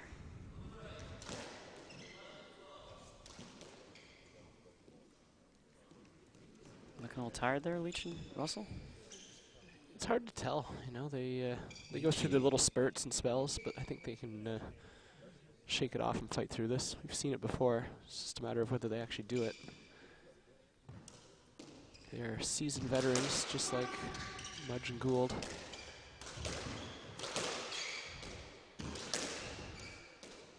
Mudge is younger than Leach, but they've been playing on tour about the same amount of years. Yeah, Mudge started when he was young. He started very early. Came over pretty young. Ooh, That's that may gonna be a end his stroke. Yeah, tried to jump over it, but that isn't quite going to work.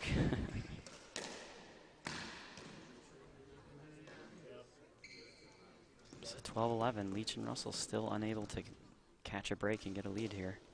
13-11 now.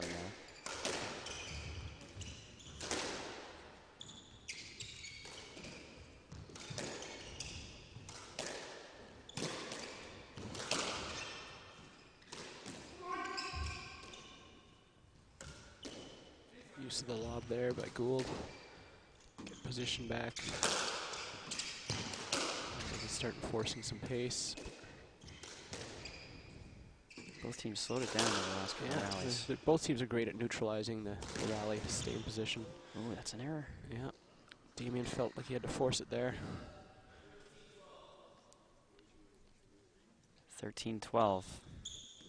Critical couple of rallies here for Leach and Russell. If they're going to win this match, they're going to need to produce some good rallies here. It's an important game. You don't want to be in the 2-love trap against a higher seeded team. I think I'm seeing a little bit of fatigue, though. Leach and Russell certainly doing more work than Damien and Ben, but that is an error from Ben Gould, 13-all.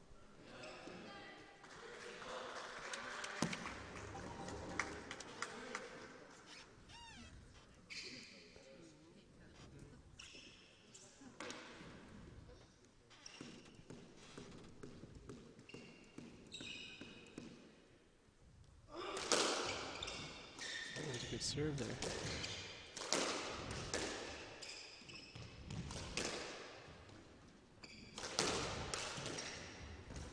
Oh, almost got a bit of a frame winner there. Came up though.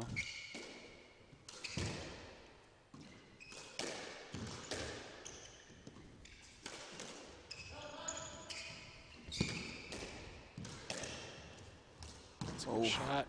Good Almost get from Russell. He's out of almost position. escaped him. Good recovery. And Leach wants to And let that there. You should just play that, in my opinion. It's a good one to play.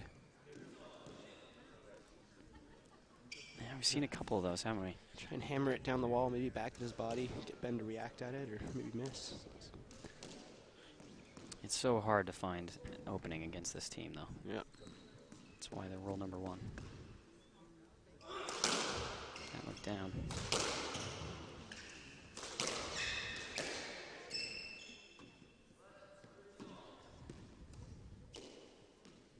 Go red!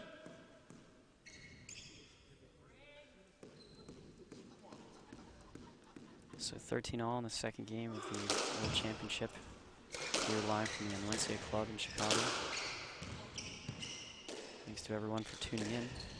Still a lot more squash to go. Oh, almost.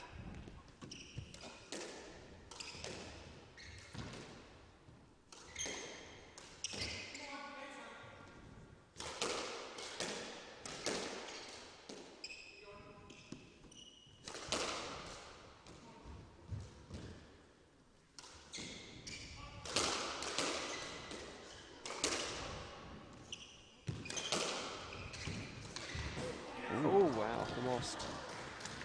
Tried to get in between his legs there. Got a bad bounce off the back wall. Yeah. All right, well, 14-13 up. Big opportunity for Leach and Russell to take the second game and draw this match even at 1-all. Good play from the second half of this game from Leach and Russell.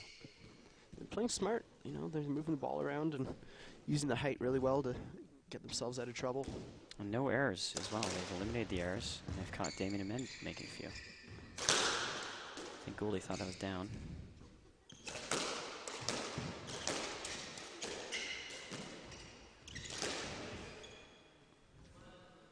And Ben asking for a let there on Clive. Let's go red! Which is fair enough, because he's right in the swing.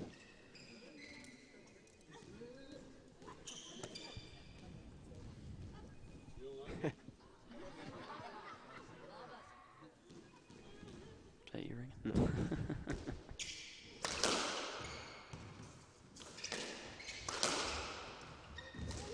Oh, that's a winner for Ben. Sending Russell a long way around. 14-all. Russell had to sort of stumble over Mudge simultaneous game ball. So this point will really just determine the match here. Yeah, pretty important point. So we'll see what happens here.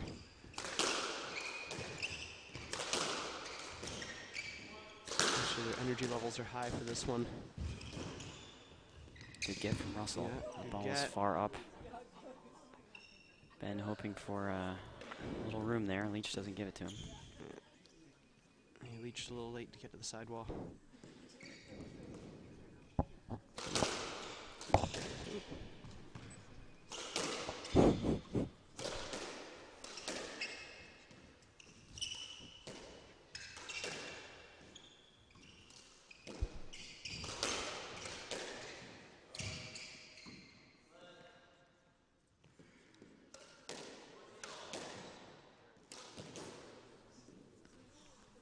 No play left there. Still 14-all.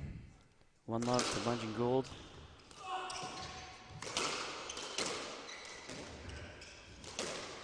Good get from Ben.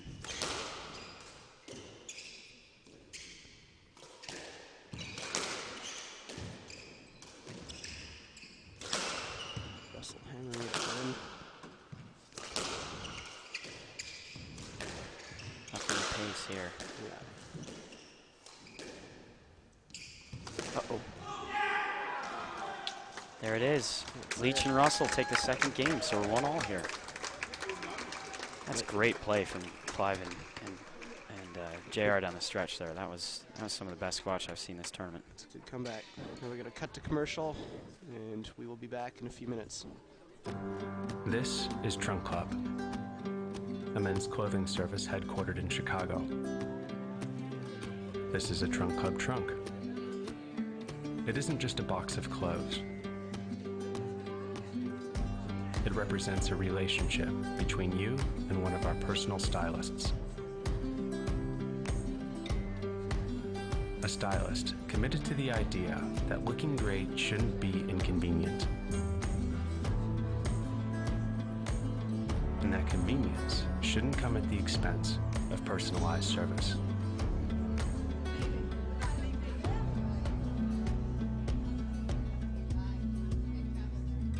So whether you're in Chicago or anywhere else in the continental U.S.,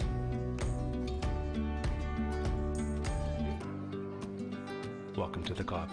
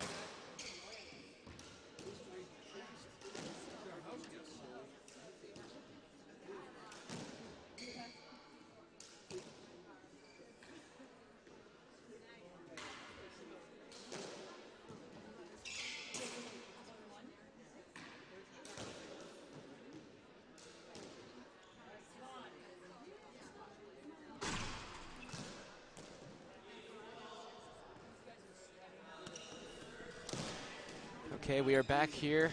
Games are now tied, 1-all. It's definitely shaping up to be an interesting match, as we predicted. So, that was a great second game. Leach and Russell played phenomenal squash in the second half, the business end of that game, and managed to tie it up. Yep. It was a 15-14. That was a close one. I didn't want to get caught too low down there. Already, rally's getting kind of crazy. Mudge asking for the let. That could actually be a stroke. I don't think he's in position. I think for it was just a let. That would just be a let. You're right. Weird not to be refereeing this one, Freddie. Yeah, I know. Graham's normally the center ref, doing all the marking and calling the shots. For better or worse. I'm sure every player has their own opinion. Well, you do great. I think you do a great job.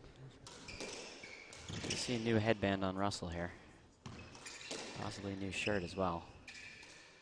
It's good to freshen up. It's a good nick attempt by Mudge. He's back to hitting it high. Mudge and Gould still look very fresh, though. This is still a very much an uphill battle for the English team. Yeah, they're ready to go for hours. You can tell.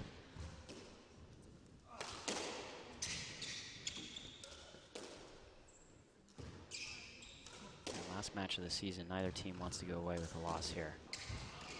Certainly showing. That's a great shot from Russell. A little cross-court drop winner.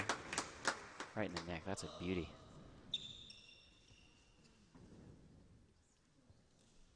Good start for Leach and Russell. 1-love.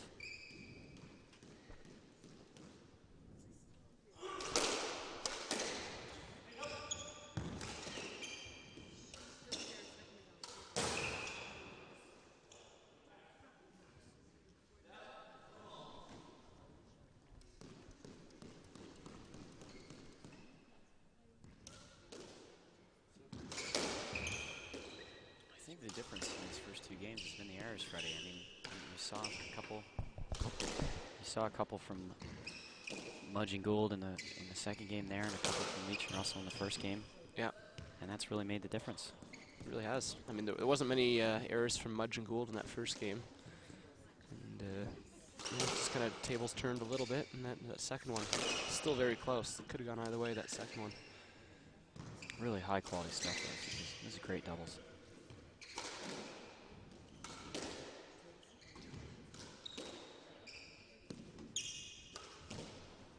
Leach with his traditional reverse from the back. It's probably his favorite shot. Very high risk, but he somehow pulls it off with great consistency. A hold and a flick of the wrist. That's a lot of running for Russell right there. Covers that front rip there. As we were saying earlier, he's sneaky quick, John. You'd think he'd be slow, but he's certainly not. Quick feet, quick reactions. Quick foot here too. Oh, that's an error. He's got that high preparation too with that forehand. He really goes up high with that. Big swing. Unique characteristic of JR.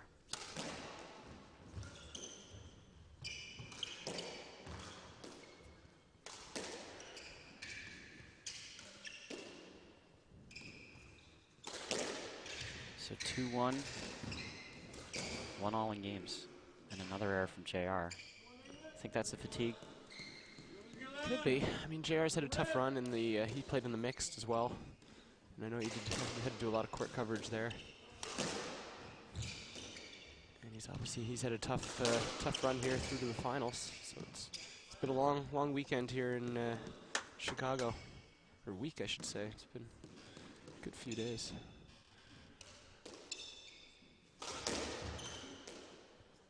I think Russell did more work on the mixed court or on the dance floor last night. I was about to say he was soaked on the dance floor last night. So he was having fun. Great party last night hosted by the Valencia Club. Really lucky to be there. That's a great shot from Leachy. Yeah, the party was great. Good black tie event. Everyone's dressed to the nines. Very good function, and obviously very good live band playing.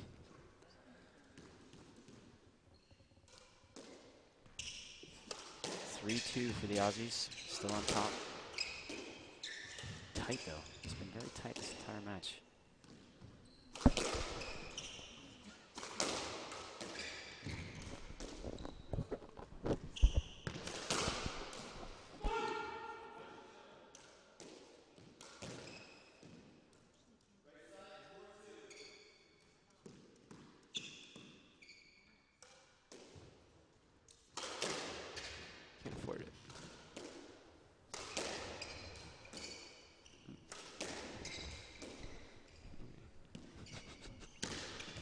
Ooh, did Leachy get that? That's a sick shot. Loves to shoot from the door, doesn't he? Yeah. Just catching the sidewall. Damien Abed didn't even move. When he turns around on his backhand, Clive, he always threatens for that reverse little trickle boast.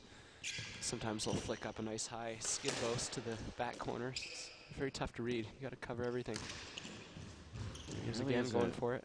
Characteristic of the top players is you'll see them playing that opposite stroke from the door, turning on the ball a lot. Yeah. Ben playing a lot of backhands from the door. Damien will play a lot of forehands from the They're door. all able to turn on it really well. It just opens up different options, and different angles. That's 2 great lobs from Ben, or Damien.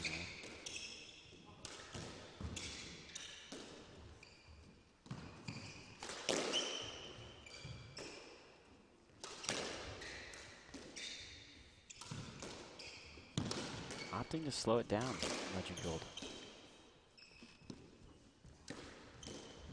I think they're going to save their hard hitting for later when they wear down. That's a great their shot. English opponents. Too far to go for Leachy.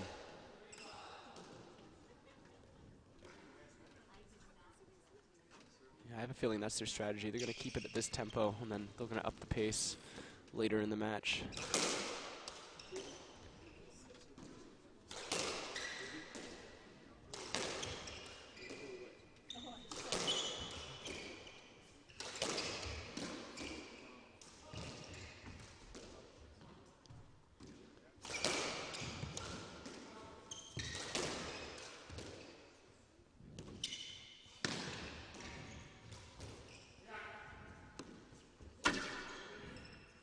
seems like they've shifted things back to Clive now.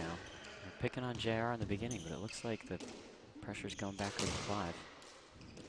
But as I say that, they hit every ball to JR, so what do I know? There's method to their madness. They're trying to lob him, though. You've seen a lot of lobs to that back right corner. Yep. And there's the an error. Clive feeling like he had to go for it there. So that's not what they wanted to do to start this third game. Give up a 3-point lead early.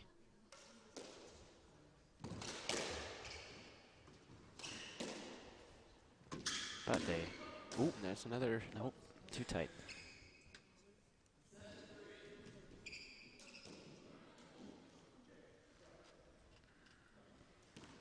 Well, Preston Quick, the center judge for this one. Greg Park on his line. The team earned a bronze medal today. The other line judge is Susie Pierpont, who won the gold medal just a second ago. England for a chance for two medals, 2 gold medals in this, if Leach and Russell can pull off the upset.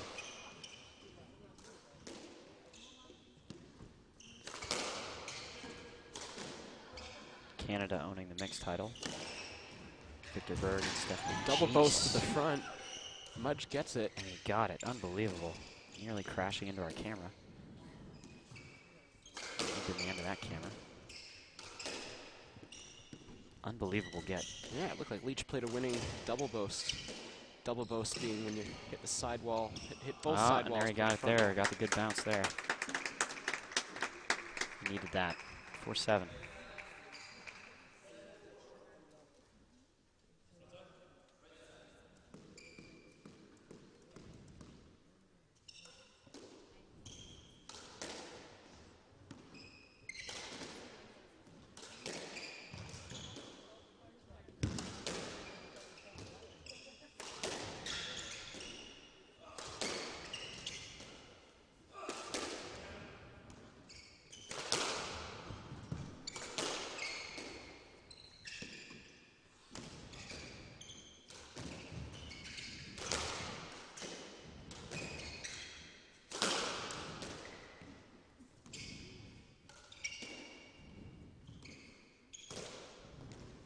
Oh my goodness. Did that make it? That made it into the nick as well. Wow. What a shot from John Russell. He Mudge just swung can't and believe prayed. it. He was hoping to get that off the wall, and he somehow Mudge posted cannot that believe into it. the nick. That's right. JR giving them the fist pump there. Just fist pump that. That may have come off the frame, Freddie. I don't know. Either way, what a shot. That was sweet. Good time for that, too. Mudge and Gould were looking to pull away with some points, and no, we kept it close. Back to 7-5.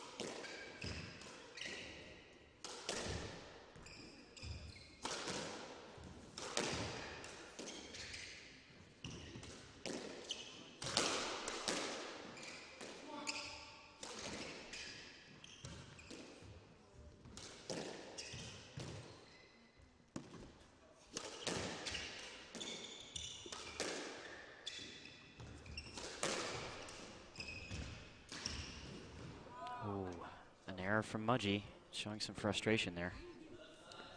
7-6. Let's go, Red!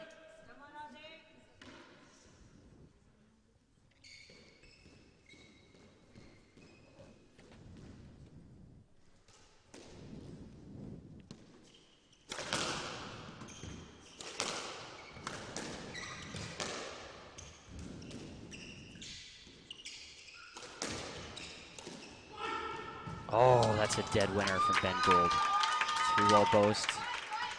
That was a good shot. Oh, good timing for that. Reached back and somehow found the angle to get the 3-wall in there, and it found the nick.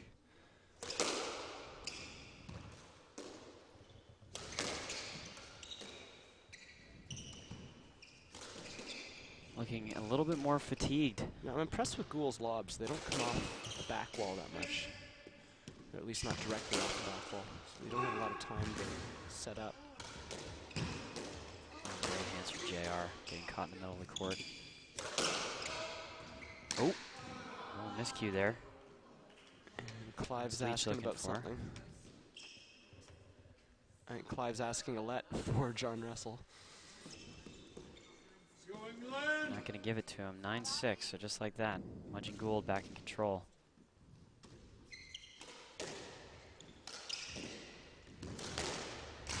Ooh. Good winner from JR. Cross court into the nick. You'll see him hit that quite a bit. Right, good spot right in between the two Australians.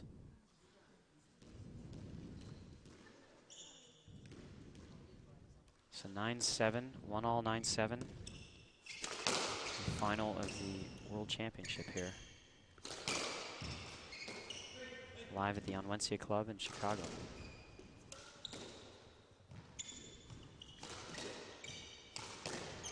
Oh, what a winner from Ben. Roll out. Ben with a little my fist pump goodness. there after he pulls that one off. Using all of that 6'4" frame on that one. So tough to get the ball over top of these guys. And that was from the back of the court. He sniped that one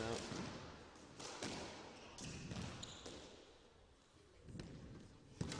Leach and Russell hanging in there, but this is, oh, that is a lucky bounce. Off the door. Oh boy. That's a shame. Look at that. You got to play the court, though. I've seen some weird courts. Sometimes there's a hole in the wall, and it hits it. You got to play it. I was just about to say that Mudgeon Gould really are playing their best squash here. This is all credit to Leach and Russell. They are challenging these guys at their best. Seen some unbelievable winners from both teams today.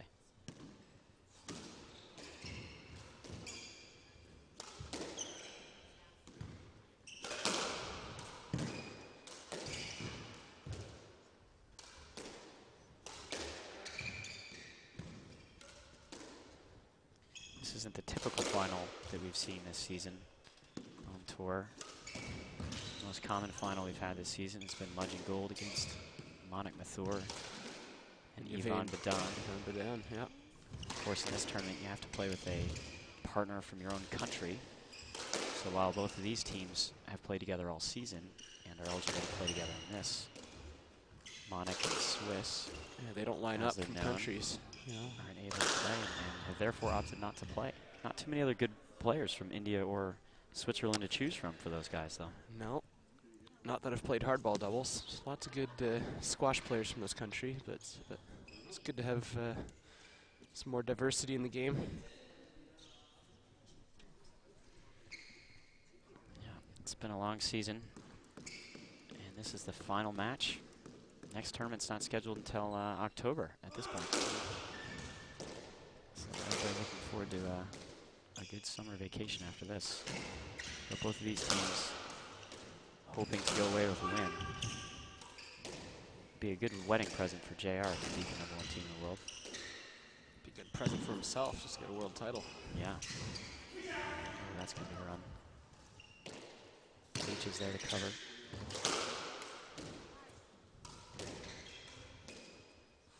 These guys have to be getting tired at this point. They've been out there a while.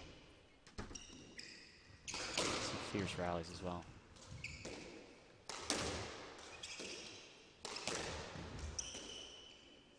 Both Leach and Russell have been prominent names on the doubles tour for quite a while now. It'd be nice to see them come through and get a world title. We see a changing in the guard.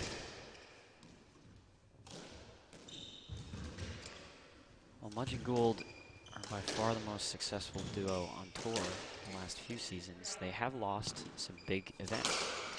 They've lost the Briggs Cup, the biggest prize Last money year. event on tour, last year and 2 years prior. Really?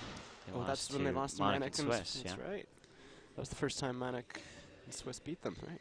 They lost to, and then they lost in Atlanta this year, which is the one of the biggest annual events that we have. So it's not impossible. They don't lose often. Not infallible. They do lose. They are human. Superhuman, but human. They are rather superhuman on the doubles court. That's true. So 1-1 here, all tied up. 10-8 in the third game.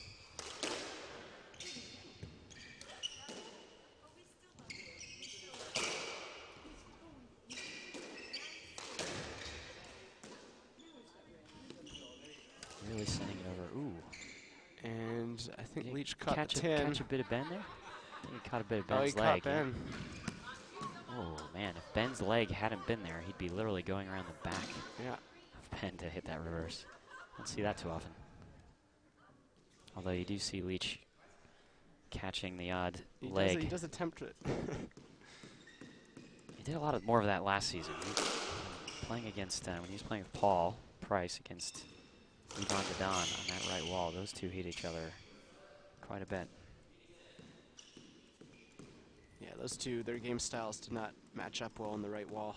They would get into a lot of contact. Not good dance partners at all. It would affect their energy and emotional levels out there. Got pretty testy. Fun to watch, not fun to ref. No, it wasn't.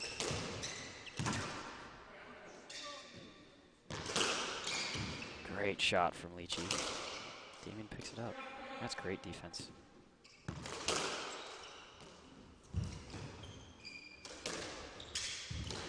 Russell out of position, but Leach is able to cover. Oh, that's a rollout from Good Clive Lord. Leach. That's a great shot. And that's Great the shot I volley. want to see Clive hit a bit more. That He volley doesn't go for cross that net. overhead. No. You'd see Ben hit that every other shot, but Clive has a lot of opportunities to do it, but he always chases it back to the back corner. So if he can step up and get that volley going, it's a good shot to attack Mudge with. England! drawing it closer. 9-10. Third game, 1-1.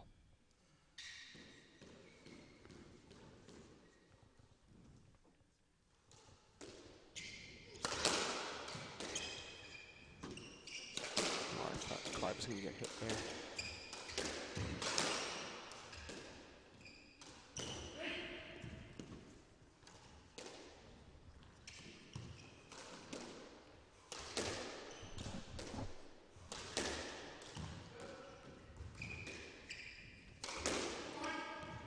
This is a very similar match to the match 2 weeks ago that these two teams played in the semifinals of the Kellner Cup in New York. In terms of quality, it's been pretty good. Leach and Russell really tight in the first two games of these guys. They won the first in that one. Ooh, is that an error? That was an error. Definitely an error. Red. Leach and Russell won the first game in that one. Nearly took the second. I can hear and then it was Mudge and Gould from then on. I can hear the crowd members cheering for Red, so they're trying to get behind their favorite horses. It's good. I like seeing the crowd members get into it. You know, it's kind of annoying when you get these quiet crowds. Like in between points, they get rowdy. Cheer for your team. Cheer for the good shots. A lot of these players have been playing in the city for. Ooh, that's a great shot from Damon. There you go. The crowd's getting into it now. Boast as well. That's a very good ball. I can't hit that, Freddie. Not many people can. So 12-9, Mudge and Gould back with a 3-point lead. Ooh, that was nearly down.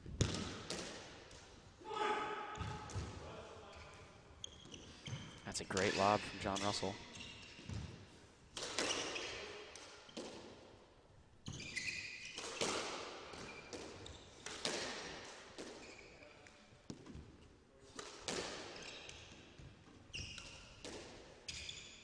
Getting into the business end of this game, we need to see some winners from England here if we're going to take this game, take the lead in the match.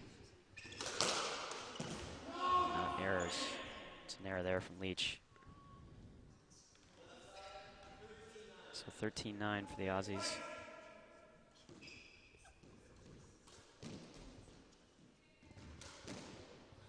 starting to see JR slow down a little bit. He's looking a little fatigued. All four players showing some signs a little bit, I think. JR's getting into it. Moving his feet more. Leach not really using that forehand drop much.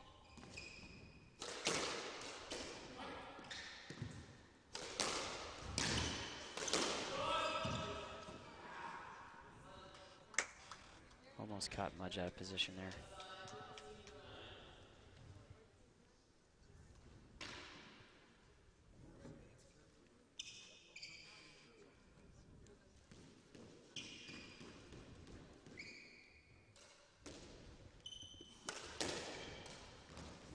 Have to be impressed with. Oh, there's a neck from Clive. Ben picks it up. Shot. Great angle. Mudge is just too far forward in the court there. Can't even see him. The tough thing about Damien, you've got to beat him twice. Any other player, that first drop shot from Clive is a winner. Yeah. But Damien's there. So they take a point back, 13-10. Need some magic from Team England if they're going to take the lead in this match.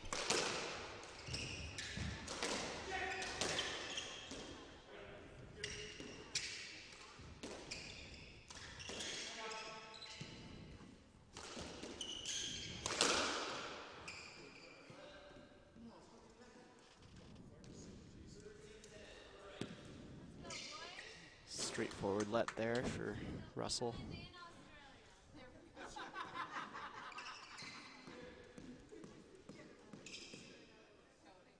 So Mudge and Gould with some points to play with. And yet they're still holding on steady. Making them work for it. This has not been, of all the easy matches that Mudge and Gould have played this season, just dominating opponents. This is certainly one.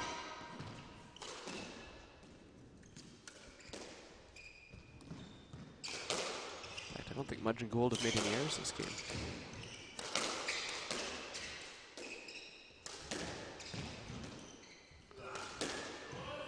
A long, grueling game, this one.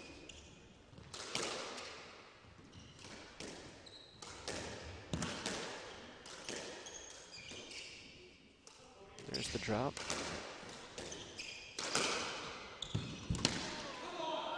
Leach great cannot get winner it to the for back. It was a good shot. That'll give the Aussies game ball. Chance to go up 2-1. Kind of tough to beat opponents that get to at least 14 points every game, eh, Freddie?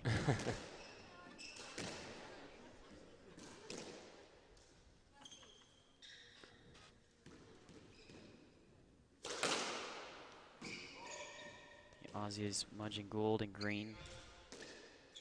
And Russell Leach, English players in red. About to go up 2-1.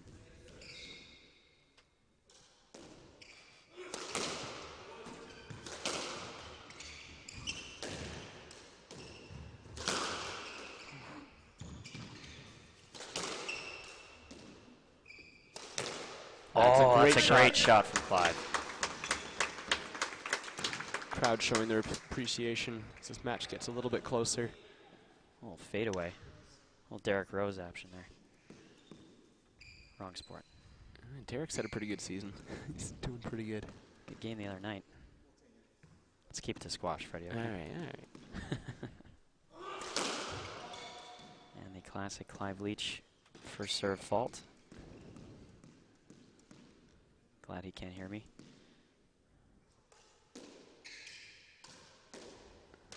Leach has had a great season. Really not showing any signs of age, and that's a great shot. I feel like Leach only gets better. It's like a fine wine. It gets better with age. Classic Leach reverse from the back corner. Brings it to 12-14.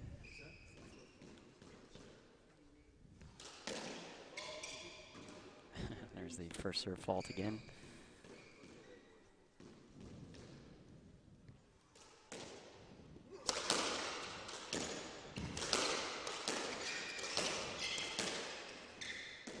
See, they raise the pace considerably in the end of these games.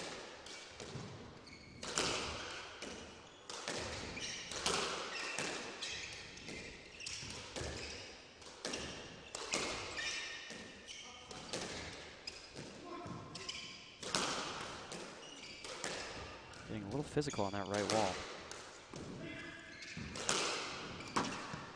Russell getting one by There we Gould go. 13-14.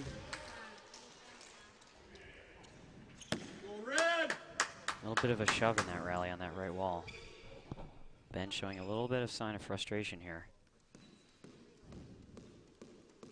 Still with the game ball, the Aussies.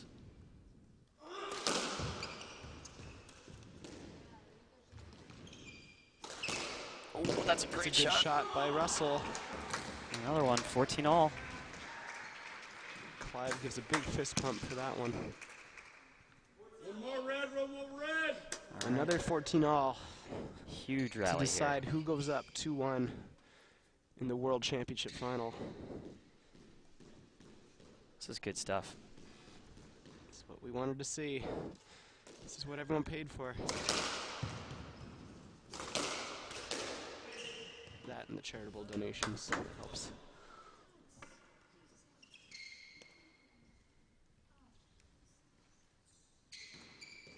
This would be trouble for Mudge and Gould if they go down another game here.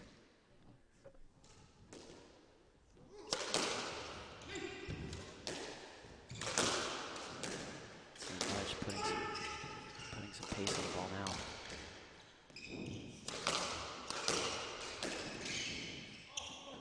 Oh, Gould asking for a let. It's probably going to be a let there. He wants more though. Face. Should be a let that. I think he gave Clive a little bit of a beard trim. We'll play it over again, 14-all. A lot of drama here. This could be a big chance for England. Leaning in for a better view.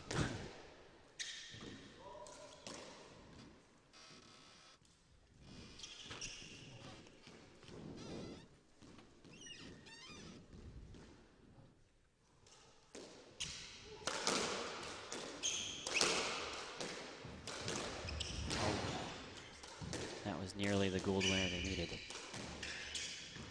comes the Russell winner.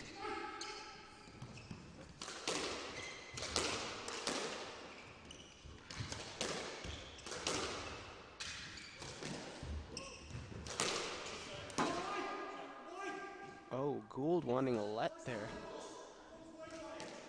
I don't know why. That's a. He's gonna get one. I'm not sure where the interference was there. That's a soft though. let. That's a. Ball went by him. Well, the referee's opting to award a let there. So 14-all, 1-all, 14-all. Doesn't get closer than this, Freddie. I think that was a game ball let.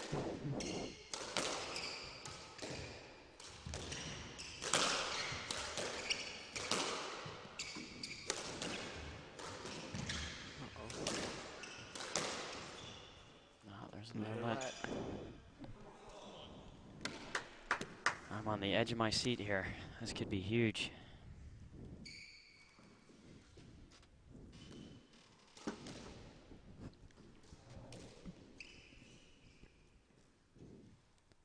Russell Leach, a chance to go up 2-1 on the world #1 team, defending champions.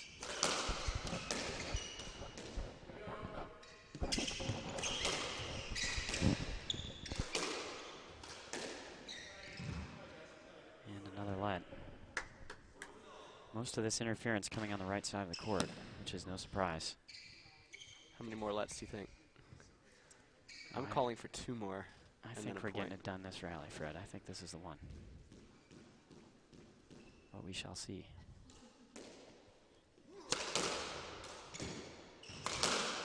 Nerves are too high. We're getting some more lets. Well, you can see Ben and Damien playing a little more conservative here. All 4 players not wanting to make a mistake to end this game. There it is. Error. Big high five from the Stuffed the Aussies. shot into Clive Leach's body. Forcing a little racket mistake.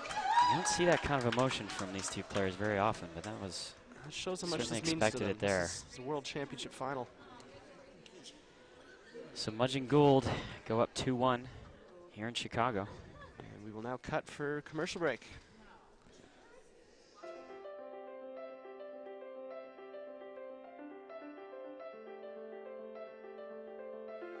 This is a story of partnership.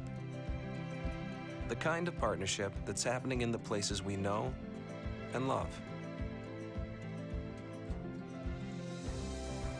Like Millennium Park, where a public space is being transformed into a work of art. And Shed Aquarium, where a summer program is giving our students a lifelong love of science and a lifelong sense of self. And Lou Malnati's, where Mark Malnati is feeding more locals more deep dish pizza than ever. It's the story of the kind of partnership that helped the Art Institute of Chicago build a modern wing. And the Anne and Robert H. Lurie Children's Hospital of Chicago build a space that inspires hope. These are the stories of the places we share, the places we grow, the places we celebrate, the places we discover, and the places we heal. For more than 150 years, it's been a privilege to work with the organizations, businesses, and communities that help make Chicago, Chicago. This is Trunk Club, a men's clothing service headquartered in Chicago. This is a Trunk Club trunk. It isn't just a box of clothes. It represents a relationship between you and one of our personal stylists. A stylist committed to the idea that looking great shouldn't be inconvenient. And that convenience shouldn't come at the expense of personalized service.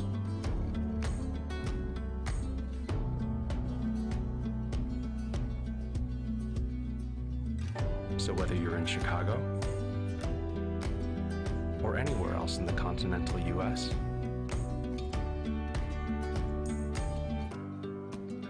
welcome to the club.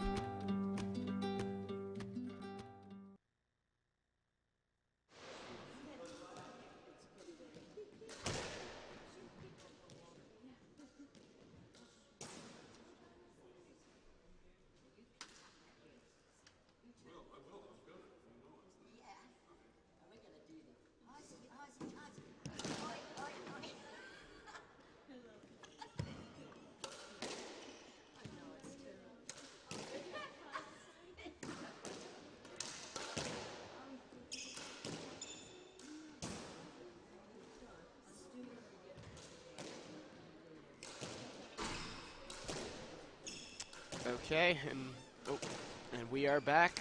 Freddie Reed here, commentating with Graham Bassett, the SDA Tour.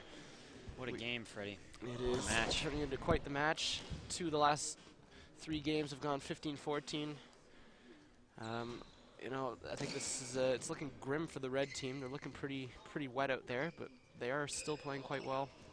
It'll be interesting to see how they finish off. Mudge and Gould also doing some work. You see the new shirt color, changing some shirts. I saw those guys in the hallway just now. Leach looked wrecked walking down the hallway. It's been a long weekend of squash. Really did. But you know, these guys want it. They're definitely not out yet. As we've mentioned in the past matches. It's a good little drop from Leach to start. It was. There it is. We saw that one last game as well. Yes, as we said before, all the proceeds to this tournament are going to the Metro City Squash. And that's the urban squash program run by David Kay. Great program. They just had a opening on Wednesday of their really grand opening, but a celebration of their new center. Little gala down in South Chicago. 7 singles courts, a doubles court, which is the first in an urban program center in the world, which is awesome. That's great. Every year, every summer, we do the Urban Doubles Championships in Denver, Colorado. And Denver has their urban squash program, their Mile High. Mile High Squash. And the last couple years, City Squash from New York has won it, but now that the Metro Squash kids have their own doubles court, I suspect we'll be seeing a change of guard. That's great. In that event, which I'm pretty excited about. It's coming up in August.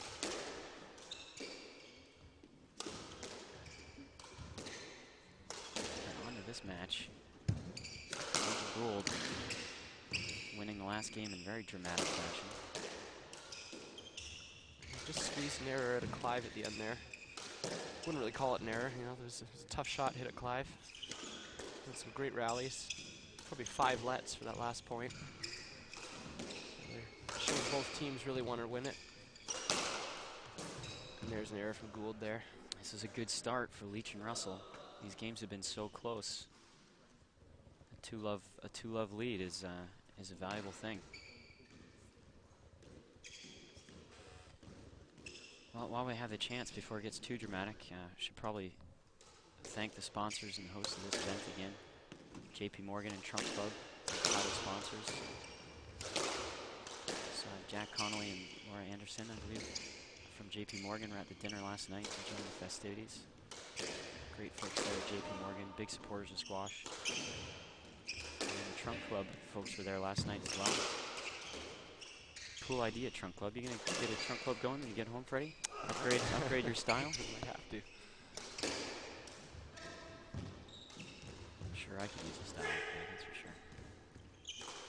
How many t-shirts can you wear?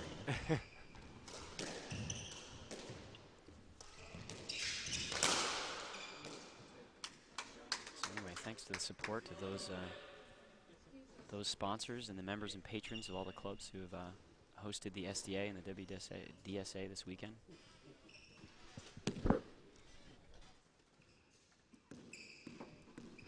It's been a phenomenal weekend here, and hopefully we'll be back next year. The Chicago doesn't currently host a men's event. We're certainly excited about the possibility. Yeah. That's a good way to start. Host the Worlds. So now they see the best of the best compete for it. And they're getting their money's worth today. This match has been everything we wanted and more. And we're still going. 2-1. The Australian duo, Damien Mudge and Ben Gould, defending champions, looking for their third. Oh, was that down? It was down. That's too bad. It was in the neck, but it was also in the tin. So you got half of what he wanted.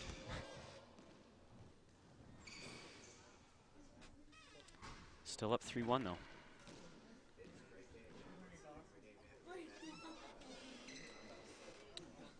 Should also mention our thanks to Peter Dunn and Dan Dolan, the tournament chairs. Dan Dolan getting behind the commentary box. That's for right. the last We had match. a great couple sessions commentating. A lot of fun to work Colin. with. New Colin for Dan. Yeah. And if you watch this again, it's time to hang up the business and start doing Get some on the commentary. screen. Loves his doubles. Dan played in the Amber event this weekend.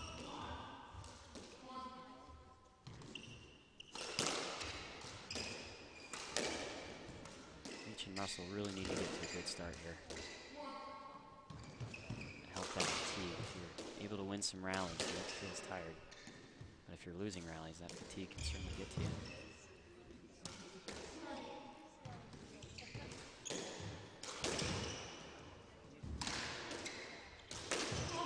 Russell doing some work here.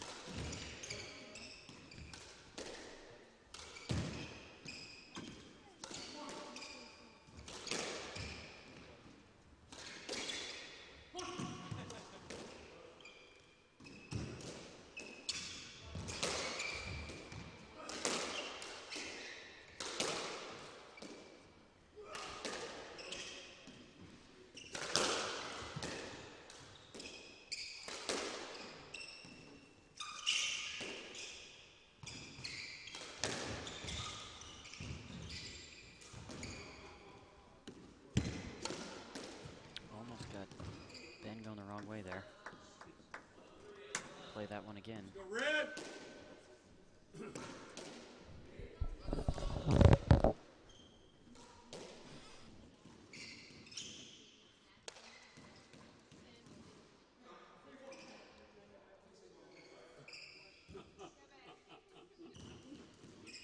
Thank God they didn't.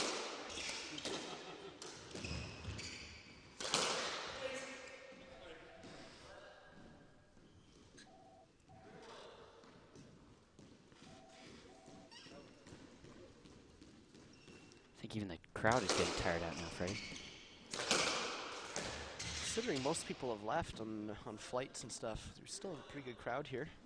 Still a few people outside in the by the big screen watching this live stream.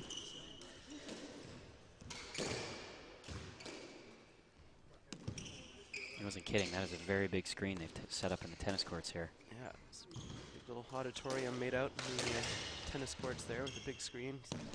People can have their beverages of their choice and enjoy the game. At this rate, I'm going to miss my flight, Freddie. Oh yeah, I'm in trouble. What time do you fly out of here? Oh, it's supposed to be 9 o'clock, but not looking good now. It's 7 o'clock local time. They've been at it for 2 hours now. Nearing 2 hours. And we're only in the 4th game.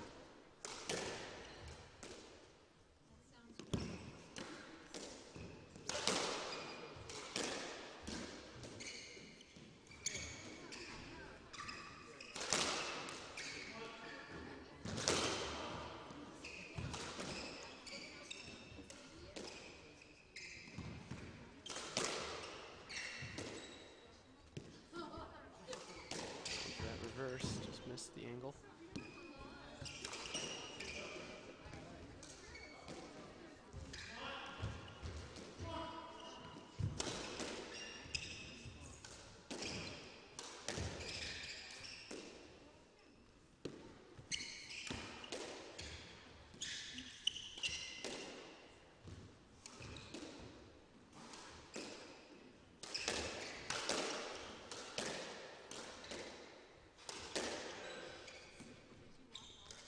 Mudge and Gould ahead 2-1. It's been a close match so far here in Chicago for the World Doubles Championship. This rally's been going on as well. Yeah.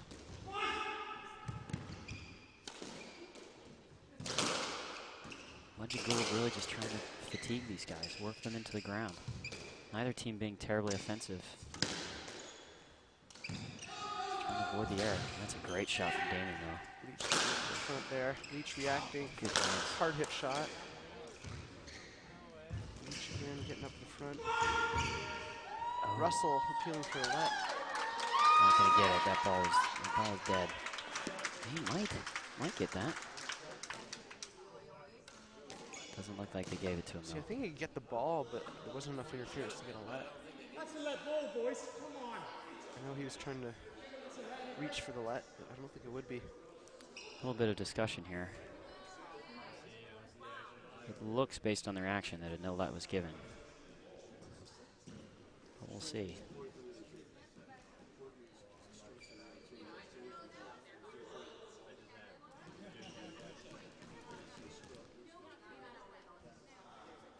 Watch the replay here. I don't know, Freddie. That's a tough call. Glad I'm not up there today. It's not a decision I want to make. Who is that? Is that Preston up there? Yeah, so we got Amanda Sobey Preston, and Greg Amanda Park. Sobey. Amanda Sobey and Chris Callis, silver medalists today in the mixed division. Chris Callis had a good weekend. Played well in the men's and mixed events. Had a good season, Chris. Really breakout season for him. He's now ranked in the top 20. He took me and Nikki Todd out in the first round of the mixed. Oh, and there's no a one miscue. home for that. And there's a dangerous lead for Mudge and Gould. Or a dangerous point for Mudge and Gould as they tie it up 3-all. Take away the lead that England had, which is trouble for England. They really need to open up the size of the lead here.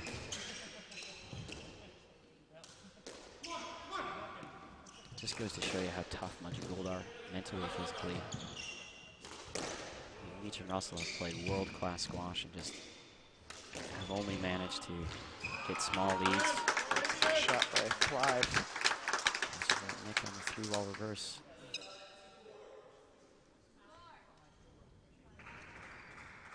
What a scoreline. 15-11, 14-15, 15-14. Doesn't get a whole lot tighter than this. And it's still neck and neck, just kind of point for point.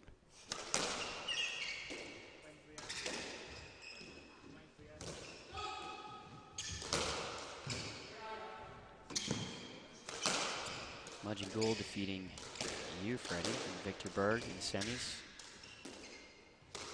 Quick Park facing off against Russell Leach. Russell Leach taking them down in 3, I believe.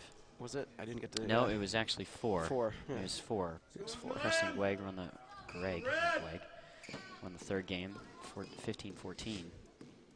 So Russell Leach had a tougher road than Mudge and Gould, you might say. Mudge and Gould only losing that 1 game to you guys, whereas Leach and Russell dropping the game in the quarters as well. That's a nice little shot from John.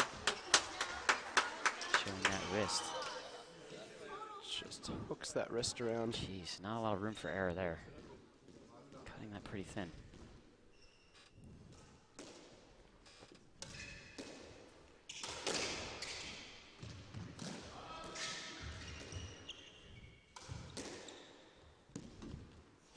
There's that example of Clive letting the ball go to the back versus taking that volley.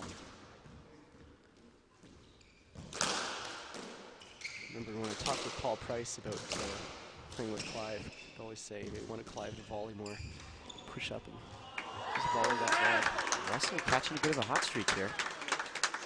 That was a ridiculous drop. That's fantastic. Major cut on that ball.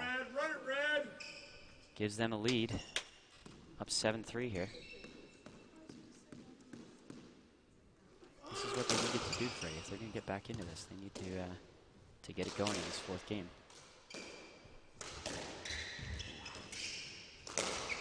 And that's going to get a stroke, yeah. Gould ready for that one pretty quickly. Right down the middle, but Ben's there. That's a mistake. Yeah. Tried to get too clever. Backfired. Russell and Leach going to talk it over briefly.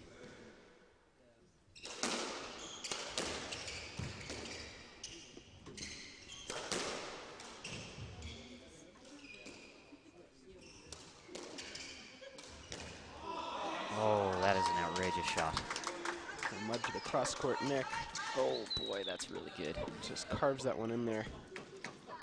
Coming way over top of that ball. Helps to be 6'4". Yeah. That's a ridiculous backhand, doesn't it?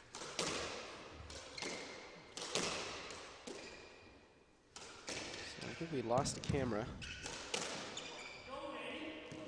Likely our left camera. That's a winner from Gouldy, so the Aussies back in good shape here. 7-5.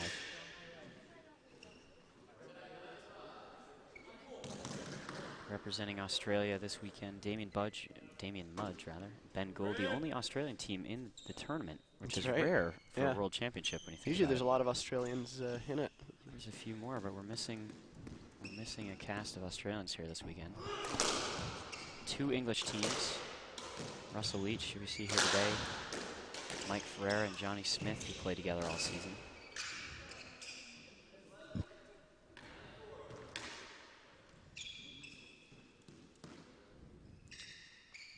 Diverse set of countries here this weekend. 14 countries represented for some pretty far off places.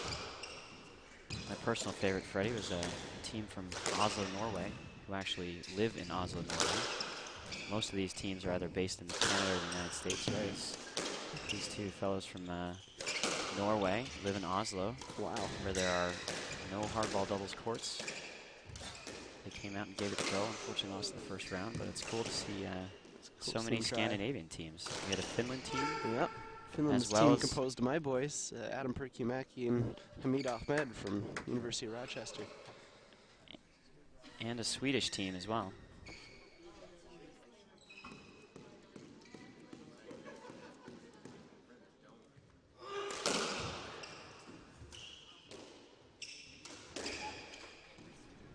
So yeah, and a Swedish team as well. So Scandinavia well represented and fairly successful as well. The Finns got through their first round in an upset. Swedes got through their first round in an upset as well. So Red opening up a sizable lead here, 10-4.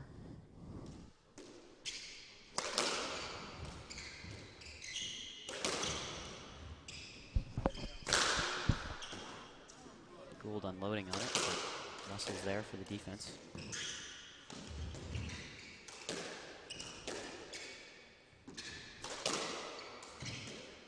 We apologize if we aren't changing the camera view at the moment.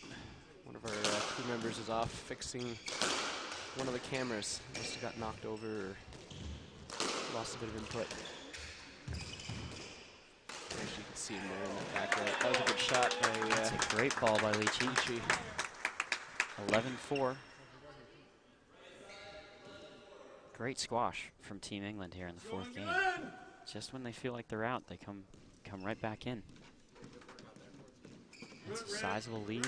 Mudge and Gould showing little signs of weakness here. No.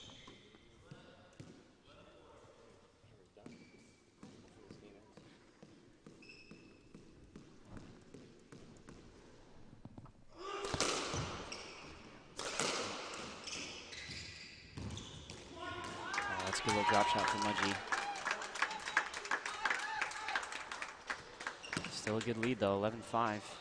England's in control this game. The first game they've really been in control, Freddie.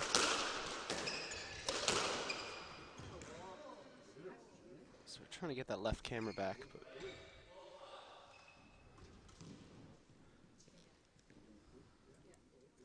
now both teams using the height to their advantage, get position back. 12-5. Oh, that's a great shot from Mudgee. Desperately needed that.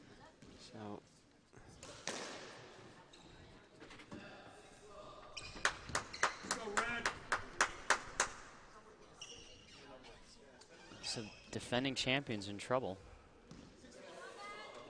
Russell Leach for the first time in the match have I'm getting kind of excited. If this goes 5. Who knows what's going to happen? Right? That's fine. Anything happens when things go 5. And at this point, Leach and Russell have outscored Mudge and Gould for the first time in the match. There's a let there. We'll replay that. Leach trying to find room in the center, but Russell's there.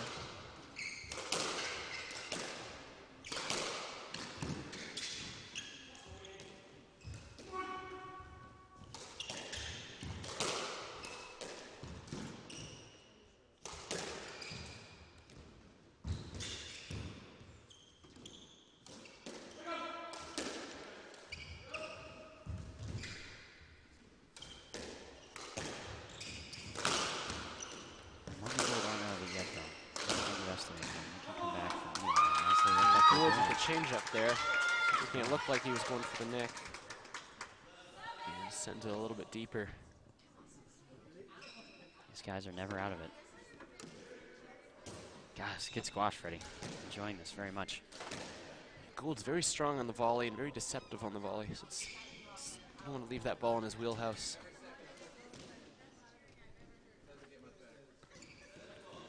Go red, close it out, close it out.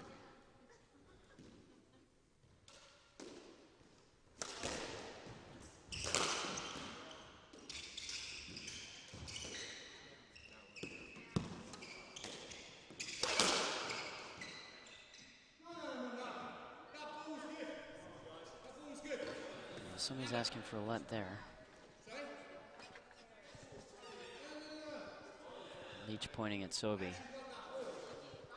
Wondering what her call was, I suspect. Leach likes to interrogate every individual ref, doesn't he? It's intimidation, you know? Yeah. Poor Amanda. Part delay factor, too. Probably hasn't. Part charisma. He just likes to talk.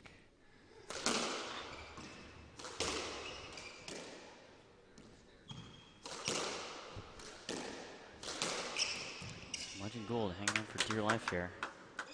That's a little wear from Bennett, or from JR rather. That should put it to 6-13. Good opportunity for England here.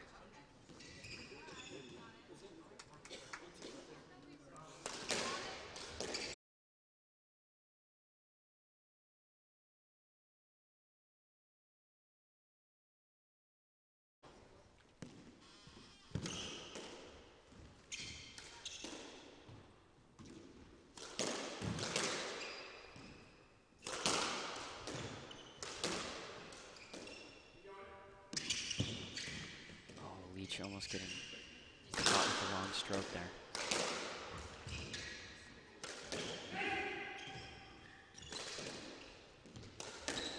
Take 5 is a Good shot by competitor. Clyde. Oh, that's a good ball. That's a great shot. length. That gives Leach and Russell a game ball That's here. perfect. Chance to tie it up and force a 5th game. Big opportunity for England here. Now, if you're Gould and Mudge, do you keep fighting this game and show that you're not going to go down easy, or do you just sack this one off, save some energy, come out hard next game? You've got to think that they've got a little bit of the physical advantage. Mudge and Gould are two very fit players. So they can just keep holding steady regardless. But they're just getting outshot. You know, Yeah. it's a difference of effective offense. Mudge and Gould have been a little bit passive, and they're paying for it because Leach and Russell are able to put a few more balls away. Yeah. You know? Fortune favors the brave sometimes. You're certainly brave, Fred.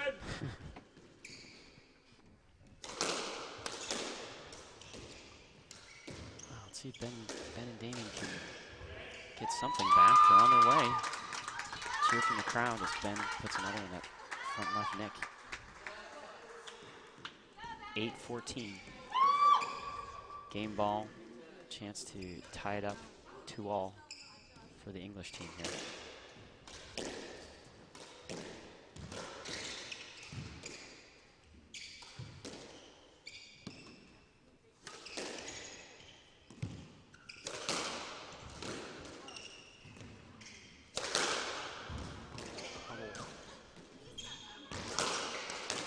Another one, my mistake from Leachy.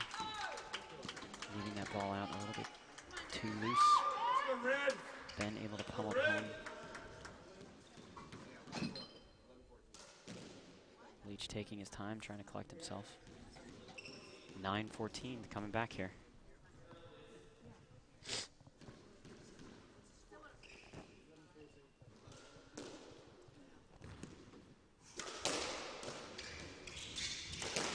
Oh, there it is. Russell stuffs the nick.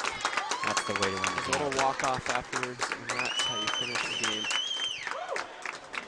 2-all here. Live from Chicago. 5th game coming. All right, time to cut to commercials.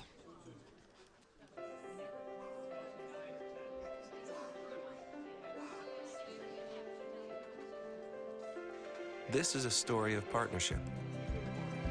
The kind of partnership that's happening in the places we know and love. Like Millennium Park, where a public space is being transformed into a work of art. And Shed Aquarium, where a summer program is giving our students a lifelong love of science and a lifelong sense of self. And Lou Malnati's, where Mark Malnati is feeding more locals more deep dish pizza than ever. It's the story of the kind of partnership that helped the Art Institute of Chicago build a modern wing. And the Anne and Robert H. Lurie Children's Hospital of Chicago build a space that inspires hope. These are the stories of the places we share, the places we grow, the places we celebrate, the places we discover, and the places we heal. For more than 150 years, it's been a privilege to work with the organizations, businesses, and communities that help make Chicago, Chicago.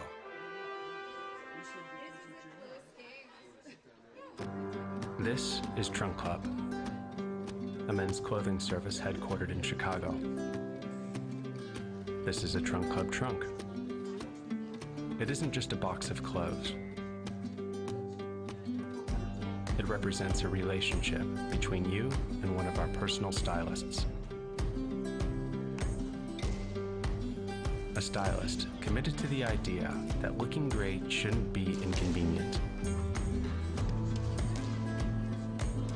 And that convenience shouldn't come at the expense of personalized service.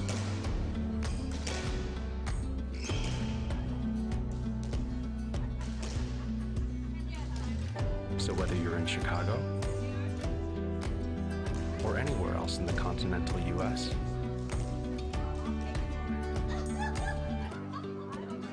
welcome to the club.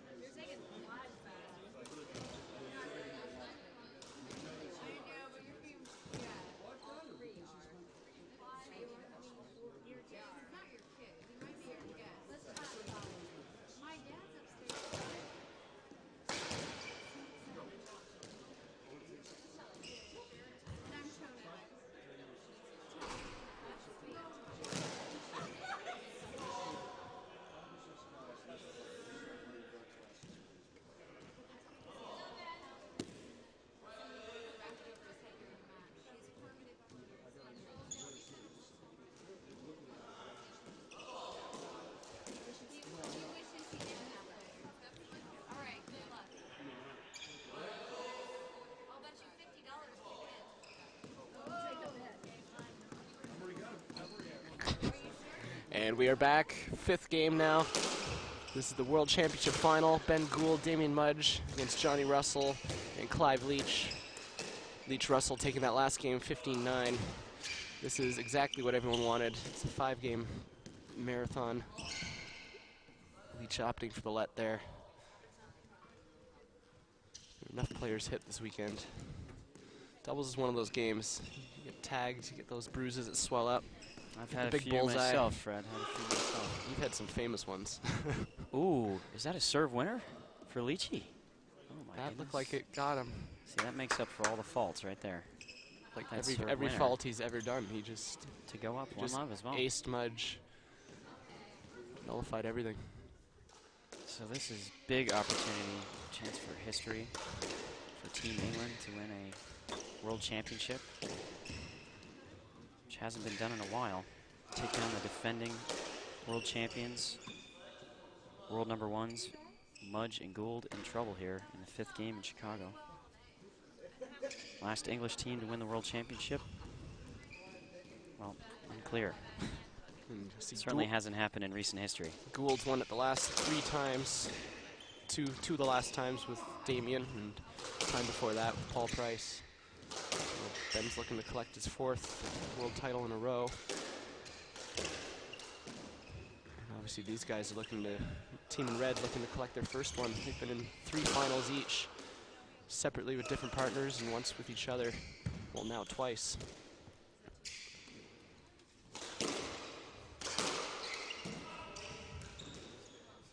Interesting to see what Mudge and Gould, what do they need to do here, Fred? How are they going to get back in control? I think if Gould can find his cross-court nicks again, that was certainly working on us yesterday.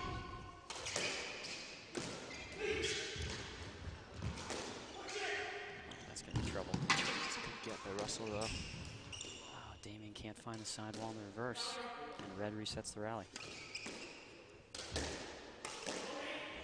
Oh, that's a 3-wall winner from Leachy. See the excitement in his body there. Huge shot. He needed 2 that love. one. This is a big chance. Fill the confidence tanks. See if they can pull away with some points.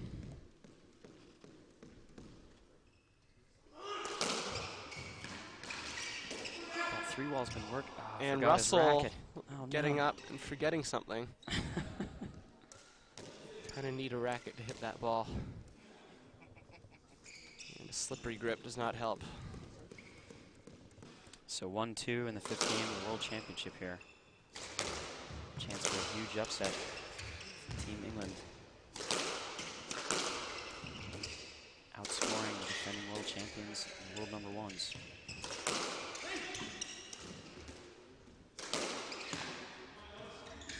I think the pace has picked up from the Australians. They're looking to hit a bit harder now. Team Mudge They're hitting really, a lot earlier. Really turned on the gas here. I think they're trying to show their intensity a little bit more. Gould's still playing it cool. Oh, that's a great shot from Russell. Wow.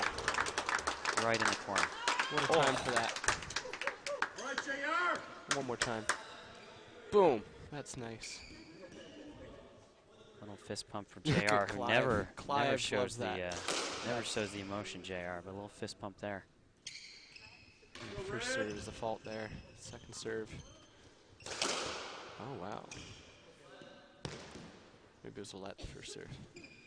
Can't see him doing that as the second serve.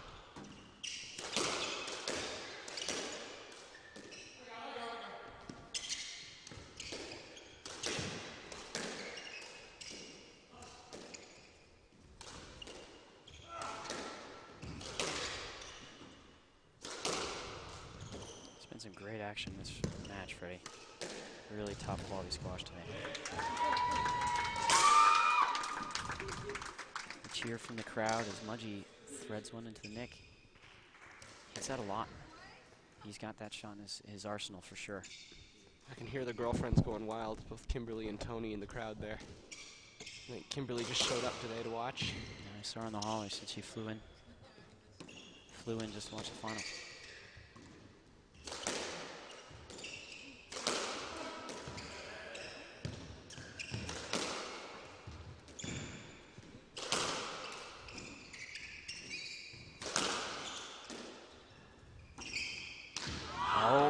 a lucky escapes break. Mudge's reach with a little lucky bounce at the back there.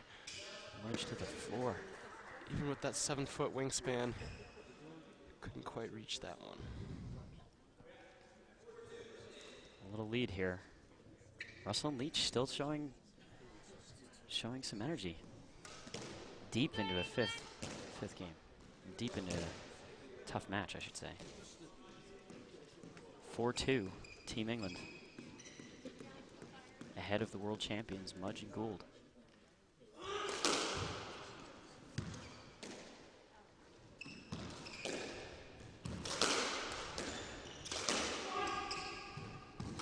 See Mudge going back to pace here.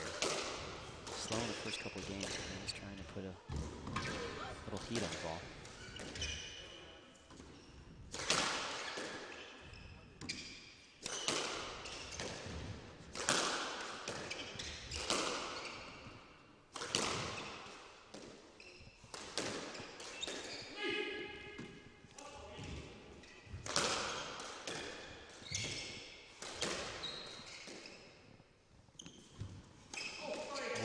Just narrowly missing Ben's head. In fact, I think he got him.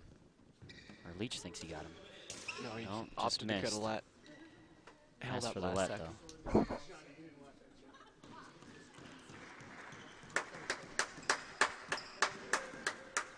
Still early in this fifth game, 4-2.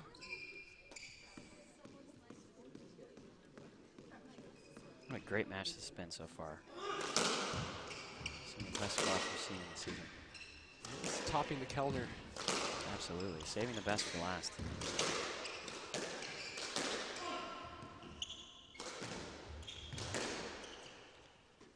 And that ball's hit out of court.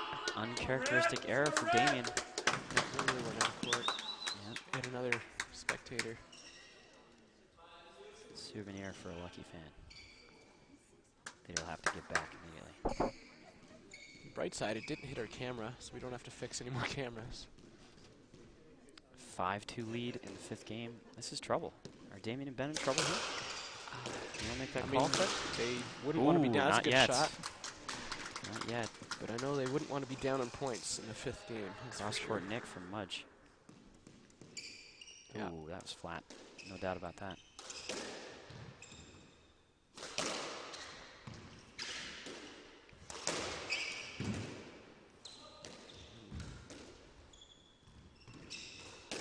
You can definitely sense the tension on the Australian side. They're certainly worried now. There's tension within me. I'm just getting nervous watching this. Hands getting a little wet.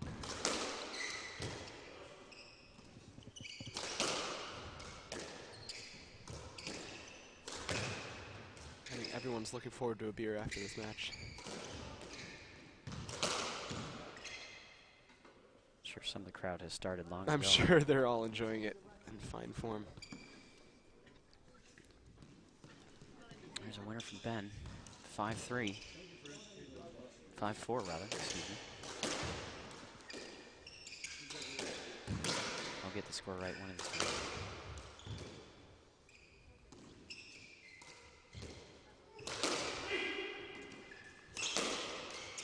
Ben being a little more conservative now, avoiding that error. And Russell. Jeremy taking a dive there. Look at that. Jeez, that's some effort. Almost going Oh into boy. full headstand. Good effort, John Almost Russell. push back up into a handstand.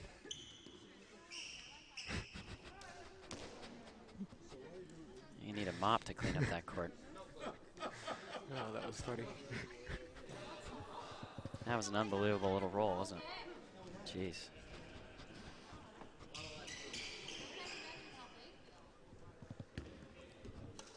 Well, as they towel off the court, it's 5-all in the fifth game. Mudge and Gould bringing it back to tie score. Desperately needed that.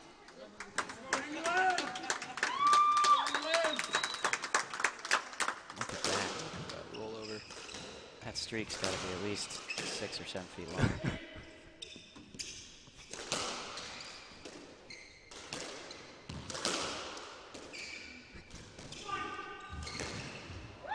That's a winner from Russell. Good lord. Oh, Nick after nick from both teams. How do you do that? I have no idea how you do that. Great shot from JR, 6-5. Fifth game. Haven't been any unforced errors this game. It's just been winners and a couple lucky bounces here and there, but both teams playing pretty steady and yet pretty aggressive. Playing for this world doubles title. If you're watching the stream now, you need to tell people to start watching, because this could be history. Seeing Mudgee Gould lose is like seeing a comet. They don't come around too often. When they do, they're pretty spectacular. Play let there.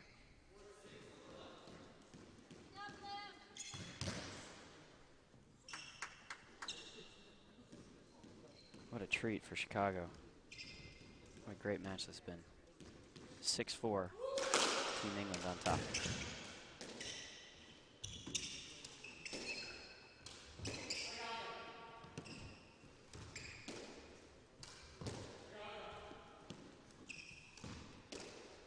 And Joanne Leach, if you're watching, I want to wish you a happy Mother's Day.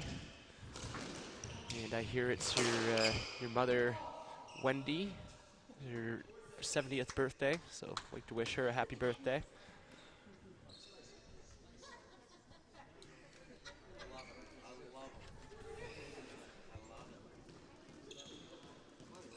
Yeah, happy Mother's Day to everybody. I can tell you 4 people who are currently not thinking about Mother's Day. It's these 4 players on the court. Ooh, that's a costly error from Ben. That's 7-4.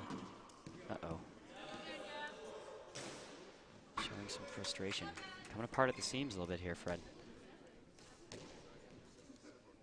So run red.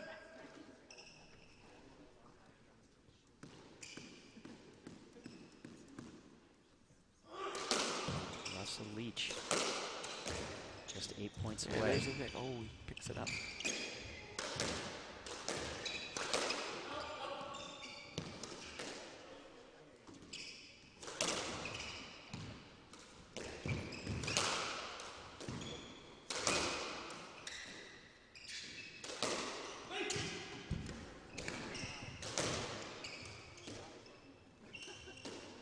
Dominant almost out duo of court.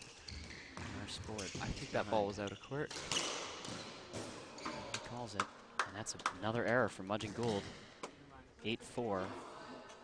A sizable lead from Leach Russell. They're feeling it now.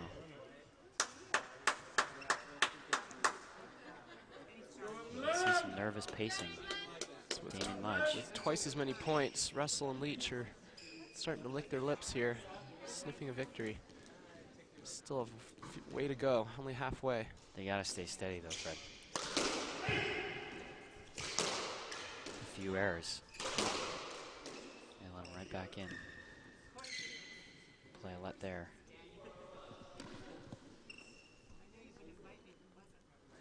If you're just tuning in, we're live in Chicago for the World Doubles Championship. Defending champions and world number 1s, Damien Mudge and Ben Gould, behind 8-4 in the 5th game. To John Russell and Clive Leach in red. Ooh, that's very, very dark and wet red. Right. Really more of a maroon at this point. Oh, Russell catching the tin. It's trouble. Yeah. Catching the bottom of the tin as well. Just misjudging the ball there. That's mistakes you can't make at this point. They need to hold this lead. Ooh, that That'll do. helps. That helps. That's that shot I want Clive to go for. It's that volley, you're right, Fred, if he gets that volley going. 9-5. 6 points away. Oh, that's in the neck. Cross court. Cheers Good from the touch. crowd. High racket prep, showing he could hit it hard. And then he gets down low with the ball, carves in a nice cross drop into the neck. It's a fun gallery here. There's support for both sides. As we're well into this match, we're now at the, what are we, the 2 hour and 20 minute mark, Fred? Could be. This is at least, yeah, it's probably 2 hour 15, 2:20 so far. longest match this season, for sure. Save the best for last. There hasn't even been an injury break or anything. Hardly a broken ball either. Looks like something's up. Mudge replacing a racket. As I say that, Mudge breaks a string or a racket. No, looks like a broken ball. Broken ball. All right, I jinxed it. Sorry, guys. That's all right. We're going to cut to commercial now because I jinxed it. No commercial? Maybe not. No time. All right, one commercial.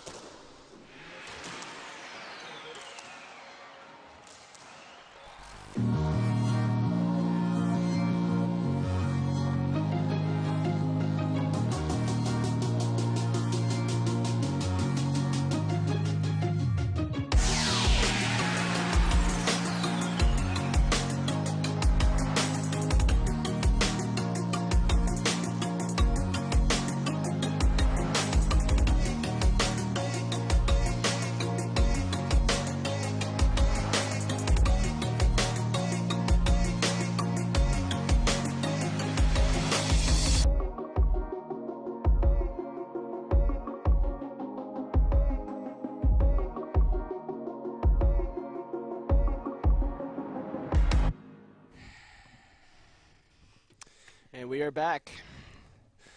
Hopefully they've warmed up the ball by now. This is good stuff, Freddie. This is world-class squash here. Leach and Russell, chance to win a world championship against one of the better teams to ever play this sport. 9-5 up in the fifth.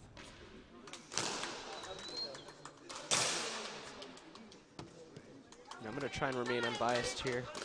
I'd like to see, you know, changing of the guard here. See some different guys win this. Obviously, Clive and John have been in 3 finals, not having won it yet. It'd be nice to see them finally win it. Absolutely.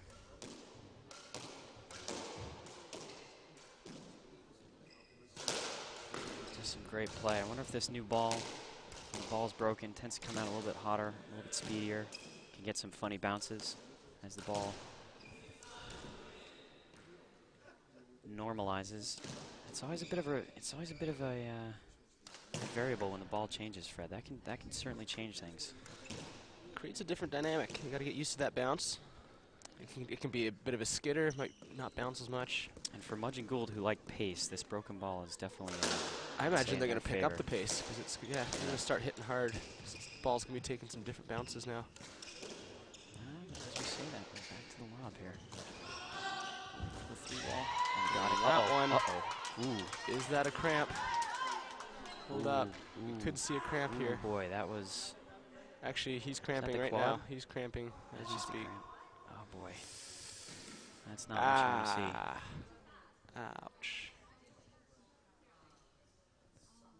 Leach with a bad lunge there. The more you think of the cramp, the more it cramps.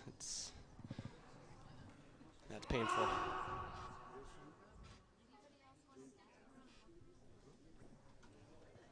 Yeah, that looked bad. Not exactly sure what happened there. See if we can see it again, but yeah, it took a bad lunge there. Gonna cut to the replay here and see if we can see. It's a good 3-wall from Damien. He's grabbing his left quad, so it might have just been a cramp, yeah. Although he's looking bad here.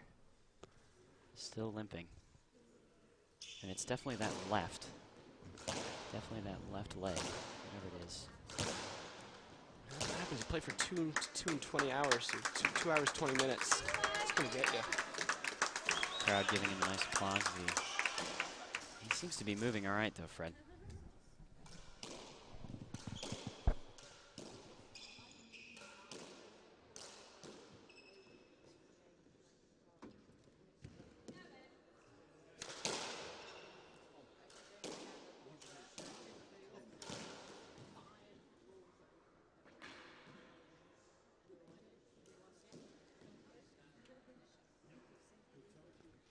Is that for Clive?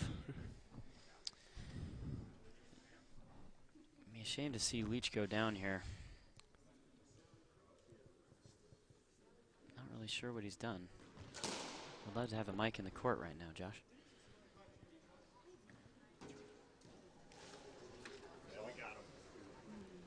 I just handed out some salt tablets, which are probably going to make its way over to Clive.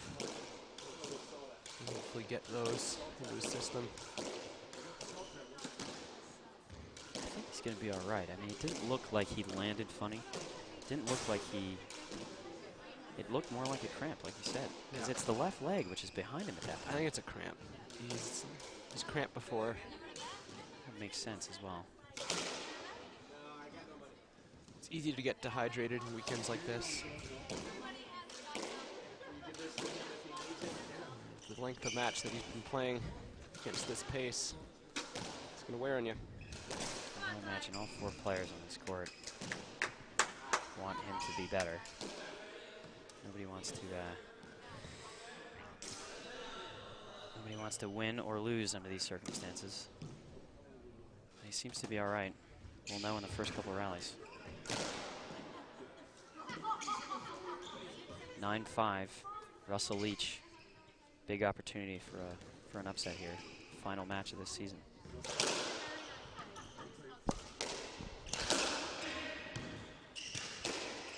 He's moving okay. Gotta imagine Mudge and Gould are going to be giving Clive an awful lot of balls to work with here. He's seeing a lot of rubber.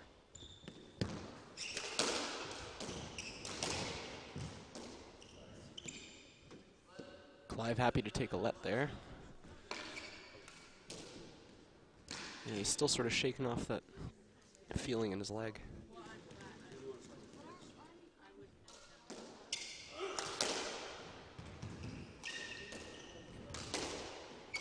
I think it's just mind over matter at this point. You just got to fight through it, bite the bullet. You're in the World Championship final. I think that's what he's doing. Seems to be all right. Yep. Great get. That's good wrist. Leachy moving up, a little bit labored movement. But he's still covering his position.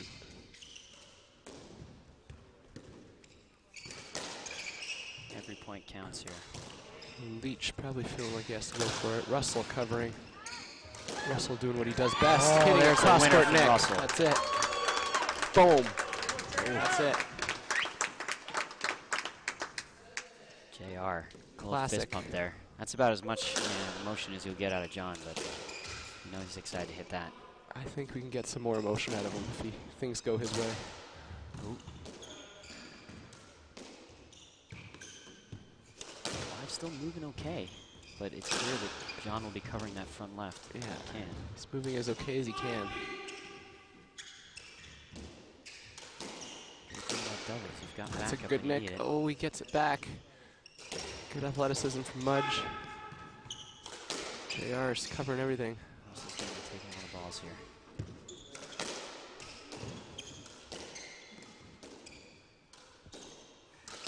Clive playing it safe. Oh, that's right in the legs. Someone got hit. That was Russell. No, that's Leach. Oh, Leach. Leach in that left leg that Right just got injured. in... Ah. That was in the cramped leg, wasn't it? Ow. Ow, stop replaying it. Ow.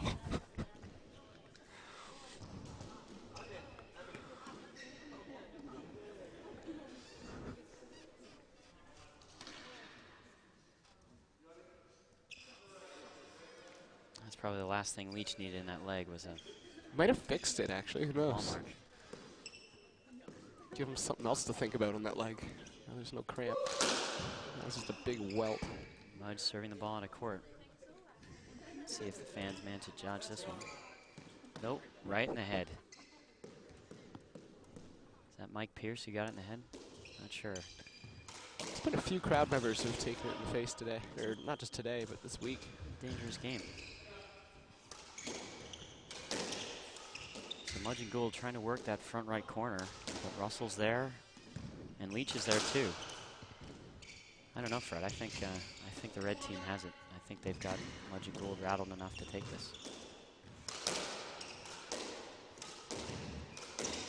And they've lost in the past. They've been timid on their offense, and that is certainly the case now. This is a timid Australian team. It's also been in the bigger events, hasn't it? But they've never lost a world championship together, so I know. keep that in mind. This is a, that's why this could be a first. Getting excited. Russell going for that 3-wall boast there. Does not find the nick. For Mudgeon Ghoul, you've got to be extending the rallies with Leach here. You've got to be making Leach work. And you know what? Red's in control. I don't know if we're seeing a stroke there. Leach wants a stroke. That may be a stroke, and they're giving him a let. It's awfully high, I guess. That was a cute position. I mean, that's right back over his head. He is on the ground, essentially, but that is over his head.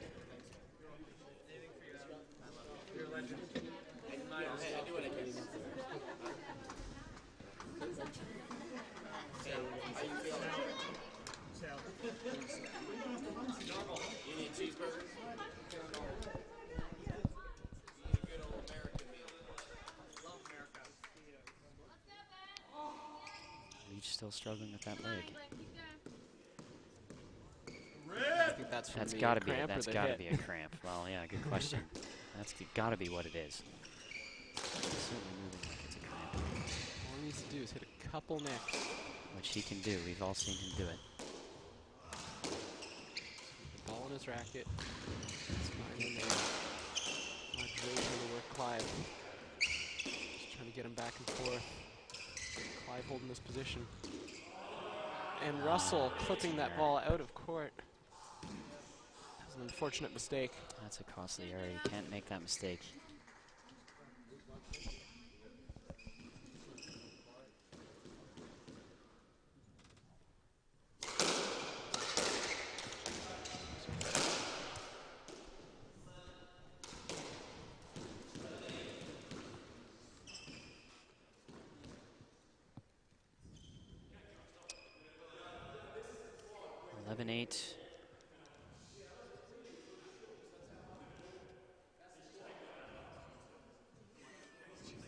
They're certainly discussing now whether or not Russell can take an injury break.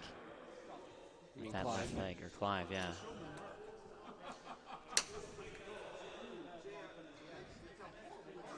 Technically, he hasn't had an injury break yet because he didn't walk off court. He hasn't taken it, but the question is whether or not you can take one. You He can't could take take one one. for a He cramp. could take one for the ball hit. You can take one for the ball hit. That would have to be his excuse. He'd have to stick to it.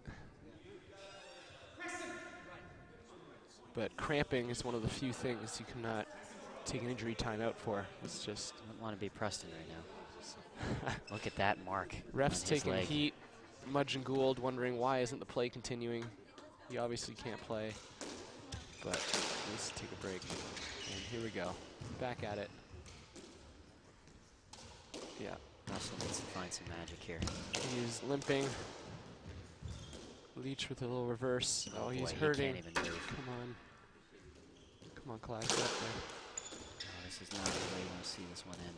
And That's a Russell great one from popping Russell. in a topspin forehand drop. Unbelievable Holy shot. smokes.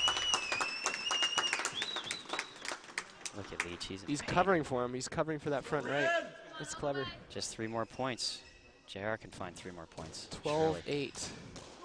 So close yet so far when you have an injured partner.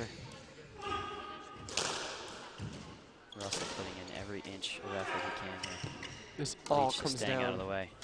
to Russell and maybe Leach and his racket skills. This is an unreal match. This is exciting. Red team giving it everything they can physically give. Tight Stroke shot there. by John Russell. Certainly not going to get the stroke there. And that That's ends in a gonna be let. That should be a let as well. Yeah. Oh boy. 12-8. Oh, man. Russell Leach narrowly ahead in the 5th game of the World Championship here in Chicago. Problem is, if he starts cramping again, he's going to go down. He won't even finish the rally. Well, he can't move. He's got to let John. He's got to let John do as everything. much as he can. They're going to play everything to Clive. Look Well, at they this. have to.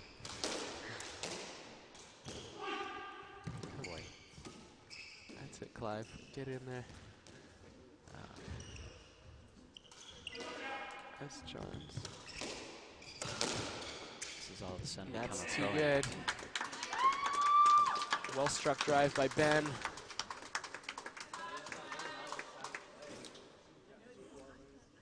You got a feel for Leachy here. He's played the match of his life, and his left leg has let him down. I feel awful. My co-commentator. It's still not. It's still not over though. Far from over. 12-9.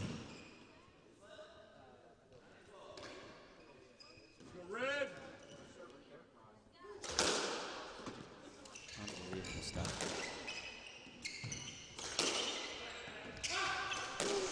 I thought Leach was going to take another one. Yeah, that's where you get it. He's about to get abused this match. Leach that's just an clipping error. the 10. That's an error from The Leach. gap is closing just a little bit. That would have been nice. 12-10. There's the right opening. It's coming down to the last couple of points here. Mudge and Gould can smell blood in the water. You know they've got a good chance at coming back. Oh, that's in the nick for Mudgey. 11-12. Even if Leach was fresh, he wasn't getting that ball. Guys, now is the time to share this live stream. You can post this on Facebook or Twitter, Instagram, whatever. Tell people Get to this tune out, in. because this is the final few points, World Championship professional final, and it could be a changing of the guard. We've got one player with labored movement out there. Oh, that's a great shot from Leachy. They have the lead with 2 points now, 13-11, after a great reverse from Leach from the back. Classic vintage shot. Leach. I'm worried he's going to cramp just from fist pumping. That's why he's fist pumping with his left hand there. Unbelievable. 13-11, 2 points away from a world championship. Team England, John Russell and Clive Leach on the verge of taking down titans of the game, Damien Mudge and Ben Gould. Ooh, almost a miscue there.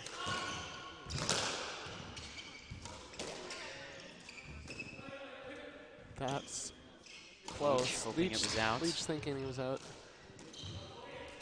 He's got to let Russell have that ball. Yeah.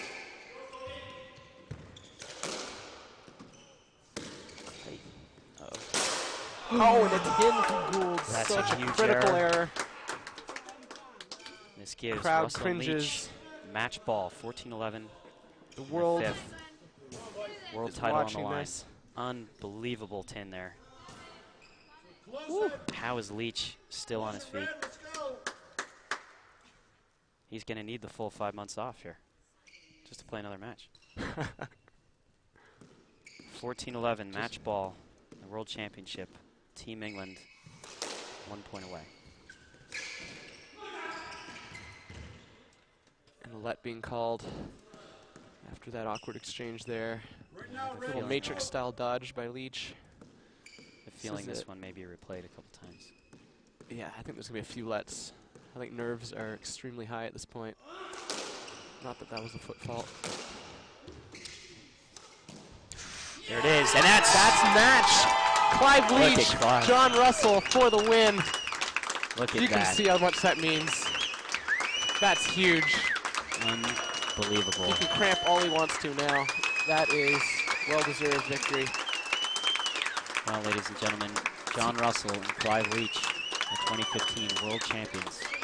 Team England beating Team Australia in an epic showdown. At least 2.5 hours, maybe 2 hours 40 at this point. Unreal. Huge upset. Save the best match for last. That was it. It's the best match I've ever seen, Fred. I don't know about you, but That was that's best what we all match I've paid ever for. seen. So Unreal. Thanks. Congratulations, Team England. Thank you for tuning in, guys. This has been a crazy week. Graham, you've done a good job. I'm going to go pass out. I've got a Too 10-hour much. drive ahead of me. Unreal. And stuff. signing off. Cheers.